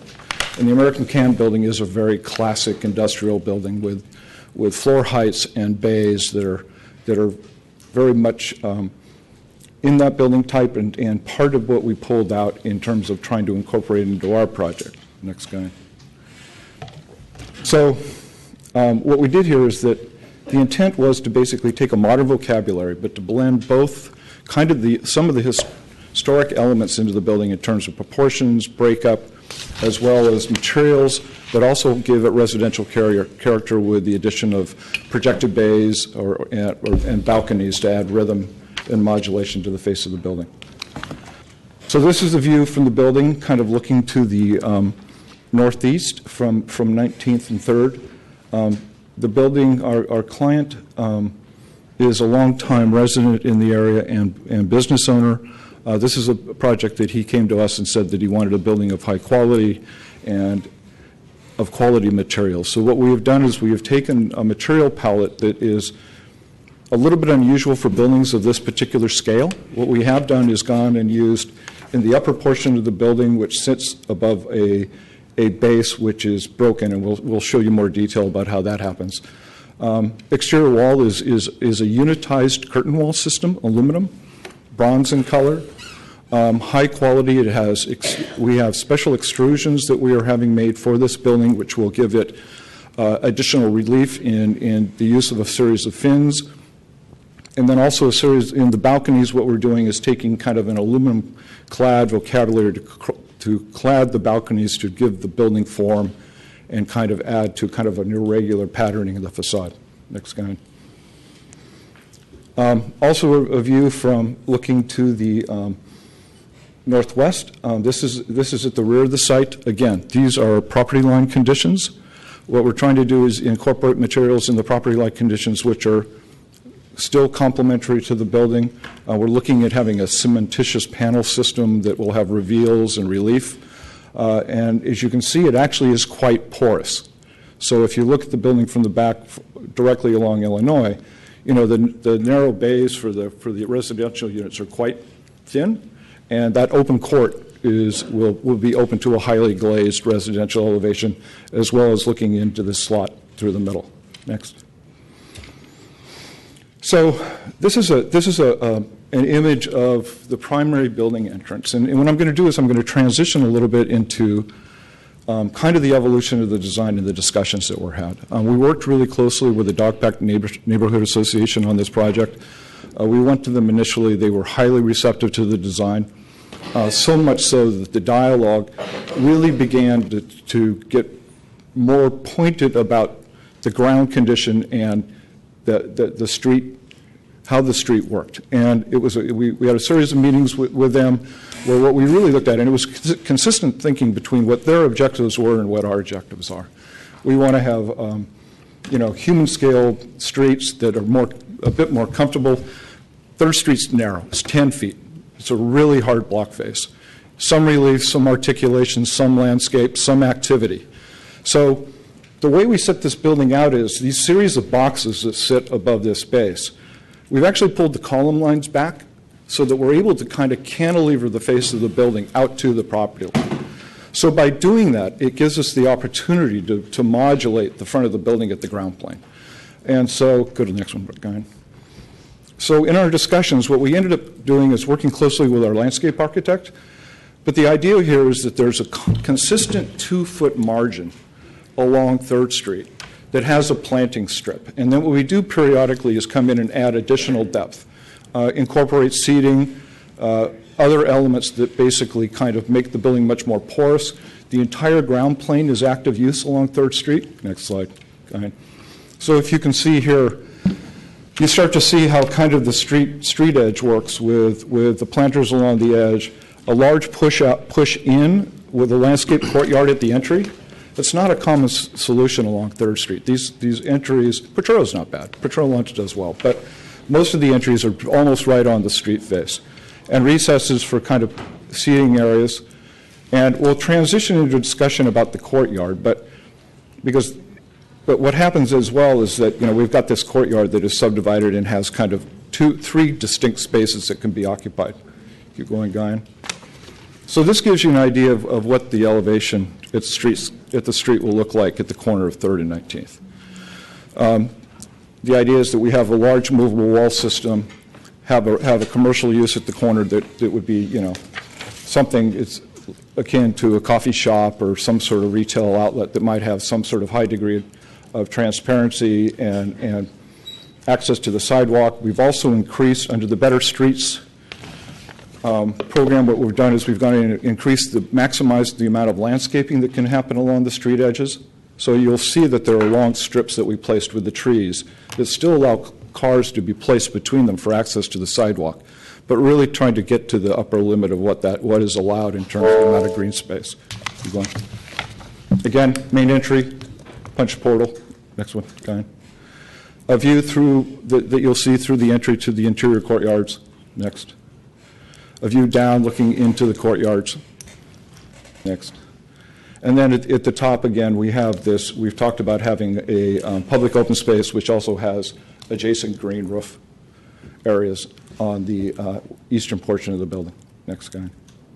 So that we do have plans. We can go into more detail if you really want to kind of go through the plans or if there's anything specifically you'd like to speak about, but just trying to give you an overall view of the general character and quality of the building. The commissioners may have questions, but your time is up for now. Okay. Thank you. Opening it up to public comment. Not seeing any public comment. Public comment is closed. Commissioner Moore. Oops, hang on. Sorry. Was there a public comment? Yes. Okay. Good afternoon. Again, this is Starchild, Outreach Director of the Libertarian Party of San Francisco and a member of the SF Bay Area Renters Federation. Once again, this is a housing project. We need more housing. I urge you to approve it. That's pretty much what it boils down to. And, it's easy for people to come up with rationales to oppose this kind of thing. But remember, everything we don't build in the city, either it means more homelessness, more people driven out of the area, or more suburban sprawl. and loss of open space, environmental consequences, more traffic on the roads for all of us. Infill development in the city is what needs to happen to be environmentally responsible and to make living in San Francisco affordable again. Thank you. Thank you. Is there any additional public comment on this item? Okay, public comment is closed. Commissioner Moore. I'm interested to see a large project coming forward in an area where there is plenty of room for innovation. If this project would be on another site, I would have a couple of questions which I'll add at the end. But in general, I think this project scales a large project in a way that it's readable as a residential project in an area which is in transition. This is active port use in the past with large warehouse-type buildings, and we are now putting larger residential buildings in it, on which we have spent quite a bit of thoughtful time around the corner, a building which is now completed.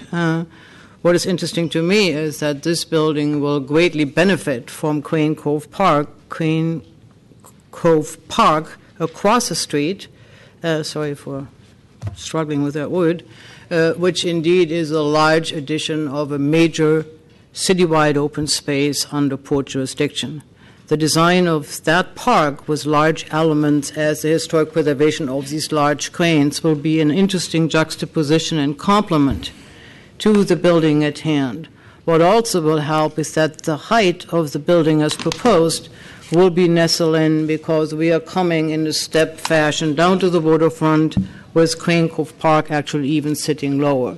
So you'll see this whole thing as a compositional way of how to retreat the hill, which I really actually enjoy. The question I would have, or caution, while I like the addition of landscape and the way the building holds back from property line, the devil is in the details, and that is the maintenance of landscaping, of private landscaping, which create a public edge. We have many great presentations here. We have many projects which really try to do it well, and it takes a phenomenal amount of effort, money, and attention how a microclimate, which each part of the city has, makes landscaping succeed or not. It's ultimately in an intensive landscaping program by which what I see, which is beautiful, ultimately can be delivered. And since this building is very large, I'm looking to both of our architects here, since this building is very large, the landscaping at the sidewalk edge is an integral part to the success of the building. The building is detailed in a way that is really interesting, and we should all remember that it truly reads as a residential building, but the landscaping and how it will come forward and mature and be maintained over time is a critical ingredient to the overall success as a large urban building at the corner. The units are nice. The separation between buildings relying on an inner courtyard is good. The dimension is of the kind that protects privacy from front to back. Generally speaking, I think it is a project which I would strongly support, and I make a motion to approve with conditions. Second. Commissioner Antonini. I am also very supportive. I think it's a very good project for all the reasons that have been mentioned. 7,000 square feet of open space, affordable housing on site, over $1 million in fees, first source hiring, and ownership, which I like to see, because we've had so few projects we've approved lately that have ownership. And in a city that has, only 1/3 owners, it's a step in the right direction, and I think it's going to help to address some of the needs for people who are trying to buy their first units, because it looks like it could be a very good option. And I agree with Commissioner Moore. I think it's important, since you have a broad front there, that whatever landscaping you put in there is green, is welcoming, it contrasts with everything else, which is pavement, is sort of quasi-industrial type buildings from the past, which are beautiful in their own right, but there really isn't anything green, so that'll be important that be done the right way. Commissioners, there is a motion that has been seconded to approve this matter with conditions. On that motion, Commissioner Antonini? Aye. Commissioner Hillis? Aye. Commissioner Johnson? Aye. Commissioner Moore? Aye. Commissioner Wu? Aye. Commissioner Richards? Aye. And Commission President Fong? Aye. So moved, Commissioners. That motion passes unanimously 7-0. Commissioners, that'll place us on item 12 for case number 2015-006317 CUA and 518 Castro Street, a conditional use authorization.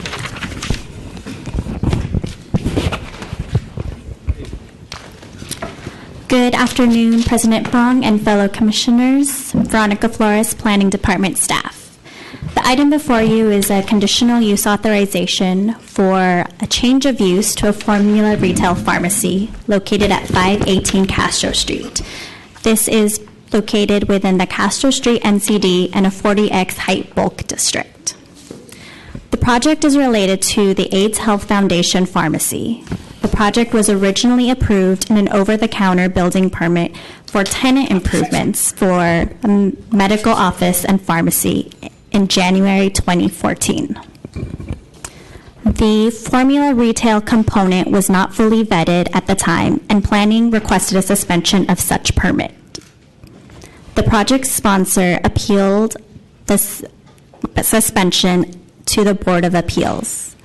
The permit was then reinstated for the clinic portion of the property, with the pharmacy portion suspended until further planning review.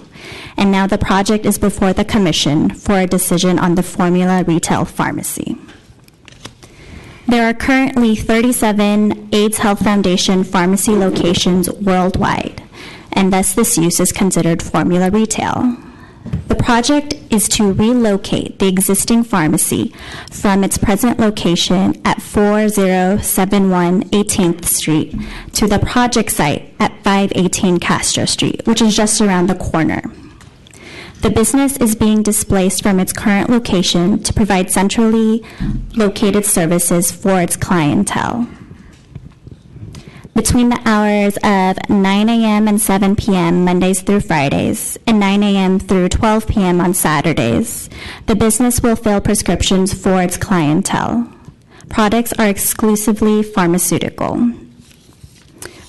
The project will also include interior tenant improvements and minor alterations to the existing awning. The project sponsor conducted a formula retail survey in late 2015. In the 300-foot vicinity from the project site, there are currently 7 formula retail businesses, or about 16% of the storefronts.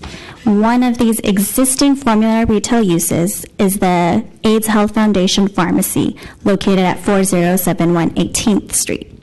Thus, there's no net gain of formula retail uses in the general vicinity.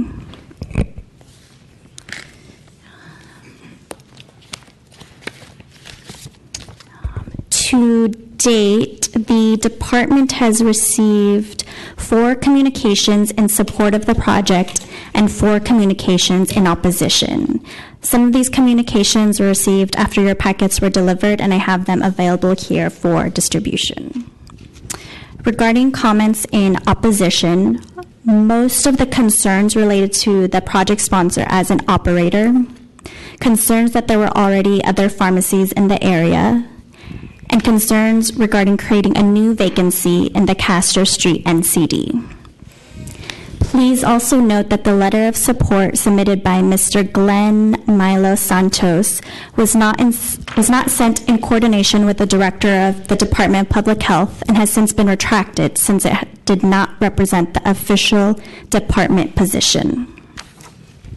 The department recommends approval with conditions and believes the project is necessary and desirable for the following reasons. The project promotes the continued operation of an established business and contributes to the viability of the overall Castro Street NCD. The project would not displace an existing retail tenant providing convenience goods and services to the neighborhood and would not result in a net increase in the number of pharmacies in the area.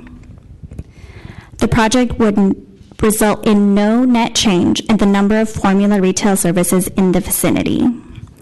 The project will also provide centrally located services for all of its patrons, and the project meets all applicable requirements for the planning code.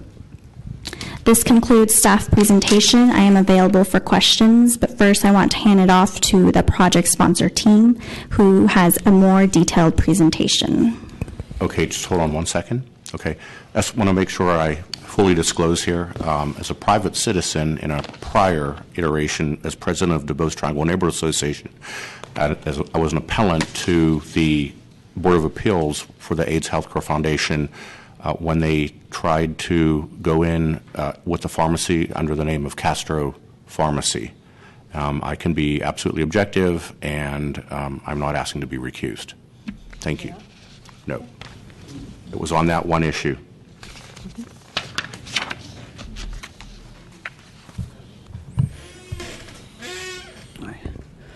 Good afternoon. My name is Tom Myers. I am General Counsel and Chief of Public Affairs for AIDS Healthcare Foundation. AHF seeks a conditional use permit to relocate an already existing nonprofit HIV/AIDS specialty pharmacy from 407 118th Street to vacant space at 518 Castro Street. This is a distance of less than 300 feet. AHF seeks to do this so it can co-locate the specialty pharmacy with its HIV/AIDS medical clinic in order to provide its clients with a one-stop, comprehensive package of care, a model that is universally recognized as a best practice that can lead to better health outcomes. AHF is a nonprofit dedicated to ending the HIV/AIDS epidemic worldwide. It provides HIV/AIDS medical care and pharmacy services to over 550,000 people living with the disease in 36 countries. In San Francisco, AHF has been providing services for over 12 years. Around 1,300 people have put their trust in AHF to deliver the pharmacy care they need, which is approximately 10% of all San Franciscans with HIV/AIDS who are taking AIDS medication. People with HIV/AIDS who are adherent to a medication regimen not only are healthy, they are virtually non-infectious. Successful medication therapy not only benefits the private health of the patient, but it also protects the larger public health as well. The co-location of AHF's pharmacy with its clinic will help eliminate barriers people face in accessing and staying in care and treatment. AHF also has provided financial and other support to other HIV/AIDS organizations in San Francisco, including organizations that provide social support services and groups targeting at-risk youth. As set out in the executive summary, AHF's proposed use is consistent with and fulfills all applicable land use policies and goals. With this application, all AHF seeks to do is relocate an already existing nonprofit pharmacy less than 300 feet to currently vacant space. As a result of this move, there will be no change or increase in formula retail, either in the number of retail establishments or in their concentration. There will be no net change in vacancies. This is a move to a currently vacant retail portion of 518 Castro. There will not be a displacement of an existing retail tenant. There will not be a change in the number of pharmacies in the area. There will not be any changes in the storefronts or the building. There will not be a need for additional parking, and there will be no change in the existing housing supply or neighborhood character. The only thing that will change from this move is that AHF will be able to offer its clients better and higher quality HIV/AIDS services for the benefit of all. As this is consistent with the conditional use goals of both preserving and enhancing available services, AHF respectfully requests that its application be granted. Thank you very much. Thank you. Thank you. Opening up for public comment. Commissioner, I do have a number of speaker cards. Thank you. Donald Dusup, Ed Gibbons, Bear Hoffman.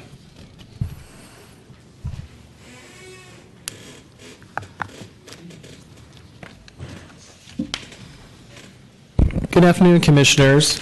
Donald Dusup here, resident of San Francisco. And in review of the EIR report and also the lack of the CEQA report, I really feel personally this has been not filled out properly. And looking at the application, they did not send out a letter to the 300-foot radius of businesses in the area at all, saying it was non-required. But quite truthfully, an impact like this is actually required, in my opinion. Also, in the conditional use authorization application, they list here Centerpoint CMS, and that really should be the headquarters of AHF. Also, more importantly, if you look at the zoning map here, in a 1 mile radius, we have, may I have the overhead, please? In the 1 mile radius of the new proposed site, we already have 11 pharmacies. At the present site, there is a disruption of signage on the street front with a larger than normal sign compared to its neighbors, as well as if you noticed here on the bottom, it's right in front of the Muni Stop Zone area. And I want you to take note that in this photo here, from above, we have the motorhome of the AHF HIV testing vehicle that's parked in front of this site, and it's blocking the Muni access and also parking. So this will increase also a congestion of foot traffic as well as vehicle traffic in the busy Castro neighborhood intersection. And I'm very concerned about that the EIR does not call this out or was properly reviewed. Also, they seem to be gaming the formula retail. This isn't a worldwide organization with other pharmacies around the world. Also, this organization being a global agency, they have $400 million worth of a war chest that seems to be politically active, and currently in Los Angeles, they're proposing a ballot measure of a NIMBYist obstructionist to be opposing affordable housing in LA.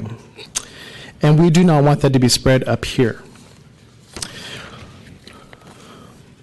Therefore, in my opinion, the EIR report is inaccurate, insufficient, and we need to take more time, as well as this petition was brought out for the folks in support of this new site, and it's very unclear about if it's an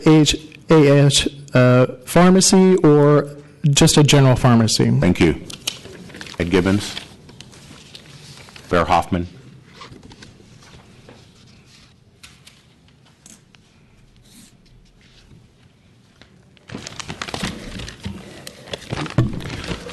Good afternoon, Commissioners.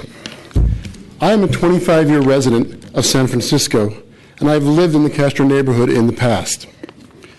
While I have a negative opinion of AHF and believe that they are not beneficial to San Francisco and to San Francisco's goal of reducing HIV infection to zero, I realize that this is, excuse me, I realize that this is not about allowing the AHF pharmacy into the Castro, but allowing it to move and to relocate. I also realize that there will be no increase in formula retail if this request is granted. My problem with this request, though, is twofold. One, I believe that allowing them to move is going to hurt the Castro.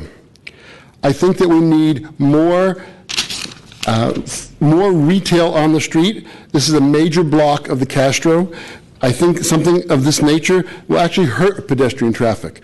I think another retail store of some type would bring in additional foot traffic, which I've seen decrease on this block over the years that I've lived in San Francisco. And I think it will recruit the pedestrians as well as street traffic. Secondly, it's important to note that the Castro Upper Market Community Benefit District, the Castro Merchants Group, and significant numbers of the gay community are all opposed to this going forward. Please remember this. How often do you find local businesses and merchants opposed to the relocation of an existing store in the neighborhood? I think this tells a lot. Thank you. Thank you. Mike Pierce, Ray Spannon, Peter Berman, MD.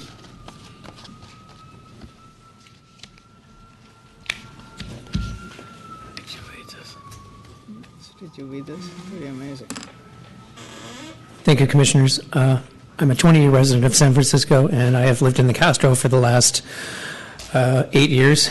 And basically, as everyone else has said, this is supposed to be about whether or not this is desirable and necessary for the community in the Castro, and no, it's not. By AHF's own description, they operate 43 healthcare centers and an additional 37 pharmacy outlets in the United States. The Castro location will bring them to a total of 81 locations in the United States alone. They also operate, by their own admission, 36 countries worldwide. Without any doubt, they are a chain. As to AHF's being necessary to the neighborhood, that's easy. We already have 11 pharmacies within the neighborhood. We don't need yet another. 3 Walgreens, 2 CVS's, and others, including a pharmacy at Safeway. We don't need it. It's not necessary, and the billboards that they put up in the Muni station are heinous and very objectionable, and we don't need somebody like that in our neighborhood. Thank you.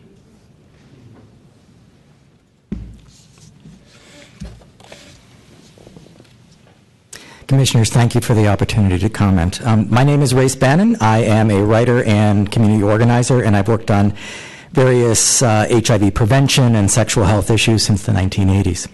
I'm also a resident of the Castro, and I come here today to request that you not allow AIDS Healthcare Foundation to locate their pharmacy on Castro Street. Expanding AHF's work in the Castro is not appropriate for the neighborhood. While one could point to many instances of counterproductive and dubious practices by AHF, both locally and around the country, let me be clear that my opposition to the presence on Castro Street is because they are not a good fit for the values of the Castro neighborhood. While many practitioners within AHF have done good work, I admit that, AHF has a known history of anti-science and sex-shaming approaches that are highly contradictory to the values and HIV prevention mission deeply embedded in the Castro. AHF's efforts fly directly in the face of every person in this wonderful city of ours who has fought long and hard to effectively prevent and treat HIV. On a personal level, I'm highly connected to the HIV prevention community nationwide, and I don't know a single person in that arena outside of those within AHF itself who supports AHF currently. AHF's efforts run counter to the collective wisdom of the overwhelming consensus within the HIV prevention realm. AHF is clearly trying to game the system regarding formula retail guidelines, which is why we're here today. And there's no doubt whatsoever that they are big formula retail, no matter what signage, branding, or other runaround measures they might undertake. We already have plenty of pharmacies in the Castro, and we don't need another national chain added into the mix. AHF is not appropriate for the Castro. It's not necessary or desirable in the Castro. AHF is not good for San Francisco.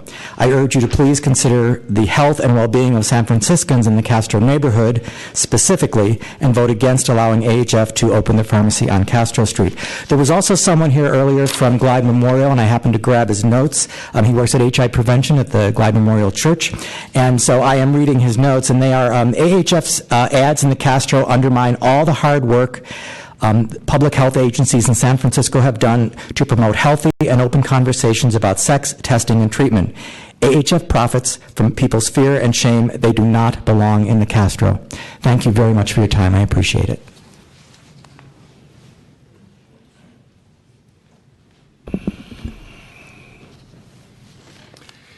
Hello, my name is Pete Berman. I'm an internal medicine and public health physician working in San Francisco, but I'm also a gay man living in the Castro. I'm not here to bash AHF or to comment on their policies. I'm here to say that AHF is neither necessary for the Castro nor desirable. They are a chain operating in the U.S., and in the Castro, there are already many locations for residents to seek care, including Magnet, /Strut, numerous private practices, and the Castro Mission Health Center, which is a part of the San Francisco Department of Public Health. There are also many, many pharmacies in the Castro. AHF is also not desirable for this community. Their ads in the Castro with the words, "Do you trust him?" sends the message that gay men are lying, deceitful people. This is the wrong message to send to our community, especially when these are not new ads. And many have already commented about the inappropriateness and how damaging these ads can be. I strongly encourage you to not allow AHF to relocate on Castro Street. Thank you. Thank you. Sam, Stephanie, Cynthia Carey Grant.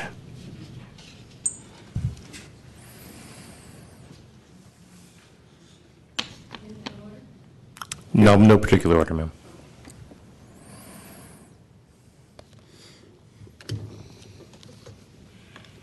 Good evening. My name is Cynthia Carey Grant, and I'm the Executive Director of Women Organized to Respond to Life-Threatening Diseases, also known as WORLD. And WORLD is a unique Bay Area AIDS service organization that has provided educational services, psychosocial services, and advocates on behalf of women living with and vulnerable to HIV. There's not many institutions like WORLD in the nation. And we're very excited to be able to say that we call this area home. And while we are located in Oakland, we are serving communities across Northern California. WORLD has a specialty. We find women specifically, who have fallen out of care, and we bring them back in care, and we do that however we need to do it. You hear about the science, and we've come a long way. And the facts tell us that the most important thing we need to do is get people on their medication as soon as possible. There isn't anyone here that would dispute that. So having a clinic and a pharmacy co-located is very, very important. The people that we work with are the marginalized. They are dealing with trauma. They are impoverished. They have multiple other health issues they may be dealing with. And saying to them, you should go down the street to another pharmacy, well, it's disheartening. We know that integrated care works. It works whether you're poor, and it works whether you're working class, and it works whether you're privileged. And we have a model right here in Northern California called Kaiser Permanente, who has set that standard for the nation. So why is that not good enough for the people who are marginalized? Say that. We have worked with AHF for many years. They have allowed WORLD to provide services that we would not have been able to provide because it is difficult times to be an AIDS service organization if you are small and community-based. So in 2014, we affiliated with AHF, and we're proud to be affiliated with AHF.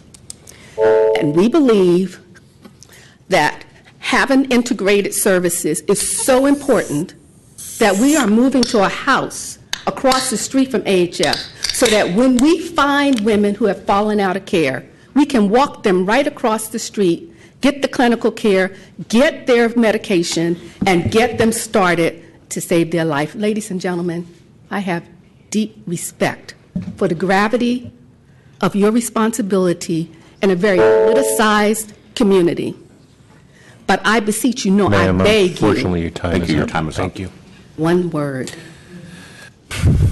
Your time is up. Do not let politics trump access to health care, life-saving services that people who are... Ma'am, your time is up. Thank you. Sam and Stephanie.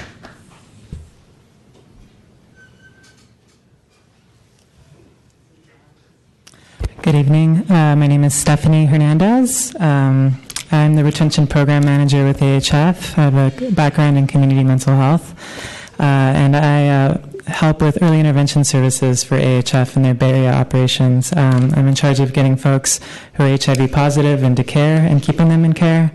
At AHF, we hold a trauma-informed framework in our work with our patients who often have multiple oppressed identities. And we understand the systemic and institutional barriers that keep people out of care. This move would allow us to reduce the barriers to care by having our multiple lines of service in one location. This would help people stay in care, stay healthy, and thrive. Thank you for your time. Thank you. Next speaker. Hey. Good afternoon, Commissioners. Thank you for the opportunity to comment. My name is Stephen Ferris. I'm a Juris Doctor candidate and serve as Senior Editor for the Hastings Law Symposium on HIV. Additionally, I would like to add I'm a resident of the Tenderloin and former resident of the Castro for the past 10 years. Living with HIV, I've utilized the health services of San Francisco and have watched the city move closer and closer to its goal of getting to zero new HIV infections. I've closely been watching AHF activities across the country, and its policy runs completely contradictory to the mission and values of San Francisco, specifically hurting the Castro district.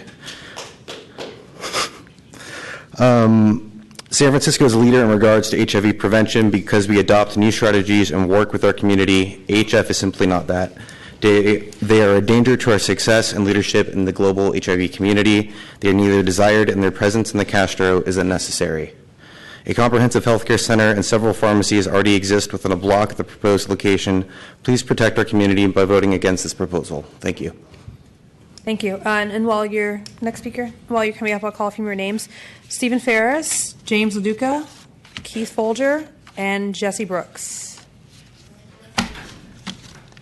Go ahead. All right. Good afternoon, Commissioners. My name is Daniel, and I'm a resident of District 8.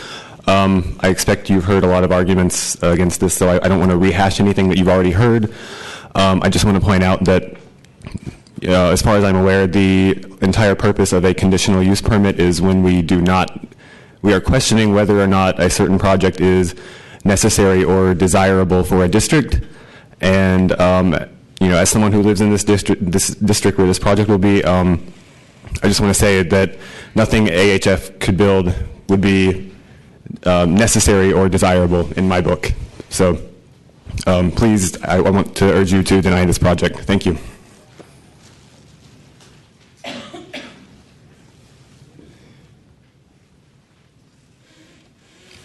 Good afternoon, Commissioners. I'm honored to be before you. My name is Jesse Brooks. I want to be transparent that I work with AHF as a contractor. I'm the advocacy coordinator, but I also sit on the Community Advisory Board with UCSF. I do a lot of HIV work in this community in Oakland and in San Francisco. And I was sitting here listening to the opposition and trying to look for good reasons why not to move, and I don't see any reason. It sounds like they want AHF just to move away from the Castro, but we're not moving away. All we want to do is move the pharmacy to the clinic, where statistics show that patients who have their care in one space do better, have better outcomes. So it's not about everything else they were saying. It's about, I didn't hear anybody talk about saving lives and clients and the need for clients to have better outcomes. We're talking about getting to ground zero. I'm also HIV positive, and there was a time in my life where I had low energy, and just to get to the clinic was a big hassle to me. And I talked to patients who deal with stigma that have to go from building to building, which adds more to the stigma. I also talk about that appropriateness. Who is to say what's appropriate? And I'm kind of worried about who they are deeming appropriate for the Castro. Are they saying that the patients that AHF is bringing is not appropriate? So I didn't really see a good argument not to move the pharmacy. They're saying it's too many pharmacies. AHF is one of those pharmacies that they're talking about.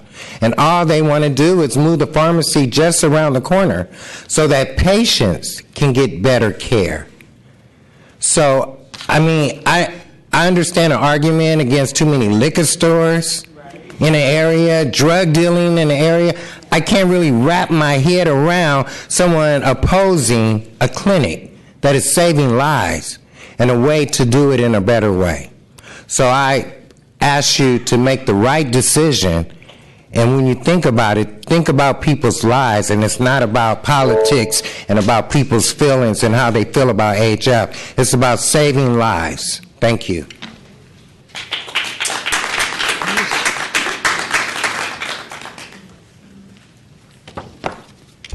Good evening, Commissioners. I'm James LaDuca, a 22-year resident of the neighborhood and Senior Vice President of San Francisco AIDS Foundation.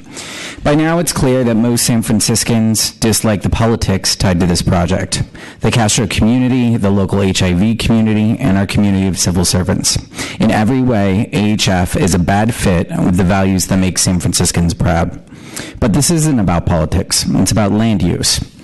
And it's up to you to scrutinize the case that this project is both necessary and desirable for the neighborhood. So let's take a look at that case. For example, AHF's letters of support. One from DPH, as you know, has been withdrawn out of concerns that it was obtained inappropriately.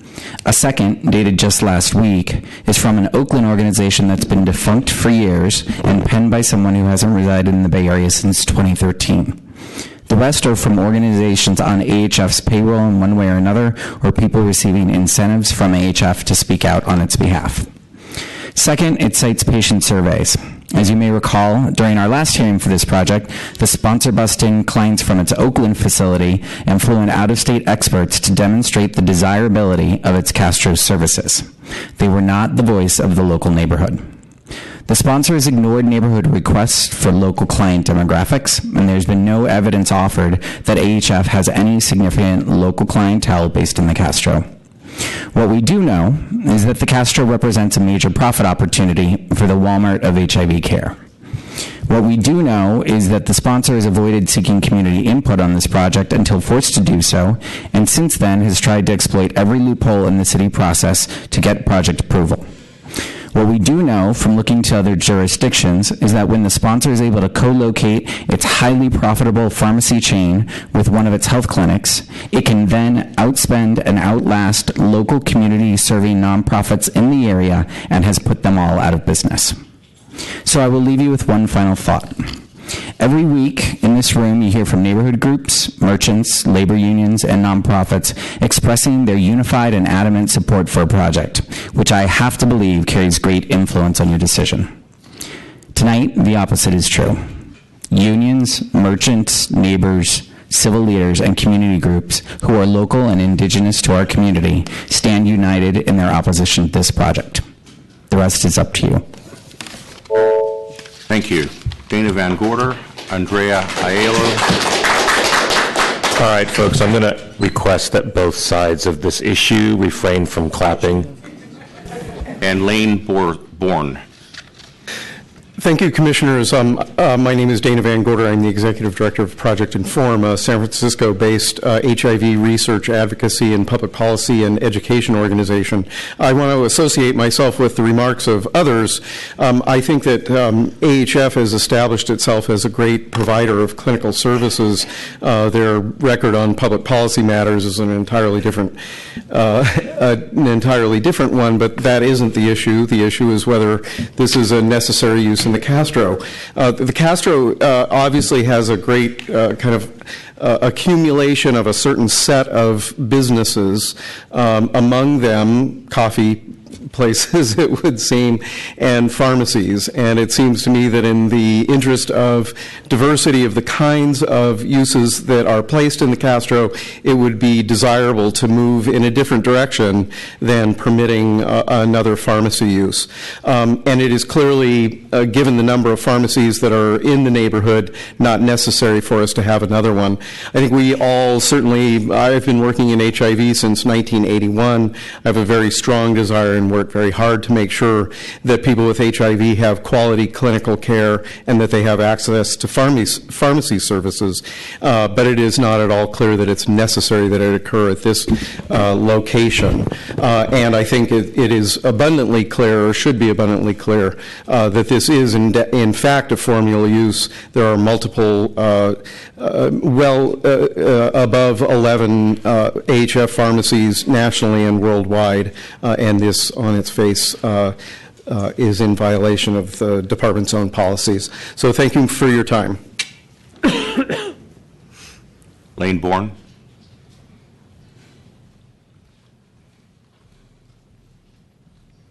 Good afternoon, Commissioners. My name is Lane Bourne. I am a resident of the Castro. Moving the pharmacy will have a negative impact on the community with no discernible benefit to the neighborhood. There will be actual and real harm. AHF is a big business This is about money. Playing fast and loose with names through shell games only reinforces this. They are a nonprofit only in the organizational paperwork sense. They are a business. Routinely being untruthful in its advertising and press releases, AHF intentionally uses half-truths, misinformation, and out-of-context quotes. This is disingenuous at best and dangerous at worst. This is neither necessary nor desirable for the neighborhood. AHF is not a good neighbor. They use litigation or the threat of it to bully. Their actions regarding other community organizations in SF and their fear-based campaigns have caused real harm to the people of SF and to the neighborhood of the Castro. AHF also promotes a highly negative attitude towards health and healthcare, which is the last thing we need in the Castro. With the recent opening of Strut, my community took a great leap forward for health and wellness. AHF represents a tremendous step backwards. AHF is not a good fit for the neighborhood. They are neither necessary nor desirable, and I urge the Commission to vote to deny. Thank you. Andrea Aiello.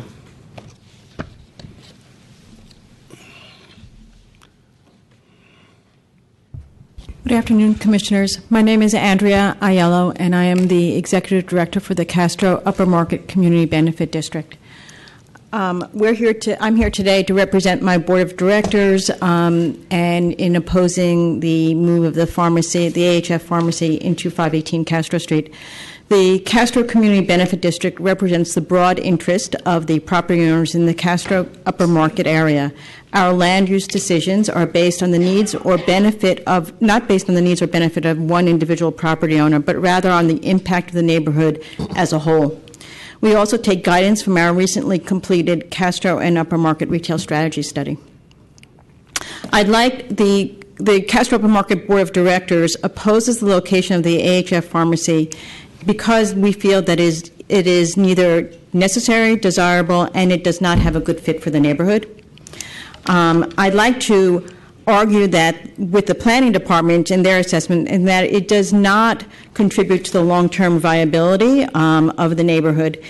My office is across the street from 518 Castro Street, and I don't think I've ever seen one person walk into their front door. And they are not open very often. I don't think the pharmacy is open very often either. We need an active retailer or an active business in that spot. We don't need a business that is open only occasionally and that has very few clients coming in. Though we've asked, we don't know the percent of their clients who are Castro residents. So we don't see that it's necessary or desirable for the neighborhood. They're not benefiting people who live in the Castro.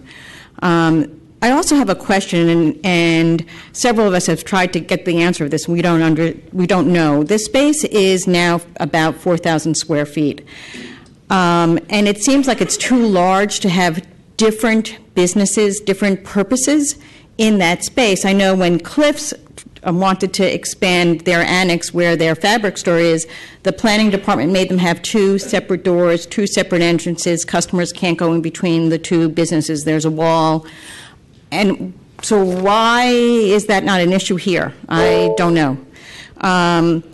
The other thing about not a good fit or not good values for the neighborhood is that AHF was in a long lawsuit with Maitri and AIDS Hospice in the Castro, and it ended up going to court.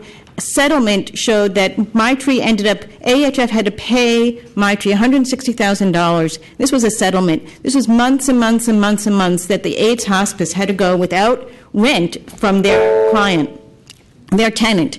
And this was a settlement, so it means that, yes, they got $160,000, but obviously they lost also. Thank you. Any additional public comment, please step forward.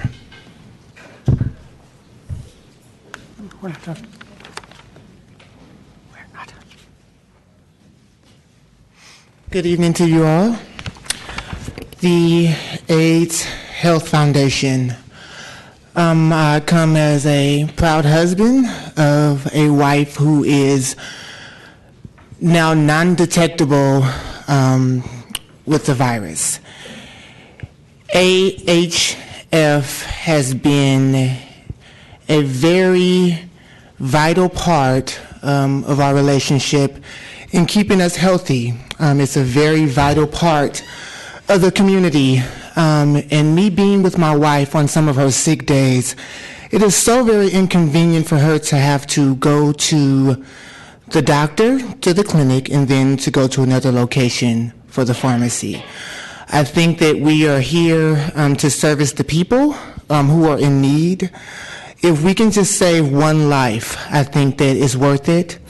I understand the concerns of the surrounding community, but if we can save one life, if we can make it possible for one person to have that one-stop shop, I think that our goal is met. Thank you.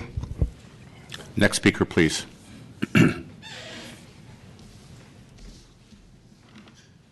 Thank you, Commissioners. My name is Doug Brogan. I am a 10-year resident of District 8 and a 15-year resident of San Francisco.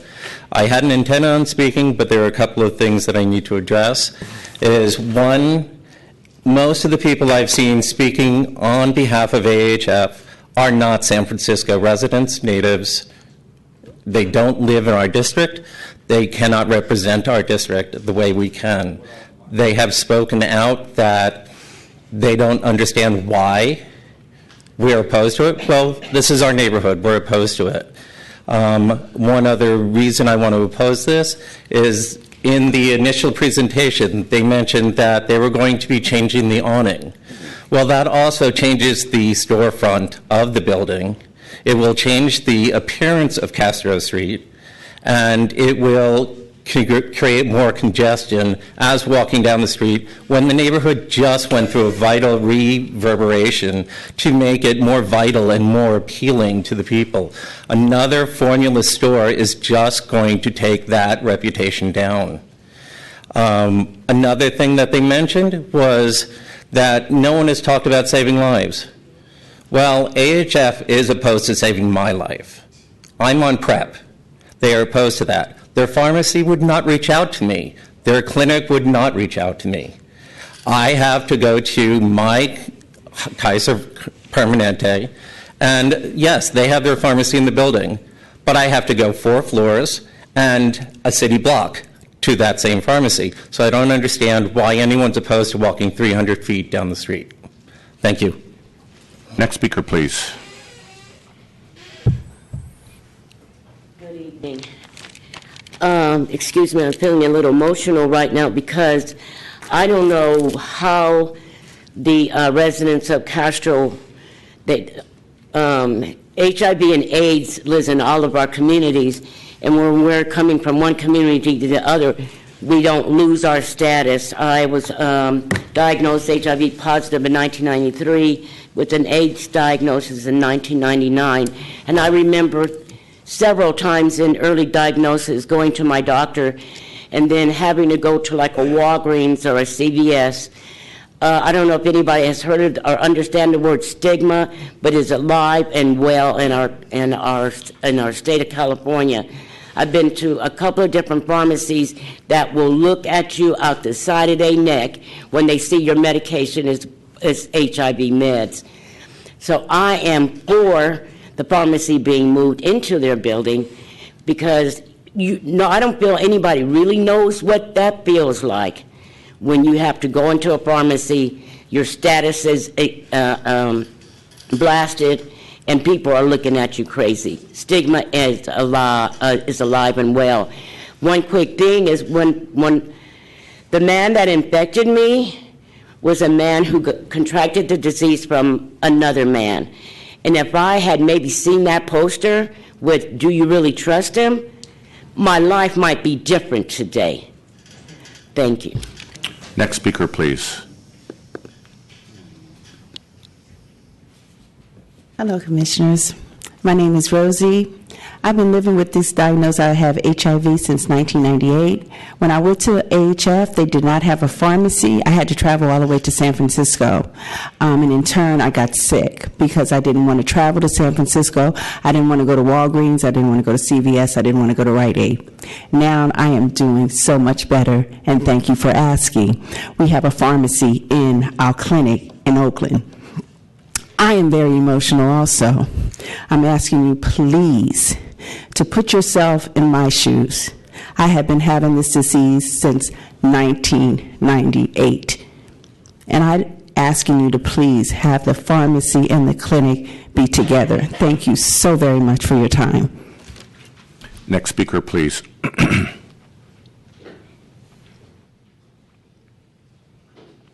Good evening, Commissioners. My name is Ron Lewis, and we do need a one-stop shop. Next speaker, please.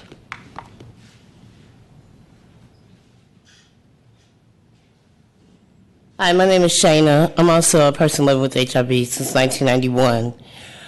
I'm not understanding they're saying there's too many pharmacies in the Castro Valley when the pharmacy, the AFHF is already there. We're just asking for them to relocate it and put it inside one building so when I have to go, I'm also a dialysis patient, so I'm already doing enough procedures.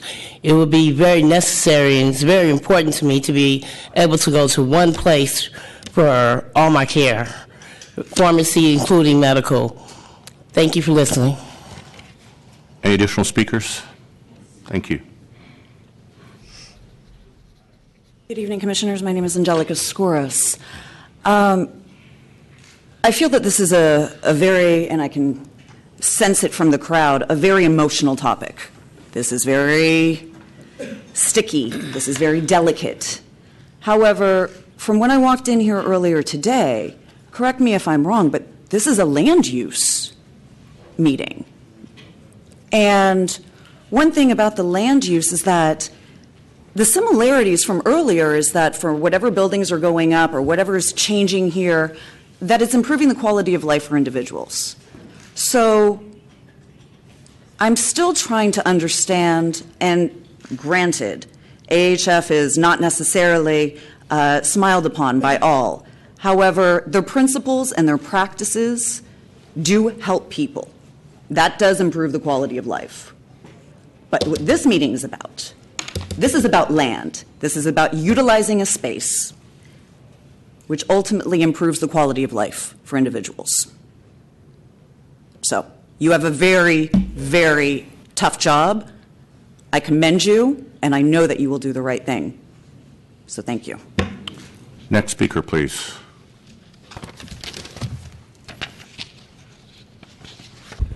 Good afternoon, Commissioners, members of the public. Those of you who have been here today or watching on TV have seen me testify in favor of two previous projects, building housing. And so this may actually be a first for me. My name is Starchild, by the way, Outreach Director of the Libertarian Party of San Francisco. And in general, we support property rights, letting people do what they want with their own property. So it may surprise some of you to hear me say that I'm here today to speak in opposition to this project. I live about 3 blocks away from the proposed site on the 16th Street.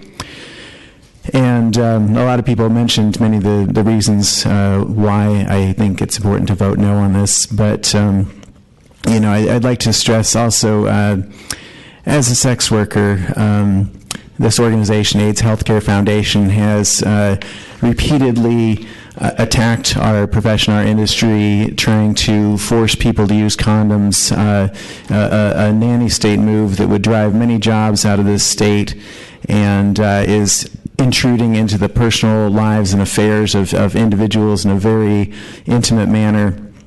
As was also mentioned, they have, particularly their executive director, Michael Weinstein, acted in a NIMBY fashion in Los Angeles, I understand, opposing the construction of housing being put up in towers that would block his view out of his office, a man who makes a reported $400,000 a year.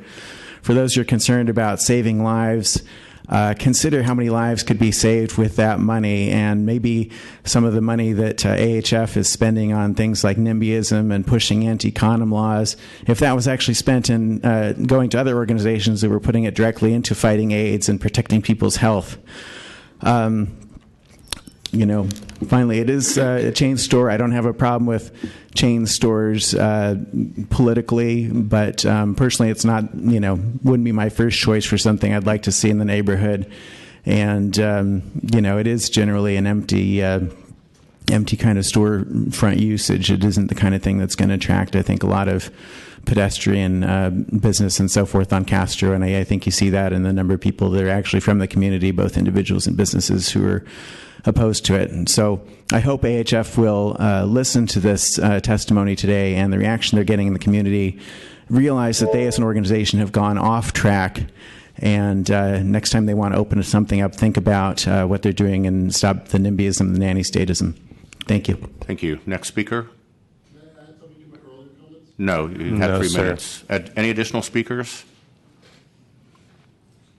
Here's my card. Thank you. My name is Michael Nulty, N-U-L-T-Y, and I'm a former San Francisco Health Department employee.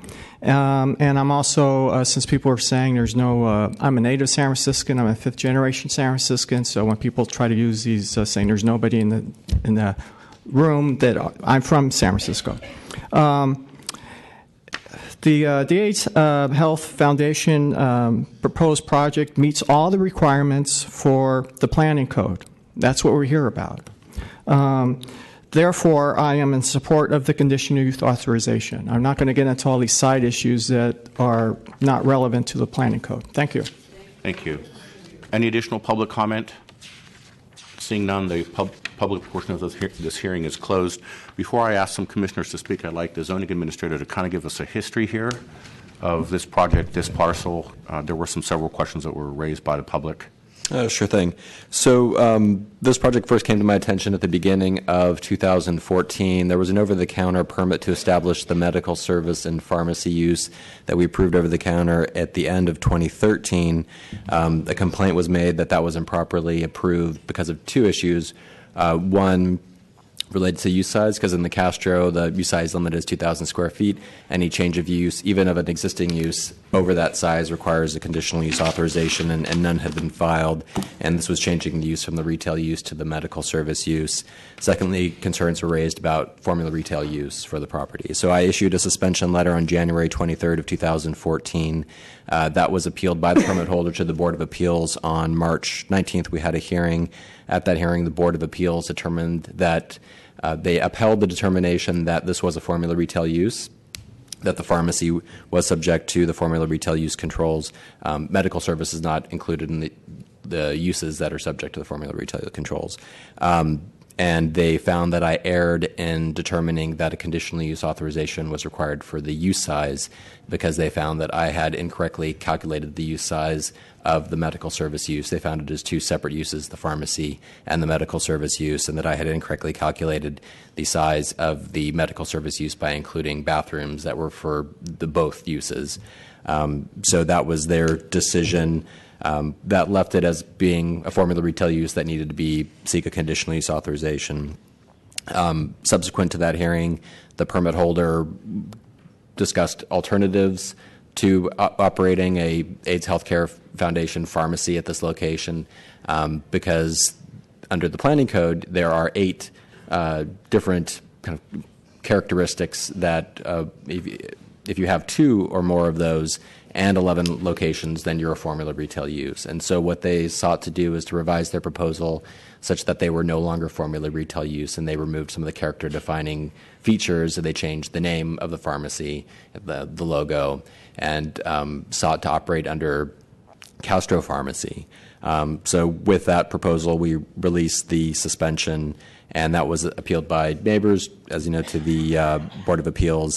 The Board of Appeals had 2 hearings on this. And I would note at the first hearing on March 19th, there was no public comment kind of in support of the position that I was taking. It was only the AIDS Healthcare Foundation and I think maybe even a few supporters. It was not a well-attended hearing. But again, subsequent to that, my decision was appealed. 2 hearings, one that occurred on June 11th. It was subsequently continued to August 20th. On July 8th, the Board of Supervisors adopted interim controls that stated that if you were determined to be a formula retail use, but you then subsequently remove those character-defining features such that you are no longer a formula retail use, you are still subject to the formula retail use requirements. And so at the hearing on August 20th, we said those interim controls apply, and they need to get the conditional use authorization under those interim controls. The board dismissed the appeal as moot because of the effectiveness of the interim controls requiring the conditional use authorization for the Castro pharmacy. And so subsequent to that, there was also litigation on this matter, which if there are questions on, maybe the Deputy City Attorney can answer in greater detail. But ultimately, they are now submitting as AIDS Healthcare Foundation. Those interim controls have lapsed. There are no permanent controls to replace it, and they are coming forward as AIDS Healthcare Foundation for the conditional use authorization for the formula retail use, which is the land use item that is before you for your decision now. Thank you. Commissioner Antonini. Well, thank you. A very interesting discussion. I'll just tell you the way it looks to me, and we'll see where we go. I mean, it's combining a medical use and a pharmacy. It's not increasing the number of formula retail because basically it's, moving the formula retail portion of it into the same location as a medical clinic. So it's just a relocation, now a co-location. And I don't know, there were some speakers that talked about how well the neighborhood was informed. I would assume staff would think the information regarding this hearing was properly noticed. And so you might want to comment on that, but if that is the case, that would be fine. Yes, Veronica Flores, department staff. So just confirming that this project did go through the proper notification for combined conditional use authorization and Section 312 neighborhood notification. So it included occupants within 150 feet from the subject property, as well as owners for within a 300-foot radius of the subject property. Those community groups recognized in the Castro Upper Market Street neighborhood, as well as the citywide lists that we have through the planning department, and also the poster was posted as appropriate. Thank you. So that, and this is a land use decision. I know there are back issues. I know there's been some problems with disagreement on the efficacy of a particular medication, but people can disagree over things, and that happens sometimes. And also it was brought up that one of the project sponsors was opposed a building in Los Angeles which would have blocked his view. That really has nothing to do with this. We often see people all the time that come up to oppose projects that block their views, but when they come up, sometimes we have to look at their particular projects independent of the positions they may have taken on other issues. So there was talk about the space being used for other things. There will be a vacancy presumably at 4071 18th Street, which could be used for another use, retail use there, because it's all very close to the same place. And I know that most medical clinics have a pharmacy on site. I know Kaiser does, Cal Pacific, UCSF. It just makes a lot of sense that someone is getting treatment, and in the process of their exam or treatment, they are told to go get a particular prescription. They can do it right where it is. It just makes it a lot easier. There's been some talk about the hours not being very widespread. It's 9 to 7 weekdays and 9 to 12 on Saturday. So it's a fairly, good part of the week that it's open. I'm sure that there might be a possibility, if it was so desired, that they could open longer. I don't think there's any prohibition on them being open more hours if they so requested that. So I'm generally favorable on the issue. I'll see what the other commissioners have to say. Commissioner Hillis. So thank you. I agree with many of the speakers that this is a land use issue. There obviously is is controversy and issues about the organization. But ultimately, this CU requirement for formula retail was put in place to give neighborhoods a voice at this hearing of how they want their neighborhood to look and feel. I put, when these items come up, great weight in what the neighbors and the merchants have to say. And we did that when we heard Starbucks around the corner on 18th Street in the Castro. We did it when we heard Pet Food Express. Neither of them on their face terrible uses, but I think the goal of this is to give the neighborhood a voice and help them determine kind of how they want their neighborhood to evolve. And so what troubles me on this is that we don't see a lot of support from the merchant organizations or merchants or folks who are identifying themselves as residents in this neighborhood. And ultimately, that's kind of where I put my weight. In addition, I don't think this is the most, as many of the neighborhood folks said when they opposed it, it's not an extremely active use. I mean, we had a similar case on Valencia Street where we were putting in medical office buildings that ultimately I think was approved. I wasn't supported, but I wasn't here for the day that we actually voted on it. But I have trouble with these types of uses that aren't the most active on the ground floor in what is a highly active commercial corridor. So based on those, I cannot be supportive. Zoning Administrator Sanchez. Sorry, apologies. Just wanted to make one correction. I believe that the interim controls are still in effect. They were 18-month controls, so it should be for a few more weeks. But nonetheless, this is coming in under permanent controls because they are coming in as a formula retail use under their main identity. And also in response to Commissioner Antonini's kind of question about the hours of operation in this district, it's principally permitted between 6 a.m. and 2 a.m. Commissioner Moore. With the clarification that this is really a discussion about land use and interim controls, which are in effect the discussion about formula retail in the presence of 11 other pharmacies which seem to be serving the community properly and in a desirable manner. I cannot really hear the community with its collective voice from different aspects, merchant groups, AIDS Foundation, etc., supporting this particular suggestion, and I cannot support it as proposed.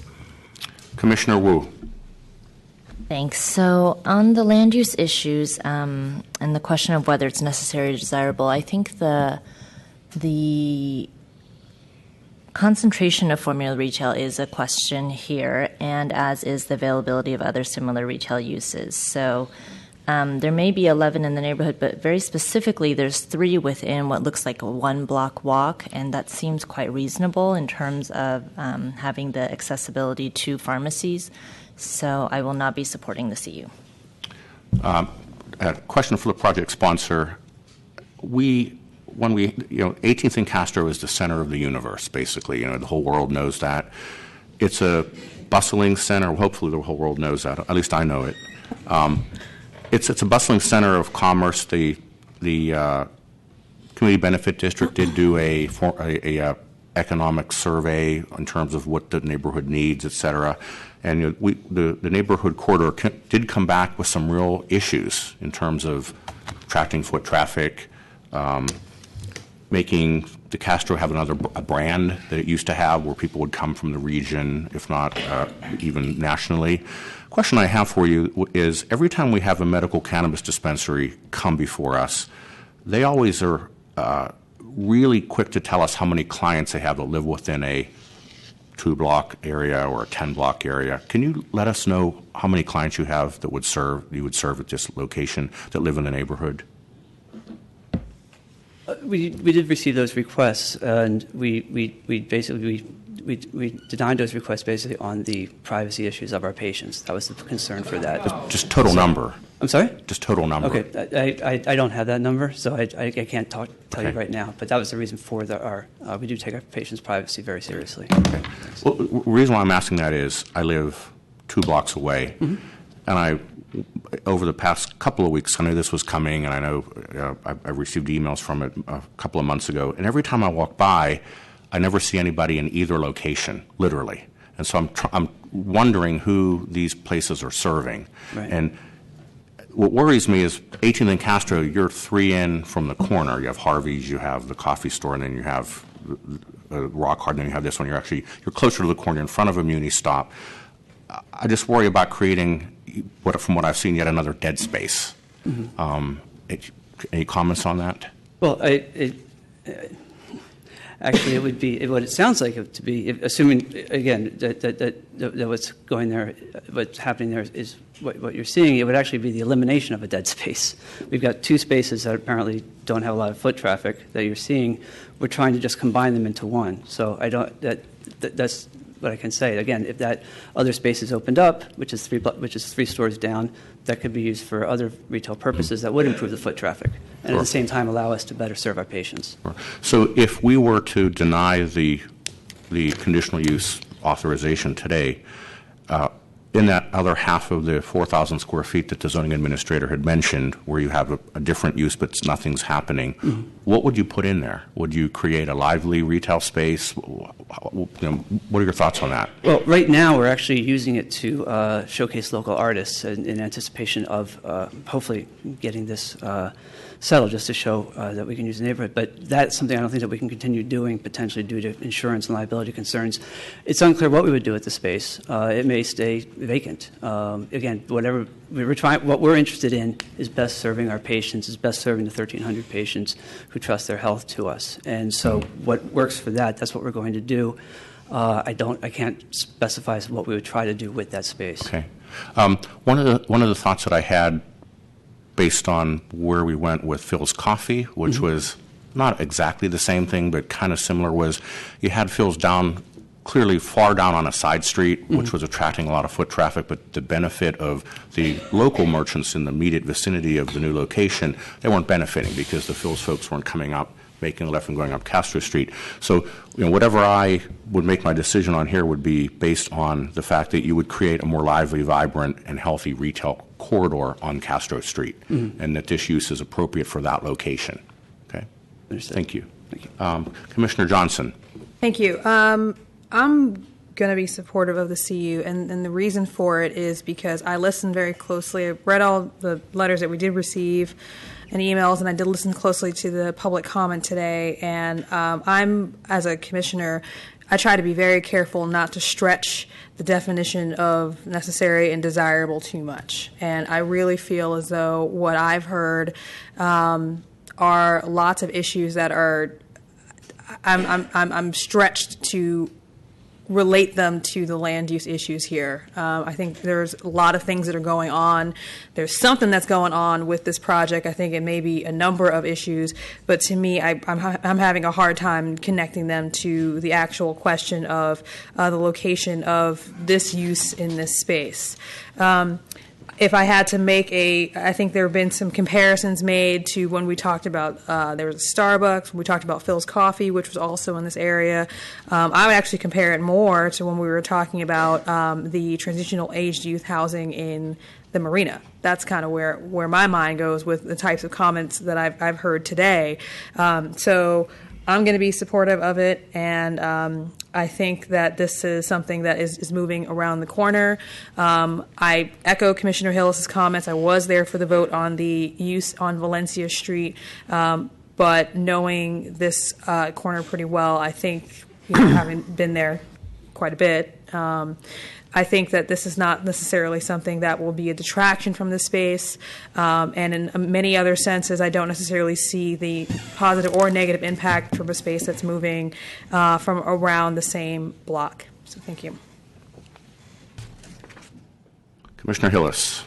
So, I appreciate Commissioner Johnson's comments, but I think ultimately when we're voting on, at least for me, when I'm voting on formula retail, I think these rules were put into place really to give neighborhoods a say in their merchant district. So I would make a motion. I think we've got to do an intent, right, to disapprove?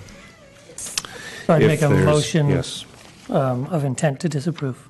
Second.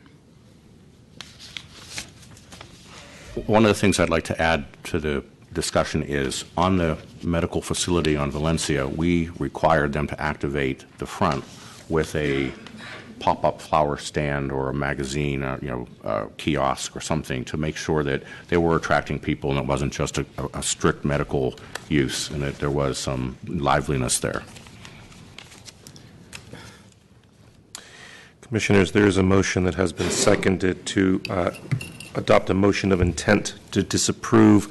Is there a particular date you'd like this to come back? Next week? Couple weeks, staff. Is that enough time? Oh, right. No, 2 weeks. 2 weeks. So the motion of intent to disapprove and continue this matter to January 28th. It'll give you 1 week to draft a motion. Is that sufficient? That's acceptable. Okay. Can I comment, Mr. So then, can I comment before the vote? Thanks, Mr. Ione. Yeah, I'm going to vote against the motion, but only, hope that the project sponsor comes back with a better answer about activating the part of the store that's, as Commissioner Richards has suggested, to make it more active, because that is the land use issue. The relocation is not a problem, but I don't want to see dead space there. Commissioners. Commissioner Moore, sorry. The simple idea of activation is a nice idea, but you have to look at the reality of an existing building, an existing storefront, etc. The one on Valencia was a new building where we really twiddled with the building design to make something happen. As to whether or not that will work, I truly question, but that's a different discussion. So I just like to throw in here that we cannot just hang our decision on wishful thinking that it might work. We have an established front setback, uniform setback between small retail developments, and there is not a lot of room to imagine that you couldn't activate. So I think it's a very somewhat not hitting on what the real issues are. Project sponsor, do you have a comment? I apologize. I may have misunderstood your point. If you're saying if the question was if this conditional use permit were to be approved, and then would we take additional steps to put the front of the Castro Street to additional more vibrant retail use? Was that your point? No, if it was not approved. Oh, if it was not approved. Okay, yeah. If we still have our pharmacy in one place and our clinic in the other, it's unclear what we would do with that currently vacant space. Thank you. Okay, thank you. Thank you. Commissioners, there is a motion that has been seconded to adopt a motion of intent to disapprove and continue this matter to January 28th. On that motion, Commissioner Antonini? No. Commissioner Hillis? Aye. Commissioner Johnson? No. Commissioner Moore? Aye. Commissioner Wu? Aye. And Commission Chair Richards? Aye. So moved, Commissioners. That motion passes 4-2. With Commissioners Antonini and Johnson voting against. Commissioners, that will place us on items 13A and B for case numbers 2012.1445 C and V at 824 Hyde Street. This is a conditional use authorization, and the zoning administrator will consider a request for variance. Good evening, Vice President Richards and honorable members of the Planning Commission, McFoster Department staff. The item before you is a request for conditional use authorization to allow for a new construction building to exceed 50 feet in height within an RC zoning district on a partially downsloping vacant lot. The project site at 824 Hyde Street is bounded by Hyde Street to the west, Leavenworth Street to the east, Bush Street to the north, and Sutter Street to the south, and is located within the RC4 residential commercial high-density district and an ADA height and bulk district. The project site was previously occupied by a 4-story, 8-unit residential building constructed in 1915 that was designated as a contributing resource to the Lower Nob Hill Apartment Hotel Historic District. That building was destroyed by a fire in 2010, and the remnants of the damaged structure have since been removed. The resulting vacant lot is considered a non-contributory property within the district. The proposed project would involve the construction of an approximately 53-foot-tall, exclusive of stairwell and elevator penthouses, 5-story over basement, approximately 12,400 gross square foot residential building on the subject lot. The proposed building would provide 9 studio units, 1 junior 1-bedroom unit, and 5 one-bedroom units for a total of 15 dwelling units. Excavation to a maximum depth of approximately 9 feet below grade is proposed in order to accommodate the basement levels. No off-street parking would be provided as part of this project. The project requires conditional use authorization pursuant to Planning Code Sections 253 and 303 to allow a structure to exceed 50 feet in height within an RC zoning district. Even though the underlying bulk and height district would allow for a taller structure up to 80 feet in the height of the case of the subject property, the code nonetheless requires approval from the Planning Commission. The project also includes a request for 2 variances pursuant to Planning Code Sections 136C2 and 145.1. Section 136C2 of the Planning Code allows permitted obstructions, in this case bay windows, to extend over the street and alleys by 3 feet for the subject property, provided that such projections meet certain requirements for dimensions and horizontal separation. The project proposes new construction on the subject property with bay windows at the 2nd through 5th floors. The bay windows on these floors exceed allowable projection dimensions for the features listed within Code Section 136. Therefore, the variance is required. Section 145.1 of the Planning Code requires active street frontages for development lots, which does include residential uses. Residential uses are considered active uses only if more than 50% of the linear residential street frontage at the ground level features walk-up dwelling units that provide direct, individual pedestrian access to a public sidewalk. The subject lot is only 25 feet wide, and the project proposes residential uses on the ground floor that do not provide direct, individual pedestrian access to the public sidewalk. Again, therefore, variance is required. To date, the department has received 2 inquiries about the project and 1 letter of opposition. That 1 letter was received by the department after the packet publishing deadline, and as such, that was just distributed to you right now. The department finds that the project is necessary and or desirable and compatible with the neighborhood, as the project will do the following: add 15 dwelling units to the city's housing stock, satisfy the requirements of the inclusionary affordable housing program through the payment of the fee in an amount to be established by the Mayor's Office of Housing and Community Development at a rate equivalent to an off-site requirement of 20%, create new residential units within a transit-rich area, and encourage public transportation use by not providing on-site parking, fill the gap of a block face with a new building that would complement and not compete with the surrounding neighborhood character of the Lower Nob Hill Apartment Hotel Historic District, and lastly, include streetscape improvements to the Hyde Street frontage, including installation of 1 new street tree and 1 new publicly accessible Class 2 bicycle space. The department has recommended standard conditions of approval to ensure that the new building does not adversely impact the existing residential character of the neighborhood.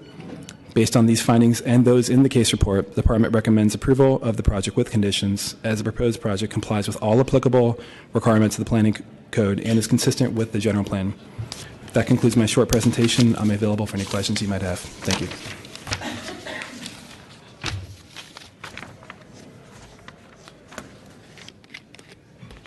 Oh, I guess I'm sharing. Hi, what? Sponsor. Project sponsor. So sorry. Nobody told me to get no. Commissioners, Mr. Sanchez, good afternoon or good evening, whatever it is outside. My name's Joseph Chance. I'm the design architect for this project, and I'm working with Rudine Architects. Sorry, one second. Judge, give it the... SF Gov TV, if we could get to the computer, please. Thank you. Are we all set? Yes. Okay, as I was saying, I'm the design architect on this project, and I'm working with Rudine Architects, and together we're the architects for 824 Hyde Street. Since you already have received a rather comprehensive package from staff with all the facts and figures, I'm going to skip that part, and I want to talk more about what we're trying to achieve and how the building actually works. As we all know, San Francisco really needs more housing. Our client from the very beginning challenged us to maximize the allowable density in this building and still keep it within type 5 wood frame building, 5 stories. We were able to accomplish that by developing efficient and very livable small studio and 1-bedroom plans. We also used the natural slope and grade of the site to get an additional unit in the basement, and we ended up with 15 units, which pretty much maxed out the site. Now, these are not micro units or bare bones units. They are efficient, well thought out units that are easily furnishable and have adequate closet space. We'll review these plans in a few minutes. Next slide. Another goal was to be a good neighbor. If you look at our parcel in the center there, the shape of our building, and if you look at all the heights, we are both compatible and comparable to all of the buildings around us. Next slide. This slide just shows you pretty much the scale and the bulk of the adjacent buildings, and the gap in the middle in the street front there is our site. Next slide. This site plan shows the footprint of our building, and to the rear, the required 25% rear yard, which also includes 405 square feet of common open space there on the ground, and then it's supplemented by an additional 430 square feet up on the roof, which we'll see in the roof plan. Next slide. This is a building section. This pretty much shows how the whole building works, top to bottom, and it demonstrates, if you look towards the lower right, you'll see how the basement unit works, and in reality, it's really only about 2 feet below grade on the rear side there. So, next slide. Now we can get into the various floor plans, level by level. In the basement, in addition to the one-bedroom unit towards the rear, we also have a laundry. Does this mouse work? Let's see here. There we go. We have a laundry facility. We have storage for 15 Class 1 bicycle spaces. We have room for mechanical and electrical equipment. And in addition, we provide both elevator and stair access to the rear yard at the basement level. Next slide. By keeping the building entry on the high side of the site, no, go back, please. We are able to keep the first floor high enough above grade to limit the amount of excavation that we have to do for the basement below that. In addition, by keeping our building core, the elevator and the stairs in the middle of the building, we leave enough exposure in the front for a studio unit and all the exposure in the back for another one-bedroom unit. Next slide. Okay, this is a typical floor, and this demonstrates pretty much what we were trying to do with the floor plans. If you look closely at this, you can see that the elevator and the 2 stairs and the corridor actually take up about 35% of the whole floor. In a small building like that, it's very difficult to be efficient in the building. So what we try to do is to be very efficient in the unit plans themselves with no space wasted. And we tried to incorporate the bay windows as best we could to make them contiguous, furnishable spaces with the rooms they are in. In the front here, the 450 square foot studio unit, for instance, will have a fully accessible bathroom, a full kitchen, a sleeping area with a 7-foot closet. We're providing a desk space, and with the bay window tied in, we create a furnishable area that we could get in a chair and a sofa and a decent amount of furniture to make a livable space. In the back, in addition, this unit, of course, is larger. It's 605 square feet. But again, using the bay windows, we can get a extra desk space, more room for more furniture in the living room here. And in addition to the full accessible bathroom and kitchen, we actually have room for a small walk-in closet. So we are providing as many amenities as we can in small spaces. Next slide. This is just a roof plan. It just shows where we have the additional 430 square foot of common open space. Next slide, please. Okay, the front elevation.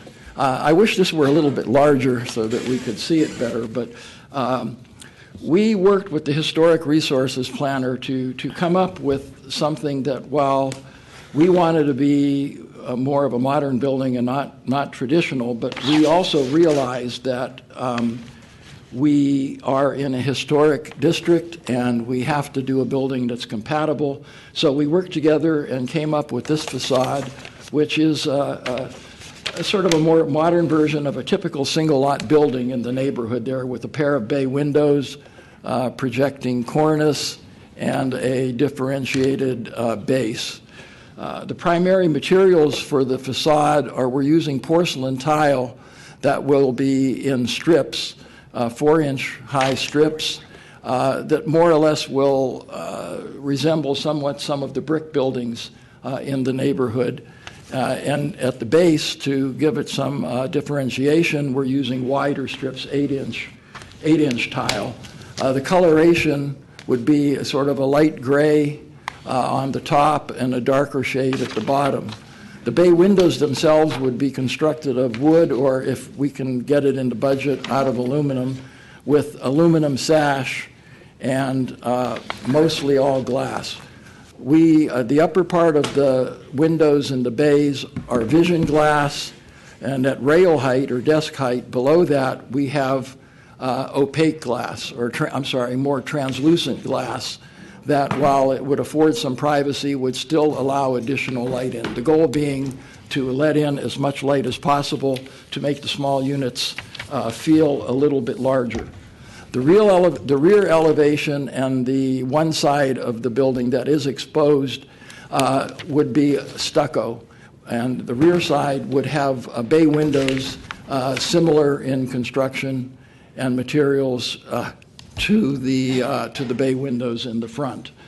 And with that, I want to thank you for giving us the opportunity to present this, and we hope that it's well received, and I'll be happy to answer any questions that you might have regarding the building. Thank you very much. Opening up to public comment. I have 2 speaker cards. Bill Kwan. Bill Kwan, you can speak once for this issue. Okay, that's fine. Yeah, I'm Bill Kwan. I'm the manager of the Light King Kwan Properties, LLC, which owns the apartment building at 830 High Street. It's immediately to the left of the 824 High Street project site. When the fire broke out in October 2010 at 824 High Street, it badly affected our building. It's been a little bit over 5 years now, but we're getting very close to completing all the repairs at our building, and soon we'll be able to rent out the building. When we first learned that the previous owner wanted to build an additional story, this was back in May of 2014, I contacted department staff that we objected to that because it would block off some of our light well openings and also some windows on the top floor at the south wall of the building. If you look at the preamble of the draft motion, it doesn't have any of that in there. We have several concerns at this point about the project, but the one that primarily relates to the conditional use authorization is the fact that it would block off 2 light well openings and at least 6 windows at the top floor at the south wall of the building. I'm going to show you a picture that I took recently.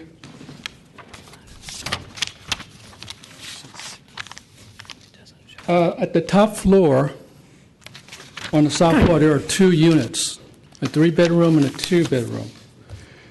And as pretty obvious, there's 2 light well openings. And what is not obvious is that there are 2 small bedroom windows in the back that opens out. And then at the end of the building, there are these windows. From what I can tell, it looks like they will be back. The project is going to be built back before the last column of windows, but I'm not sure about that. But anyways, all these openings, the windows and the light well openings were there before the fire. And if this additional story is built, it's going to block off access to light and to air. And for those reasons, we oppose the request to grant a conditional use authorization. As for the variances, well, there are windows that's going to be protruding out. I can't tell, but it looks like it's not going to block any of our windows. But still, we feel that the frontage that they're proposing is out of character with the neighborhood. Thank you, sir. Any additional public comment? Seeing none, the public portion of the hearing is closed. Commissioner Moore. Zoning Administrator Sanchez, the drawings in front of us that describe the buildings adjoining the property is incomplete to the extent that the next-door neighbor is describing property line windows, which we do respect in older buildings.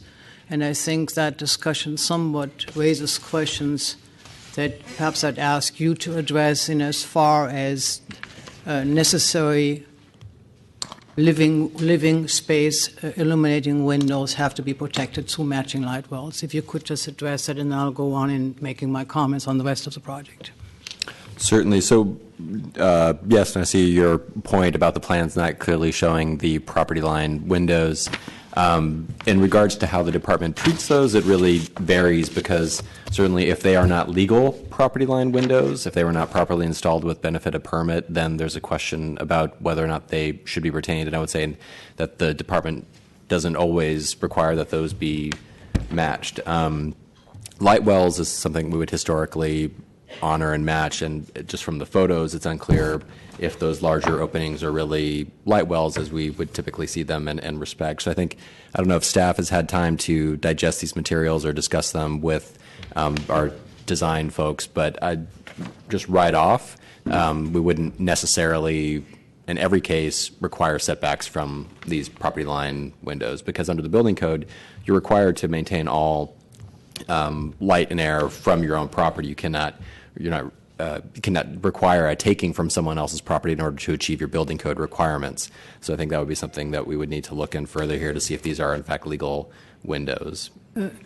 Further to that, buildings which were built prior to that particular part of the code coming into effect have special considerations as they need to prove that the windows which are behind those openings are indeed illuminating living space, necessary living space, rather than a closet or perhaps a bathroom which could potentially ventilate it artificially.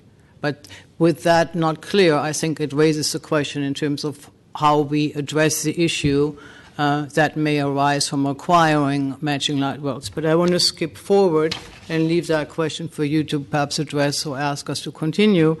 I want to talk about the building itself. The building is in a setting of traditional residential buildings with harmonious compositions, all pretty much acting in a very fine way with each other because there are no jarring differences of how they treat bay windows, how they respectfully express the residential uses behind those windows, and how they create like a pretty cohesive residential environment.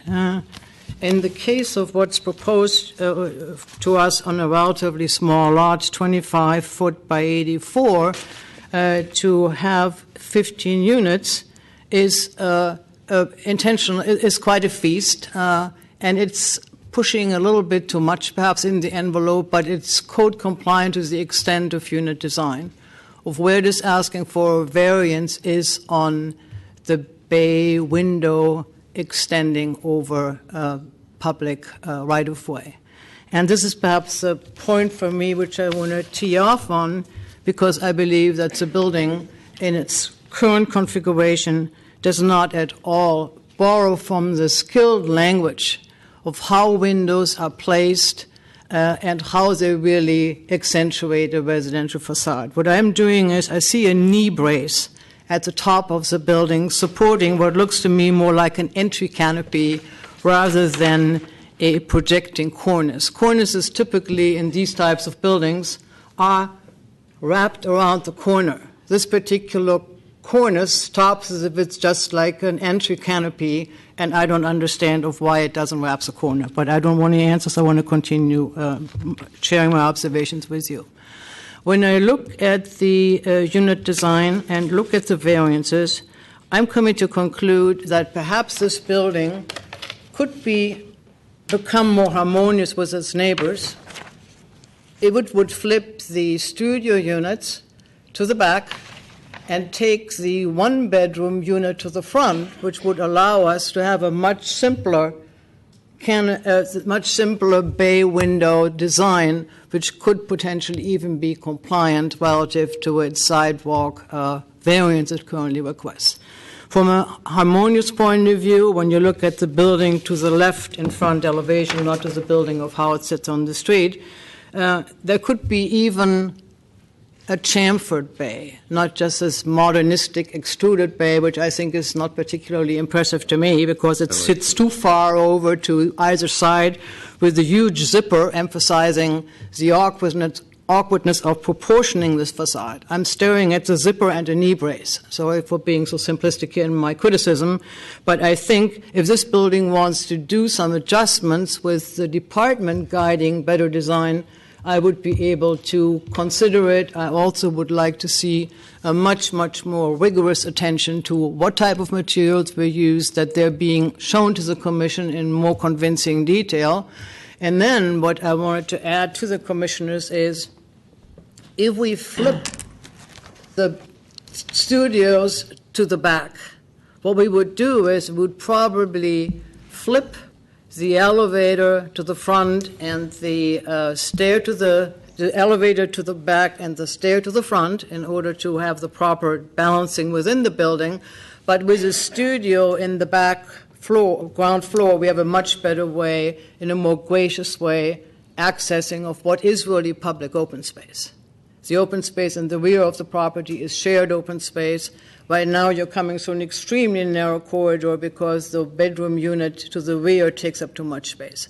So there are little tweaks by which this building is potentially approvable, even with its 15 units and a really cramped space. The unit design is fine, and that's basically flipping it and making some tweaks here and there and really having the department take a more careful look at the facade.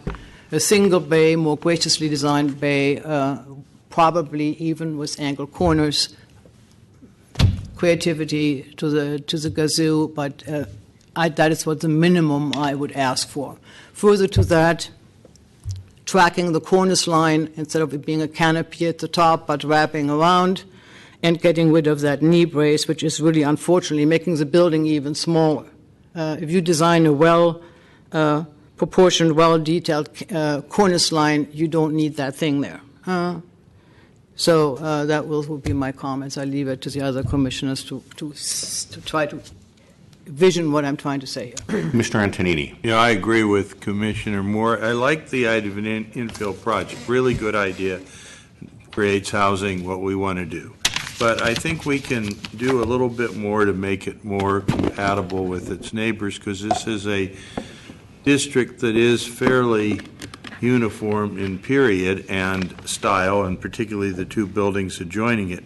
So I agree with the chamfered bays would be make it look a little bit better, and a more definite cornice that wraps around the building on the top. I think the entryway, you can see the older buildings often will put some elements around the entry to make it more,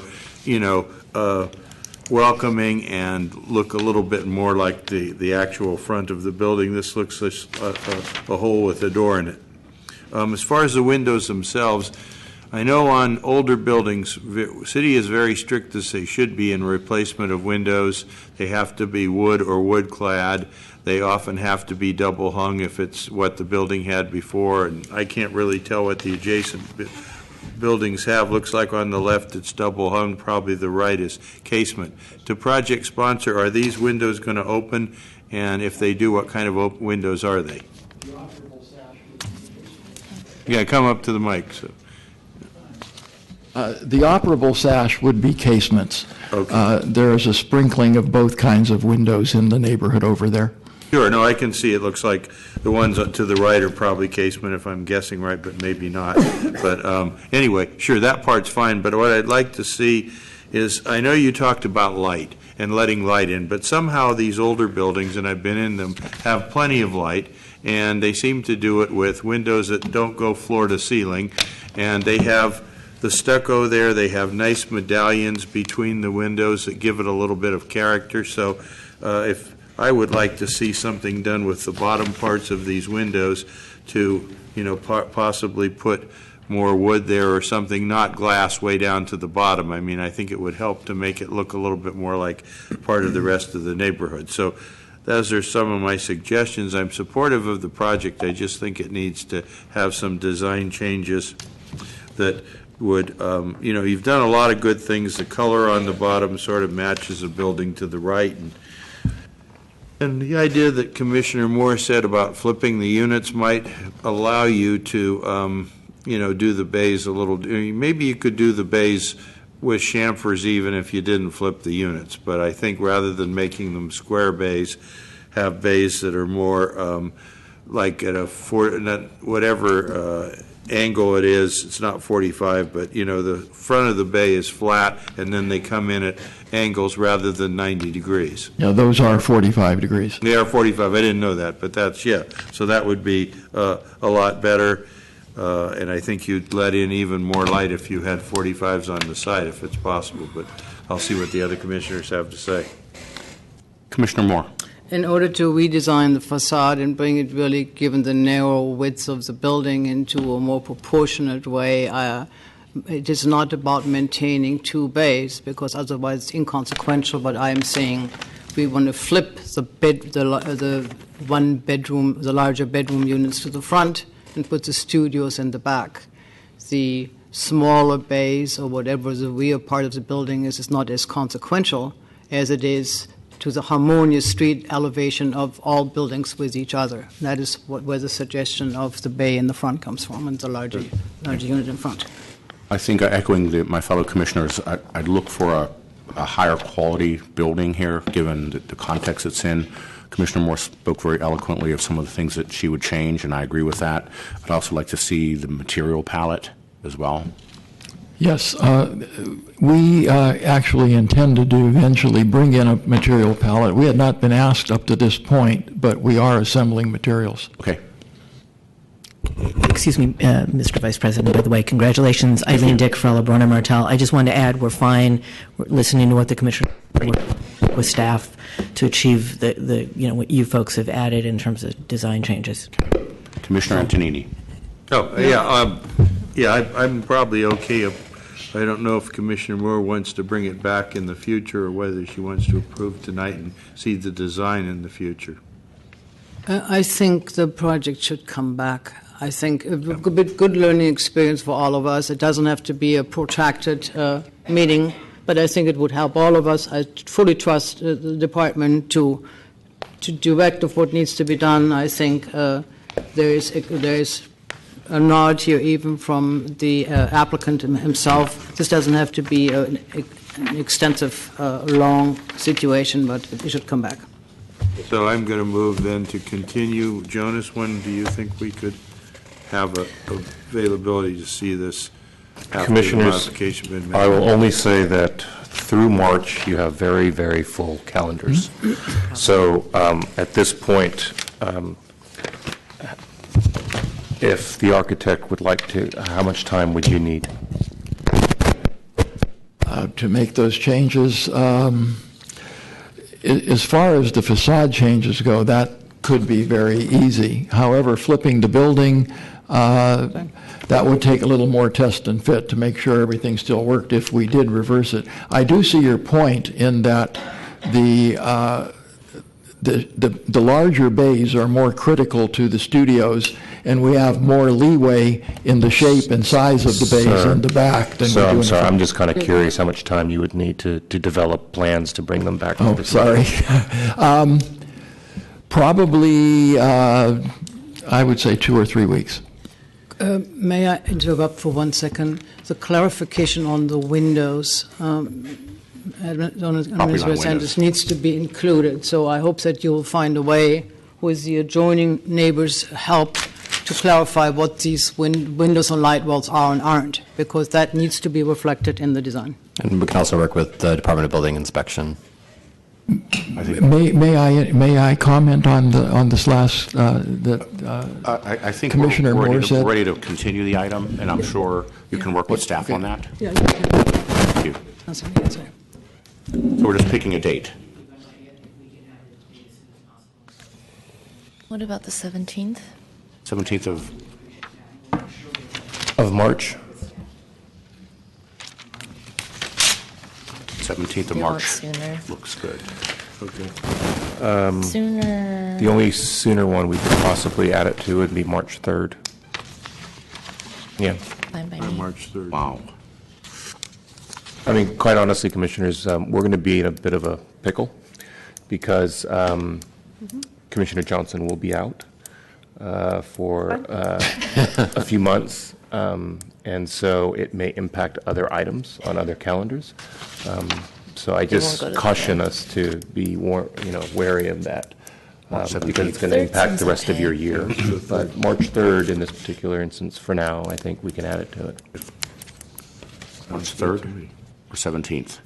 It's entirely up I to think you, the Commissioner. 17th looks good because you have so many that are the same type of case. Well, that doesn't make it easy. It's the motion maker's decision. Yeah, I mean, I guess I was the one making the motion. I'm going to go for the 3rd just because of what Mr. Ionin said. There is a chance that there may be projects that may want a full commission. You know, you can't say ahead of time what they're going to do, but there's a chance some might drop off. And if we find out the 3rd is too jammed when we come up to it, we can always move it back to another date, but earlier gives us the opportunity to maybe get to it a little sooner. So Very I'm going good. to move the 3rd. Do I hear? Second. Thank you, Commissioners. On that motion, then, to continue this matter to March 3rd with the direction provided from the Commission, Commissioner Antonini. Aye. Commissioner Hillis. Aye. Commissioner Johnson. Aye. Commissioner Moore. Aye. Commissioner Wu. Aye. And Commission Chair Richards. Aye. So moved, Commissioners. That motion passes unanimously, 6-0. Commissioners, that'll place us, I'm sorry, Zoning Administrator, what say you? We would keep the public hearing open, continue the date specified, acknowledging that the project may be revised so as to remove the need for the variances. Commissioners, that'll place us under your discretionary review calendar. Items 14A and B have been withdrawn and places us on item 15 for case number 2015-004434 DRP at 3790 through 3792 21st Street. This is an abbreviated discretionary review. Good evening, Planning Commission. Delvin Washington, Southwest Team Leader. The subject property is located at 3790 and 3792 21st Street. The property is on the northeast corner of 21st and Noe Street in the RH2 zoning district. The site is 1,700 square foot parcel with a 30-foot frontage along Noe and 58 feet of depth along 21st Street. The existing structure is 2,150 gross square feet with 2 off-street parking spaces and was originally constructed in 1929. The proposal intends to construct a new third-story addition with roof deck, light well infill, excavation to create a basement level, and extensive interior remodeling. The project includes exterior changes such as the relocation of off-street parking from 21st Street to Noe Street, replacement of 2 garage doors with a single door, as well as the reconfiguration and replacement of windows and doors on the existing 2-family dwelling. The residential design team reviewed the project following the filing of the DR application and determined that the concerns raised by the DR requester were not exceptional nor extraordinary. The proposed massing is appropriate as the project is a corner building and is adjacent to 2 other 3-story buildings on the block face along Noe Street. In response to the DR requester's concerns, the RDT instructed the project sponsor to modify the project, which they did to the department's satisfaction. These revisions are the official plans submitted to the Commission, and they include a solid railing parapet to provide a strong roof cap as viewed from the public right-of-way, providing appropriate window trim, information on the facade materials, including quality and finishes, improvements to the first two-floor window glazing proportions to better relate to the more vertical proportions of the neighborhood.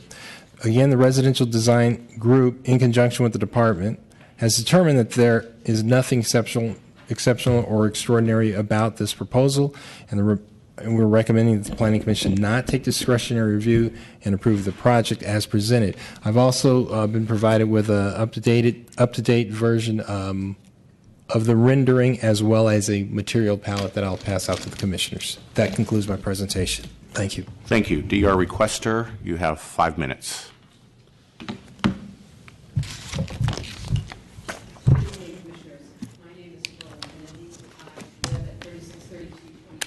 Can you speak up, please? I'm speaking into it. Okay.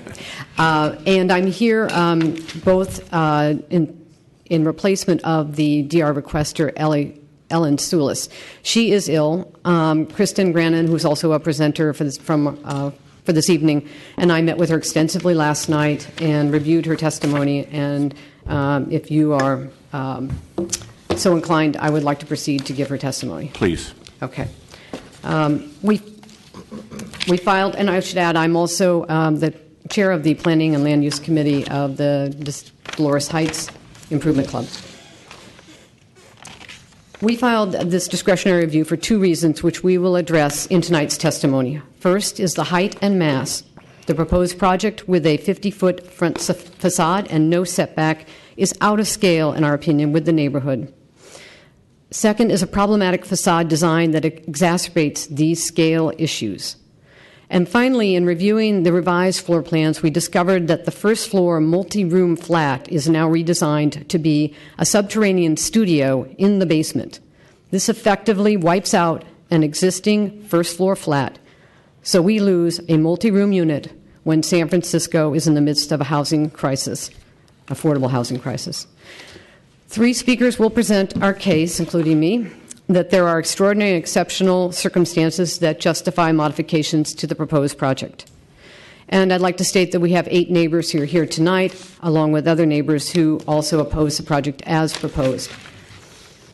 On the height and mass, the current building is a 2-story structure. And this is my first time using your overhead. Can you turn that on, please? Thank you. The currently is a 2-story structure with a 50-foot front facade that faces 21st Street. I think it's very important that we think about the orientation of this building. The proposed building is also oriented to face 21st Street. And that is, in our opinion, a really important issue relating to this design. The proposed project will adds a floor above and excavates a basement below. This creates scale issues, which is why we are here tonight. The building sits at 21st and Noe, you can see, which is the western gateway to Dolores Heights.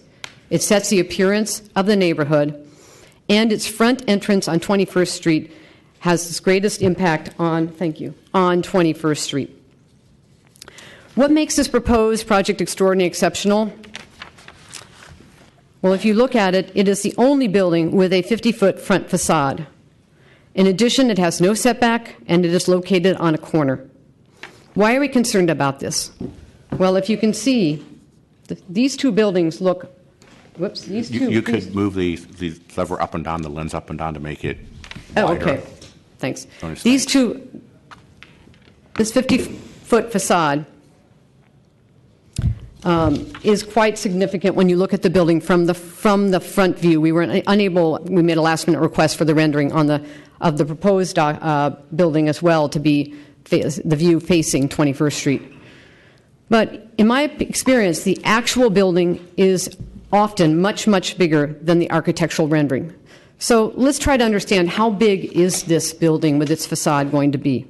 Well, the proposed front facade, by my calculations, is 1,800 vertical foot plane. This is larger than 2 freeway billboards stacked one on top of the other. No adjacent buildings on 21st or Noe have a 50-foot facade. The width of 3790 21st Street is vital to the discussion of scale and design considerations for this project and for our neighborhood. The architect's response to our DR filing states that the proposed three-story building is consistent with this block of 21st Street. So let's look at some examples. The first one comes out is in your packet, and it's a little hard to blow it up, but it shows the houses immediately across the street from this building. They are all designed in the same manner, and the one furthest to the east is the one that is a three-story building and fits in well with its neighbors. Similarly, the building across the street is also on a 35-foot lot, but fits in well with its neighbors and has a varied design. That's at the corner of the northwest corner of Noe and 21st. So to be clear, we don't oppose three-story buildings. The project sponsors have also taken advantage of the existing structure that covers 83% of the lot, and then they've added 2 more stories. Thank you. Your time is up. Okay. Those in support of the DR requester, you get 3 minutes.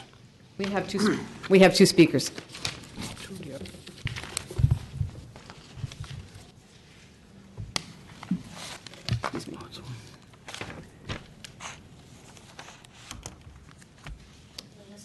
Something to get the... No, SF.gov TV, Oh, there if we you go. could. Thank you. Good evening, Commissioners. I'm Kristen Grannon, and I live directly across from the property at 3785 21st with my husband.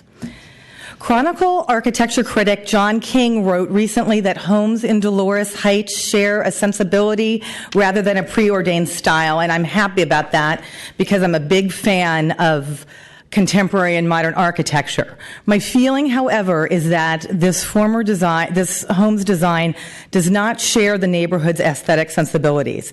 In its current form as the Mediterranean Revival home, it has no great shakes design-wise. However, it does have some real attributes. It has a natural 2-story scale and setting for the home. Its proportions are fairly sensible. This helps. The roof is in proportion to the body. A garage and 2 entryways break up the vast frontage, and it's considerate of its neighbors and the public's view down the hill and to the west. In my view, the proposed home has some specific problems as they relate to principles of good architecture, namely proportion, materiality, attention to detail, light, and sight. Quickly, as an example, the home on Sanchez and 20th Street, no matter what your personal subjective opinions are, I believe illustrates these tenets. It has eye-pleasing overall proportion. It has a thorough attention to detail. It has beautiful use of materiality with multiple woods, metal, large-scale glass. It's well integrated with the site, importantly, and it shares the neighborhood's design sensibilities of appropriate scale. The design of the proposed house, in my opinion, has some problems. First, and as previously mentioned, the house is a 50-foot facade, which is the gateway to Dolores Heights. So just the design decision alone to add another story on top of that 50-foot facade creates an overskilled residence relative to the homes on our street. The structure overwhelms the site. The third story, in my opinion, does not seem to fully integrate into the structure.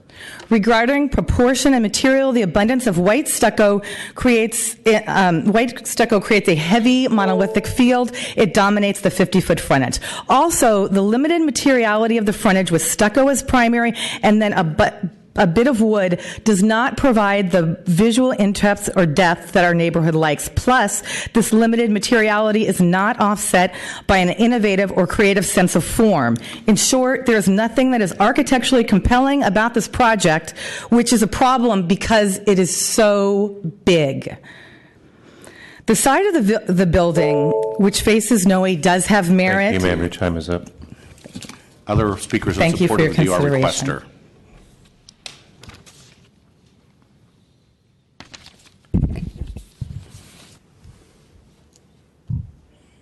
Good evening, Commissioners, Mr. Sanchez. My name is Bruce Bowen. I'm a resident of Dolores Heights and also a member of the Dolores Heights Planning and Land Use Committee. I'm here to ask you to take DR, and specifically, I would like to object to the redesign of the first floor flat in this proposed building. The proposed project will result in the effective loss, we believe, of an affordable dwelling unit that can accommodate a family and would be consistent with other development in the neighborhood. As you've seen, the existing building is a duplex of about 2,150 square feet with 2 multi-room flats. Prior to the sale of the building, the lower flat was occupied by a family with 2 small children. The proposed building, as you see here, is over 4,500 square feet, nearly 39 feet high, and adds 2 floors. But yet, despite the addition of over 2,300 square feet in these 2 floors, the project eliminates the multi-room first floor flat.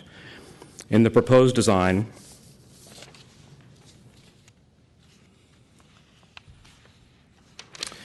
the new unit in this basement is a one-room studio. The entrance and the flats and the unit's only window are on Noe Street. The one-room studio extends 50 feet from Noe Street to the building's east wall with no windows or light. Part of the studio shares a wall with the tandem garage, and the bathroom appears to lack a private bathroom. Access to the bathroom here is shared with access to the garage, so this doesn't even seem to have a private bathroom in this subterranean unit.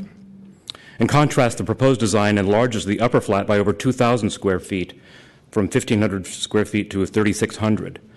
To be completely clear, we believe the proposed project is more like a large, very large, single-family residence with a basement room that would be more like a children's playroom or guest quarters for visitors and not the current duplex. So if you approve the project as proposed, San Francisco will very likely have lost another dwelling unit that is reasonably appropriate for a family and reasonably consistent with development in the neighborhood. The loss of a true multi-room dwelling unit constitutes an exceptional and extraordinary circumstances that justify the Commission requesting the sponsor to restore a livable second unit to the proposed project. I'd like to add one other thing on a different note, that I grew up in the Richmond district. Thank you. Your time is up. He actually has 30 seconds. Oh, I'm sorry. I grew up in the last 30 seconds. I grew up in the Richmond district, and we all lament the many Richmond specials that were put up in the 60s, 70s, and so on. And now I think we're seeing a new generation of Richmond specials. This is on Clement Street. The building looks to me remarkably like the proposed structure. We're seeing a new generation of Richmond special-like structures that we'll live to regret. Any other speakers in support of the DR requester? You have 3 minutes. Hello, my name is Tamara Marshall, and I live at 3609 21st Street.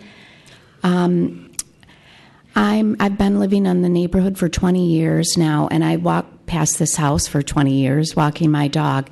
And I am glad to see that new owners will be repairing this home because it is in pretty sad shape.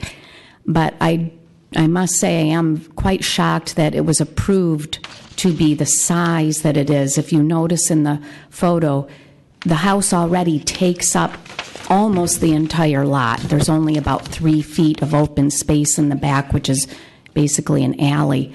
So the new proposed home would be even a larger mass on a very, very tight lot. I recommend that the sponsors remove the 3rd floor to reduce this mass of the proposed project and respect the neighbor's aesthetic sensibility. If the Commission does not approve the residential project of this scale, I would ask that it request the developers to reconsider their choice in materials and facade design to create something of more architectural interest. 14 addresses or neighbors do oppose the current form, 5 of whom live adjacent to the property. And 3 of them have this view, which it's not popping up right here. Do I need to do something with the... Ask SFGov. With the, there we go. There we go. This is the view of the 3 neighbors who would be affected by the proposed property. And in conclusion, I would like to say that if the plan does go through, I would hope that the architects could take a look at that south wall being, since they're moving the garage to the other side of this, the building, it's going to have this massive south-facing facade, and the current design, after reviewing the architectural plans, I feel is very simplistic, and it needs to have more interesting architectural features. Thank you. Any other speakers in support of the DR requester? Okay, seeing none, project sponsor, you have 5 minutes.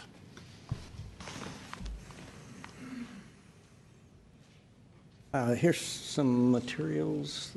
There's a palette of finished materials there that we just got the request 2 days ago, so we put together something that gives a little more detail to what the materials are in terms of the manufacturer and the quality. So my name is Bill Egan. I'm the architect for the project, and so the existing building is kind of previously described, two-story corner building with 2 dwelling units. The lower unit is 650 square feet at the first floor. The larger unit, 1,450 square feet at the second floor. The 650 square foot unit is actually a studio. There's a room that they're using as a bedroom that looks like it was taken over from the garage space, but it has no proper egress window or proper light and ventilation. There's a garage parking for 2 cars and an 8-foot wide side yard. There's no rear yard. Contrary to what was said earlier, the side yard is remaining as is, 8-foot wide. We're not certainly going to encroach into that space. The Noe Street facade has 2 garage doors, or the 21st Street facade has 2 garage doors, tend to dominate the elevation, as you can see there. And there's 2 entries to the 2 units also on 21st Street that are fairly obscure. The one entry closest to Noe is kind of an arched hallway that leads to a door that's up about 4 or 5 stairs and recessed 5 feet back into that opening. And the entry to the main unit is a Z-shaped kind of configuration. You come in, you turn left, go upstairs to a landing, and then you turn right and go up to the door, which is recessed about 10 feet from the street and actually concealed behind the upper wall of the unit. So there's very little visual relationship to the sidewalk with the entries. The lot slopes 5 feet downhill along Noe Street from south to north. The proposal is to maintain the 2-story envelope, to develop the sloped area beneath the first floor, which daylights out onto Noe Street, within the footprint of the existing building, and then add the third floor that would open onto the roof deck. The roof deck's an important feature for this property because there's very little exterior space.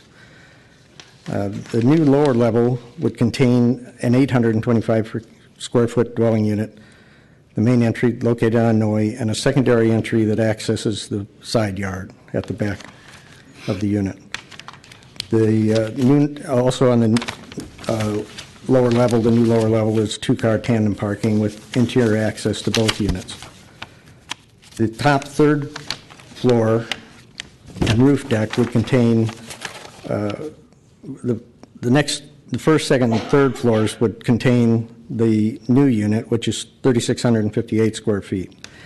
It's important to note that of that 3,658 square feet, only 650 feet is the third floor additional space. The rest of it is contained within the 2 existing floors of the mass of the building. A lot of it is where the garage has been deleted at the first floor and becomes habitable space. The third floor footprint has been limited to 754 square feet, which is 41% of the lot area and about half the floor area of the second floor.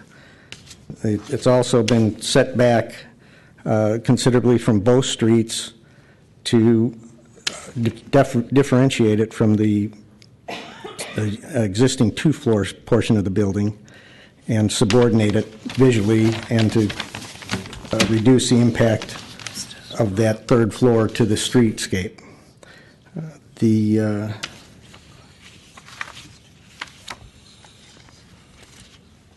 And then on the east side of the building, we also set back the third floor another 15 feet from the property line. This was done in conjunction with working with that neighbor that owns the adjacent property that we worked with considerably throughout the design process, and she has provided a letter of support for this proposal.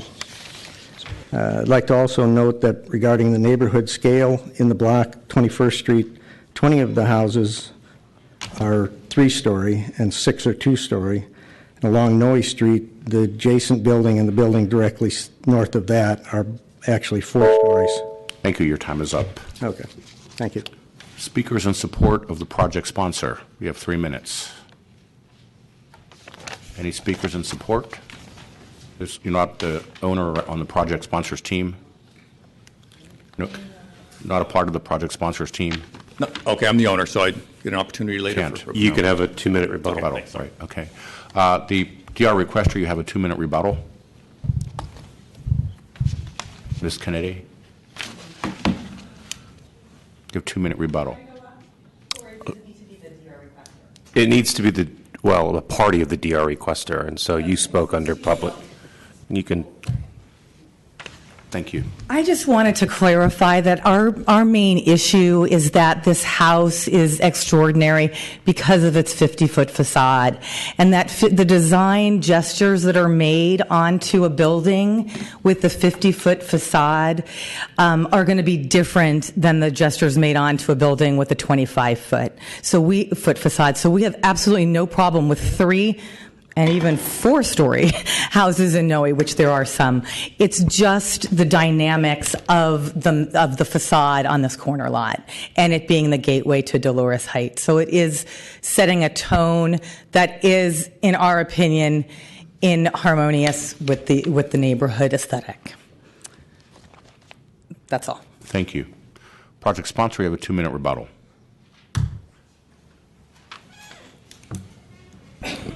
Good evening. I'm Michael Nyland. I'm here because my Powerball numbers didn't pan out, and also I'm the co-owner of the subject property. I consider the DR filer a good neighbor, and I respect her right to be heard on this matter. I was available to work with her and address her concerns since last April when we had the neighborhood meeting. I never heard from her except until the September filing of the request for this hearing. I reached out to her via phone and email on October 17th to no avail. I provided her with my phone number shortly after I bought the property. She phoned me on another matter, so I was approachable and always willing to make a realistic accommodation. Her DR application makes a reference to how my remodel will affect the quality of light as it interplays with hillside topography and the fog rolling past Sutro Tower and the twinkly romance of the nighttime sky. Really not sure how I could have accommodated her as to those concerns, but in any case, she did not reach out to me. A member of the Dolores Heights Improvement Club approached me, Hans Kolb, and asked me to join the organization days after I purchased the property, and I declined. I'm not a joiner. Aside from that introduction, I never heard from them in spite of their knowledge of this remodel. The neighbor to my east, in my opinion, the most affected and the owner of a truly historic resource, has the most at stake, again, in my opinion. And she has provided a strongly worded letter of support for my remodel that I ask you to take into account. She is an example of the process working. We made changes, compromise, and accommodations after establishing a dialogue. I ask that you not accept this discretionary review, and I thank you for your time. Thank you. The public portion of the hearing is closed. Commissioner Moore.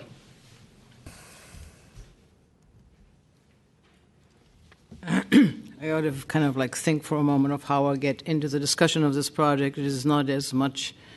No, let me say, I appreciate the department really shaping the building so that we're not discussing a code-compliant building.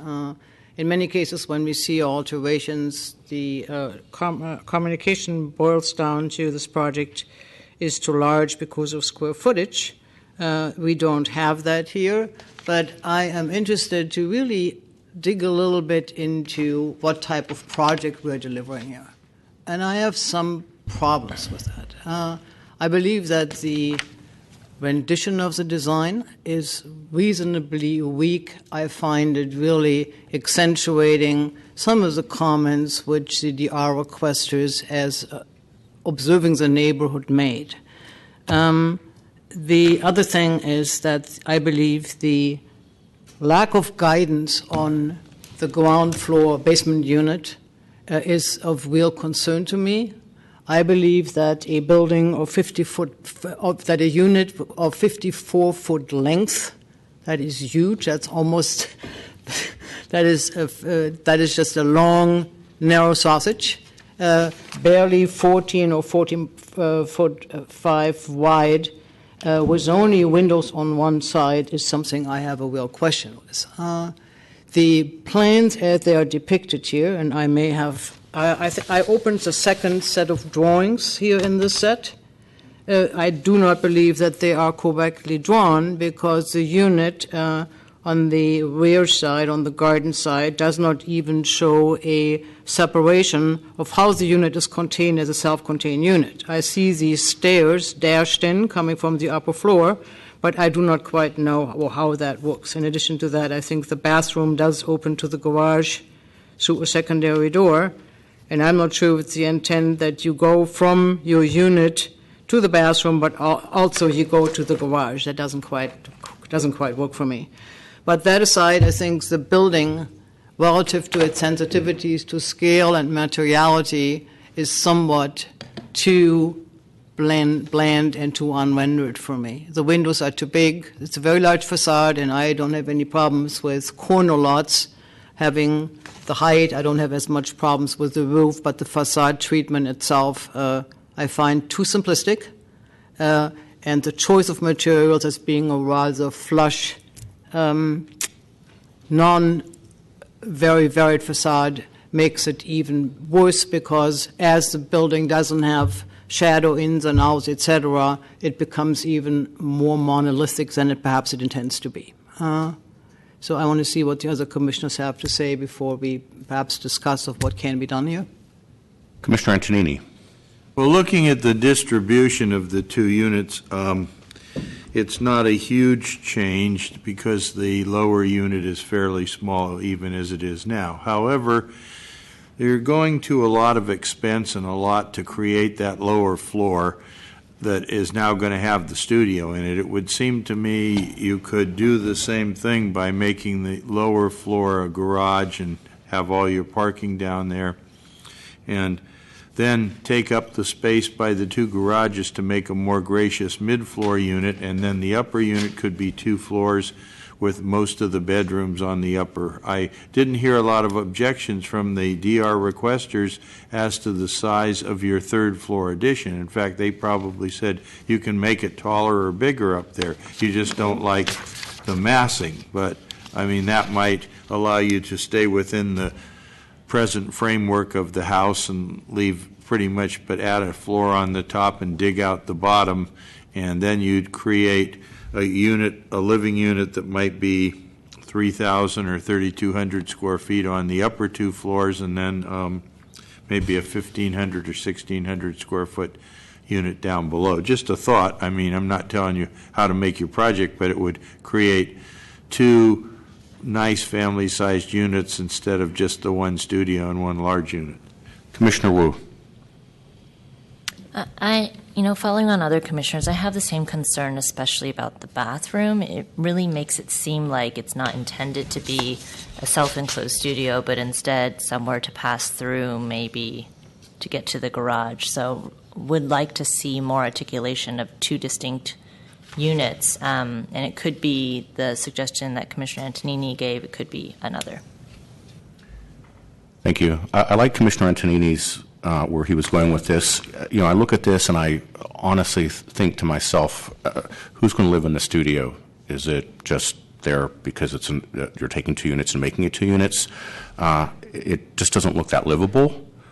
I think that it's almost, could be considered almost like we had a situation last week where we had a large building designed on Ord Street, and they had a studio in it as well, with this very large house wrapped around it. And our experience on those is they tend to go unrented or nobody lives in them. They're just, we had to create a unit, so we created a small unit. And I don't know the situation here, but I think you need a much more livable second unit. You're taking a livable second unit, you're making it less livable. I think the design is incredibly aggressive for the spot that this is on. I like the word unrendered that Commissioner Moore used, and it honestly looks like you're trying to bring Mission Bay to Dolores Heights to me, and I think it's just not designed for the neighborhood. Commissioner Hillis? I'm sorry, Commissioner Antonini? Oh, no, I don't know why I'm up there again. I'm done for now. I'm new to this, folks. Commissioner Moore?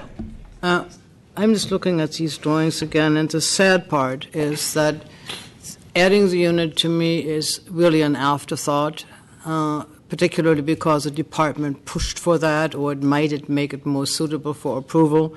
What really disturbs me as a gesture of understanding residential design, that the living space of the unit is the same width as the garage itself. So we're basically saying the width of the garage is equally important as the width of a livable unit, because when you look beyond the entrance, which is just the width of the stair, and then you look at the dining room table there, that width is identical to the width of what that garage, how we're parking our car. There is just something really off. And I think I would use that as an encouragement to really rethink what we're doing with the second unit. I think the size of the unit I'm comfortable with, 825 to 900 square feet, can be a nice studio unit. It's just a question where it is, how it influences the design of the facade, and how it then starts to modulate the building expression as a two-unit building with more proportionate recognition that the second unit, the smaller unit, deserves as much light and air as the large upper unit.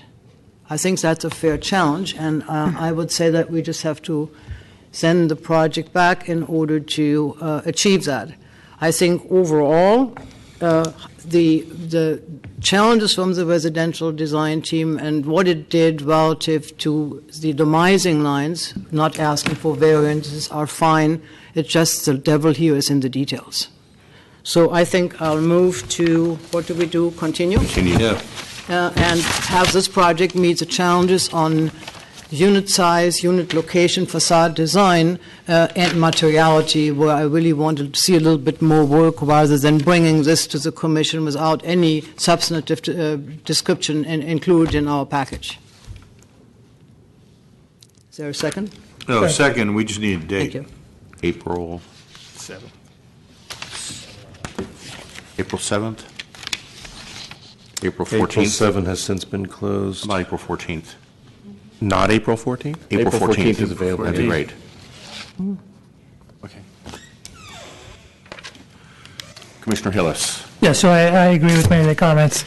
It's kind of up to you all to kind of meet some of those challenges, but especially on that second unit, I don't know if you could do 2 vertical units and try to divide up that 21st street facade. But it would also be good when we get this back, the renderings are kind of at the corner, and we're not really seeing that facade as well as we should in some of the issues where with that facade. So it'd be good if we're going to do this rendering again. I recognize you're going to make changes, but to get it from that angle also, and not just the corner.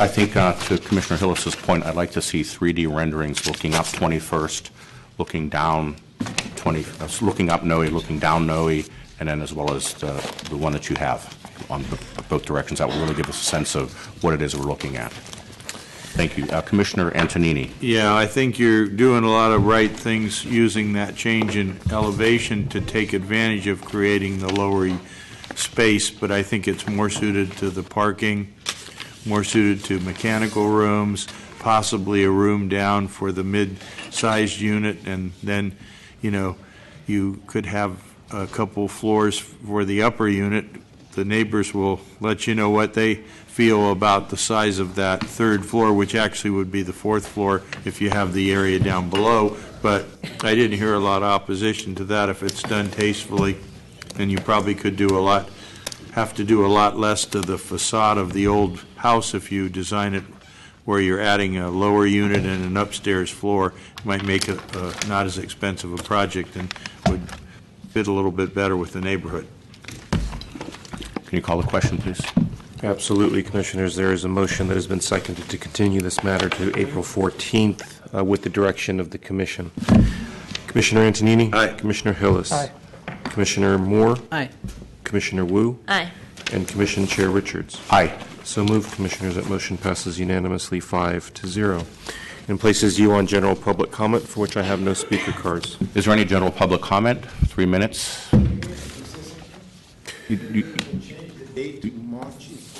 No. No. Not at Sorry. this point. Any general public comment? Ma'am, That's you correct. have to just come up to the microphone if you want to make a general public comment. Yeah, this issue's been heard. We're talking general public comment. Oh, okay, no, I just had a code issue. No. Question. No. I'll deal with it. No. Anybody else? Seeing no general public. Can you come to the microphone, please? It's done. Is the meeting closed? I think it's a clarifying question. Can someone comment on this project? And I believe No. that's what I Thank you. heard, yes. Okay. No other general public comment? General public comment, ma'am? Okay.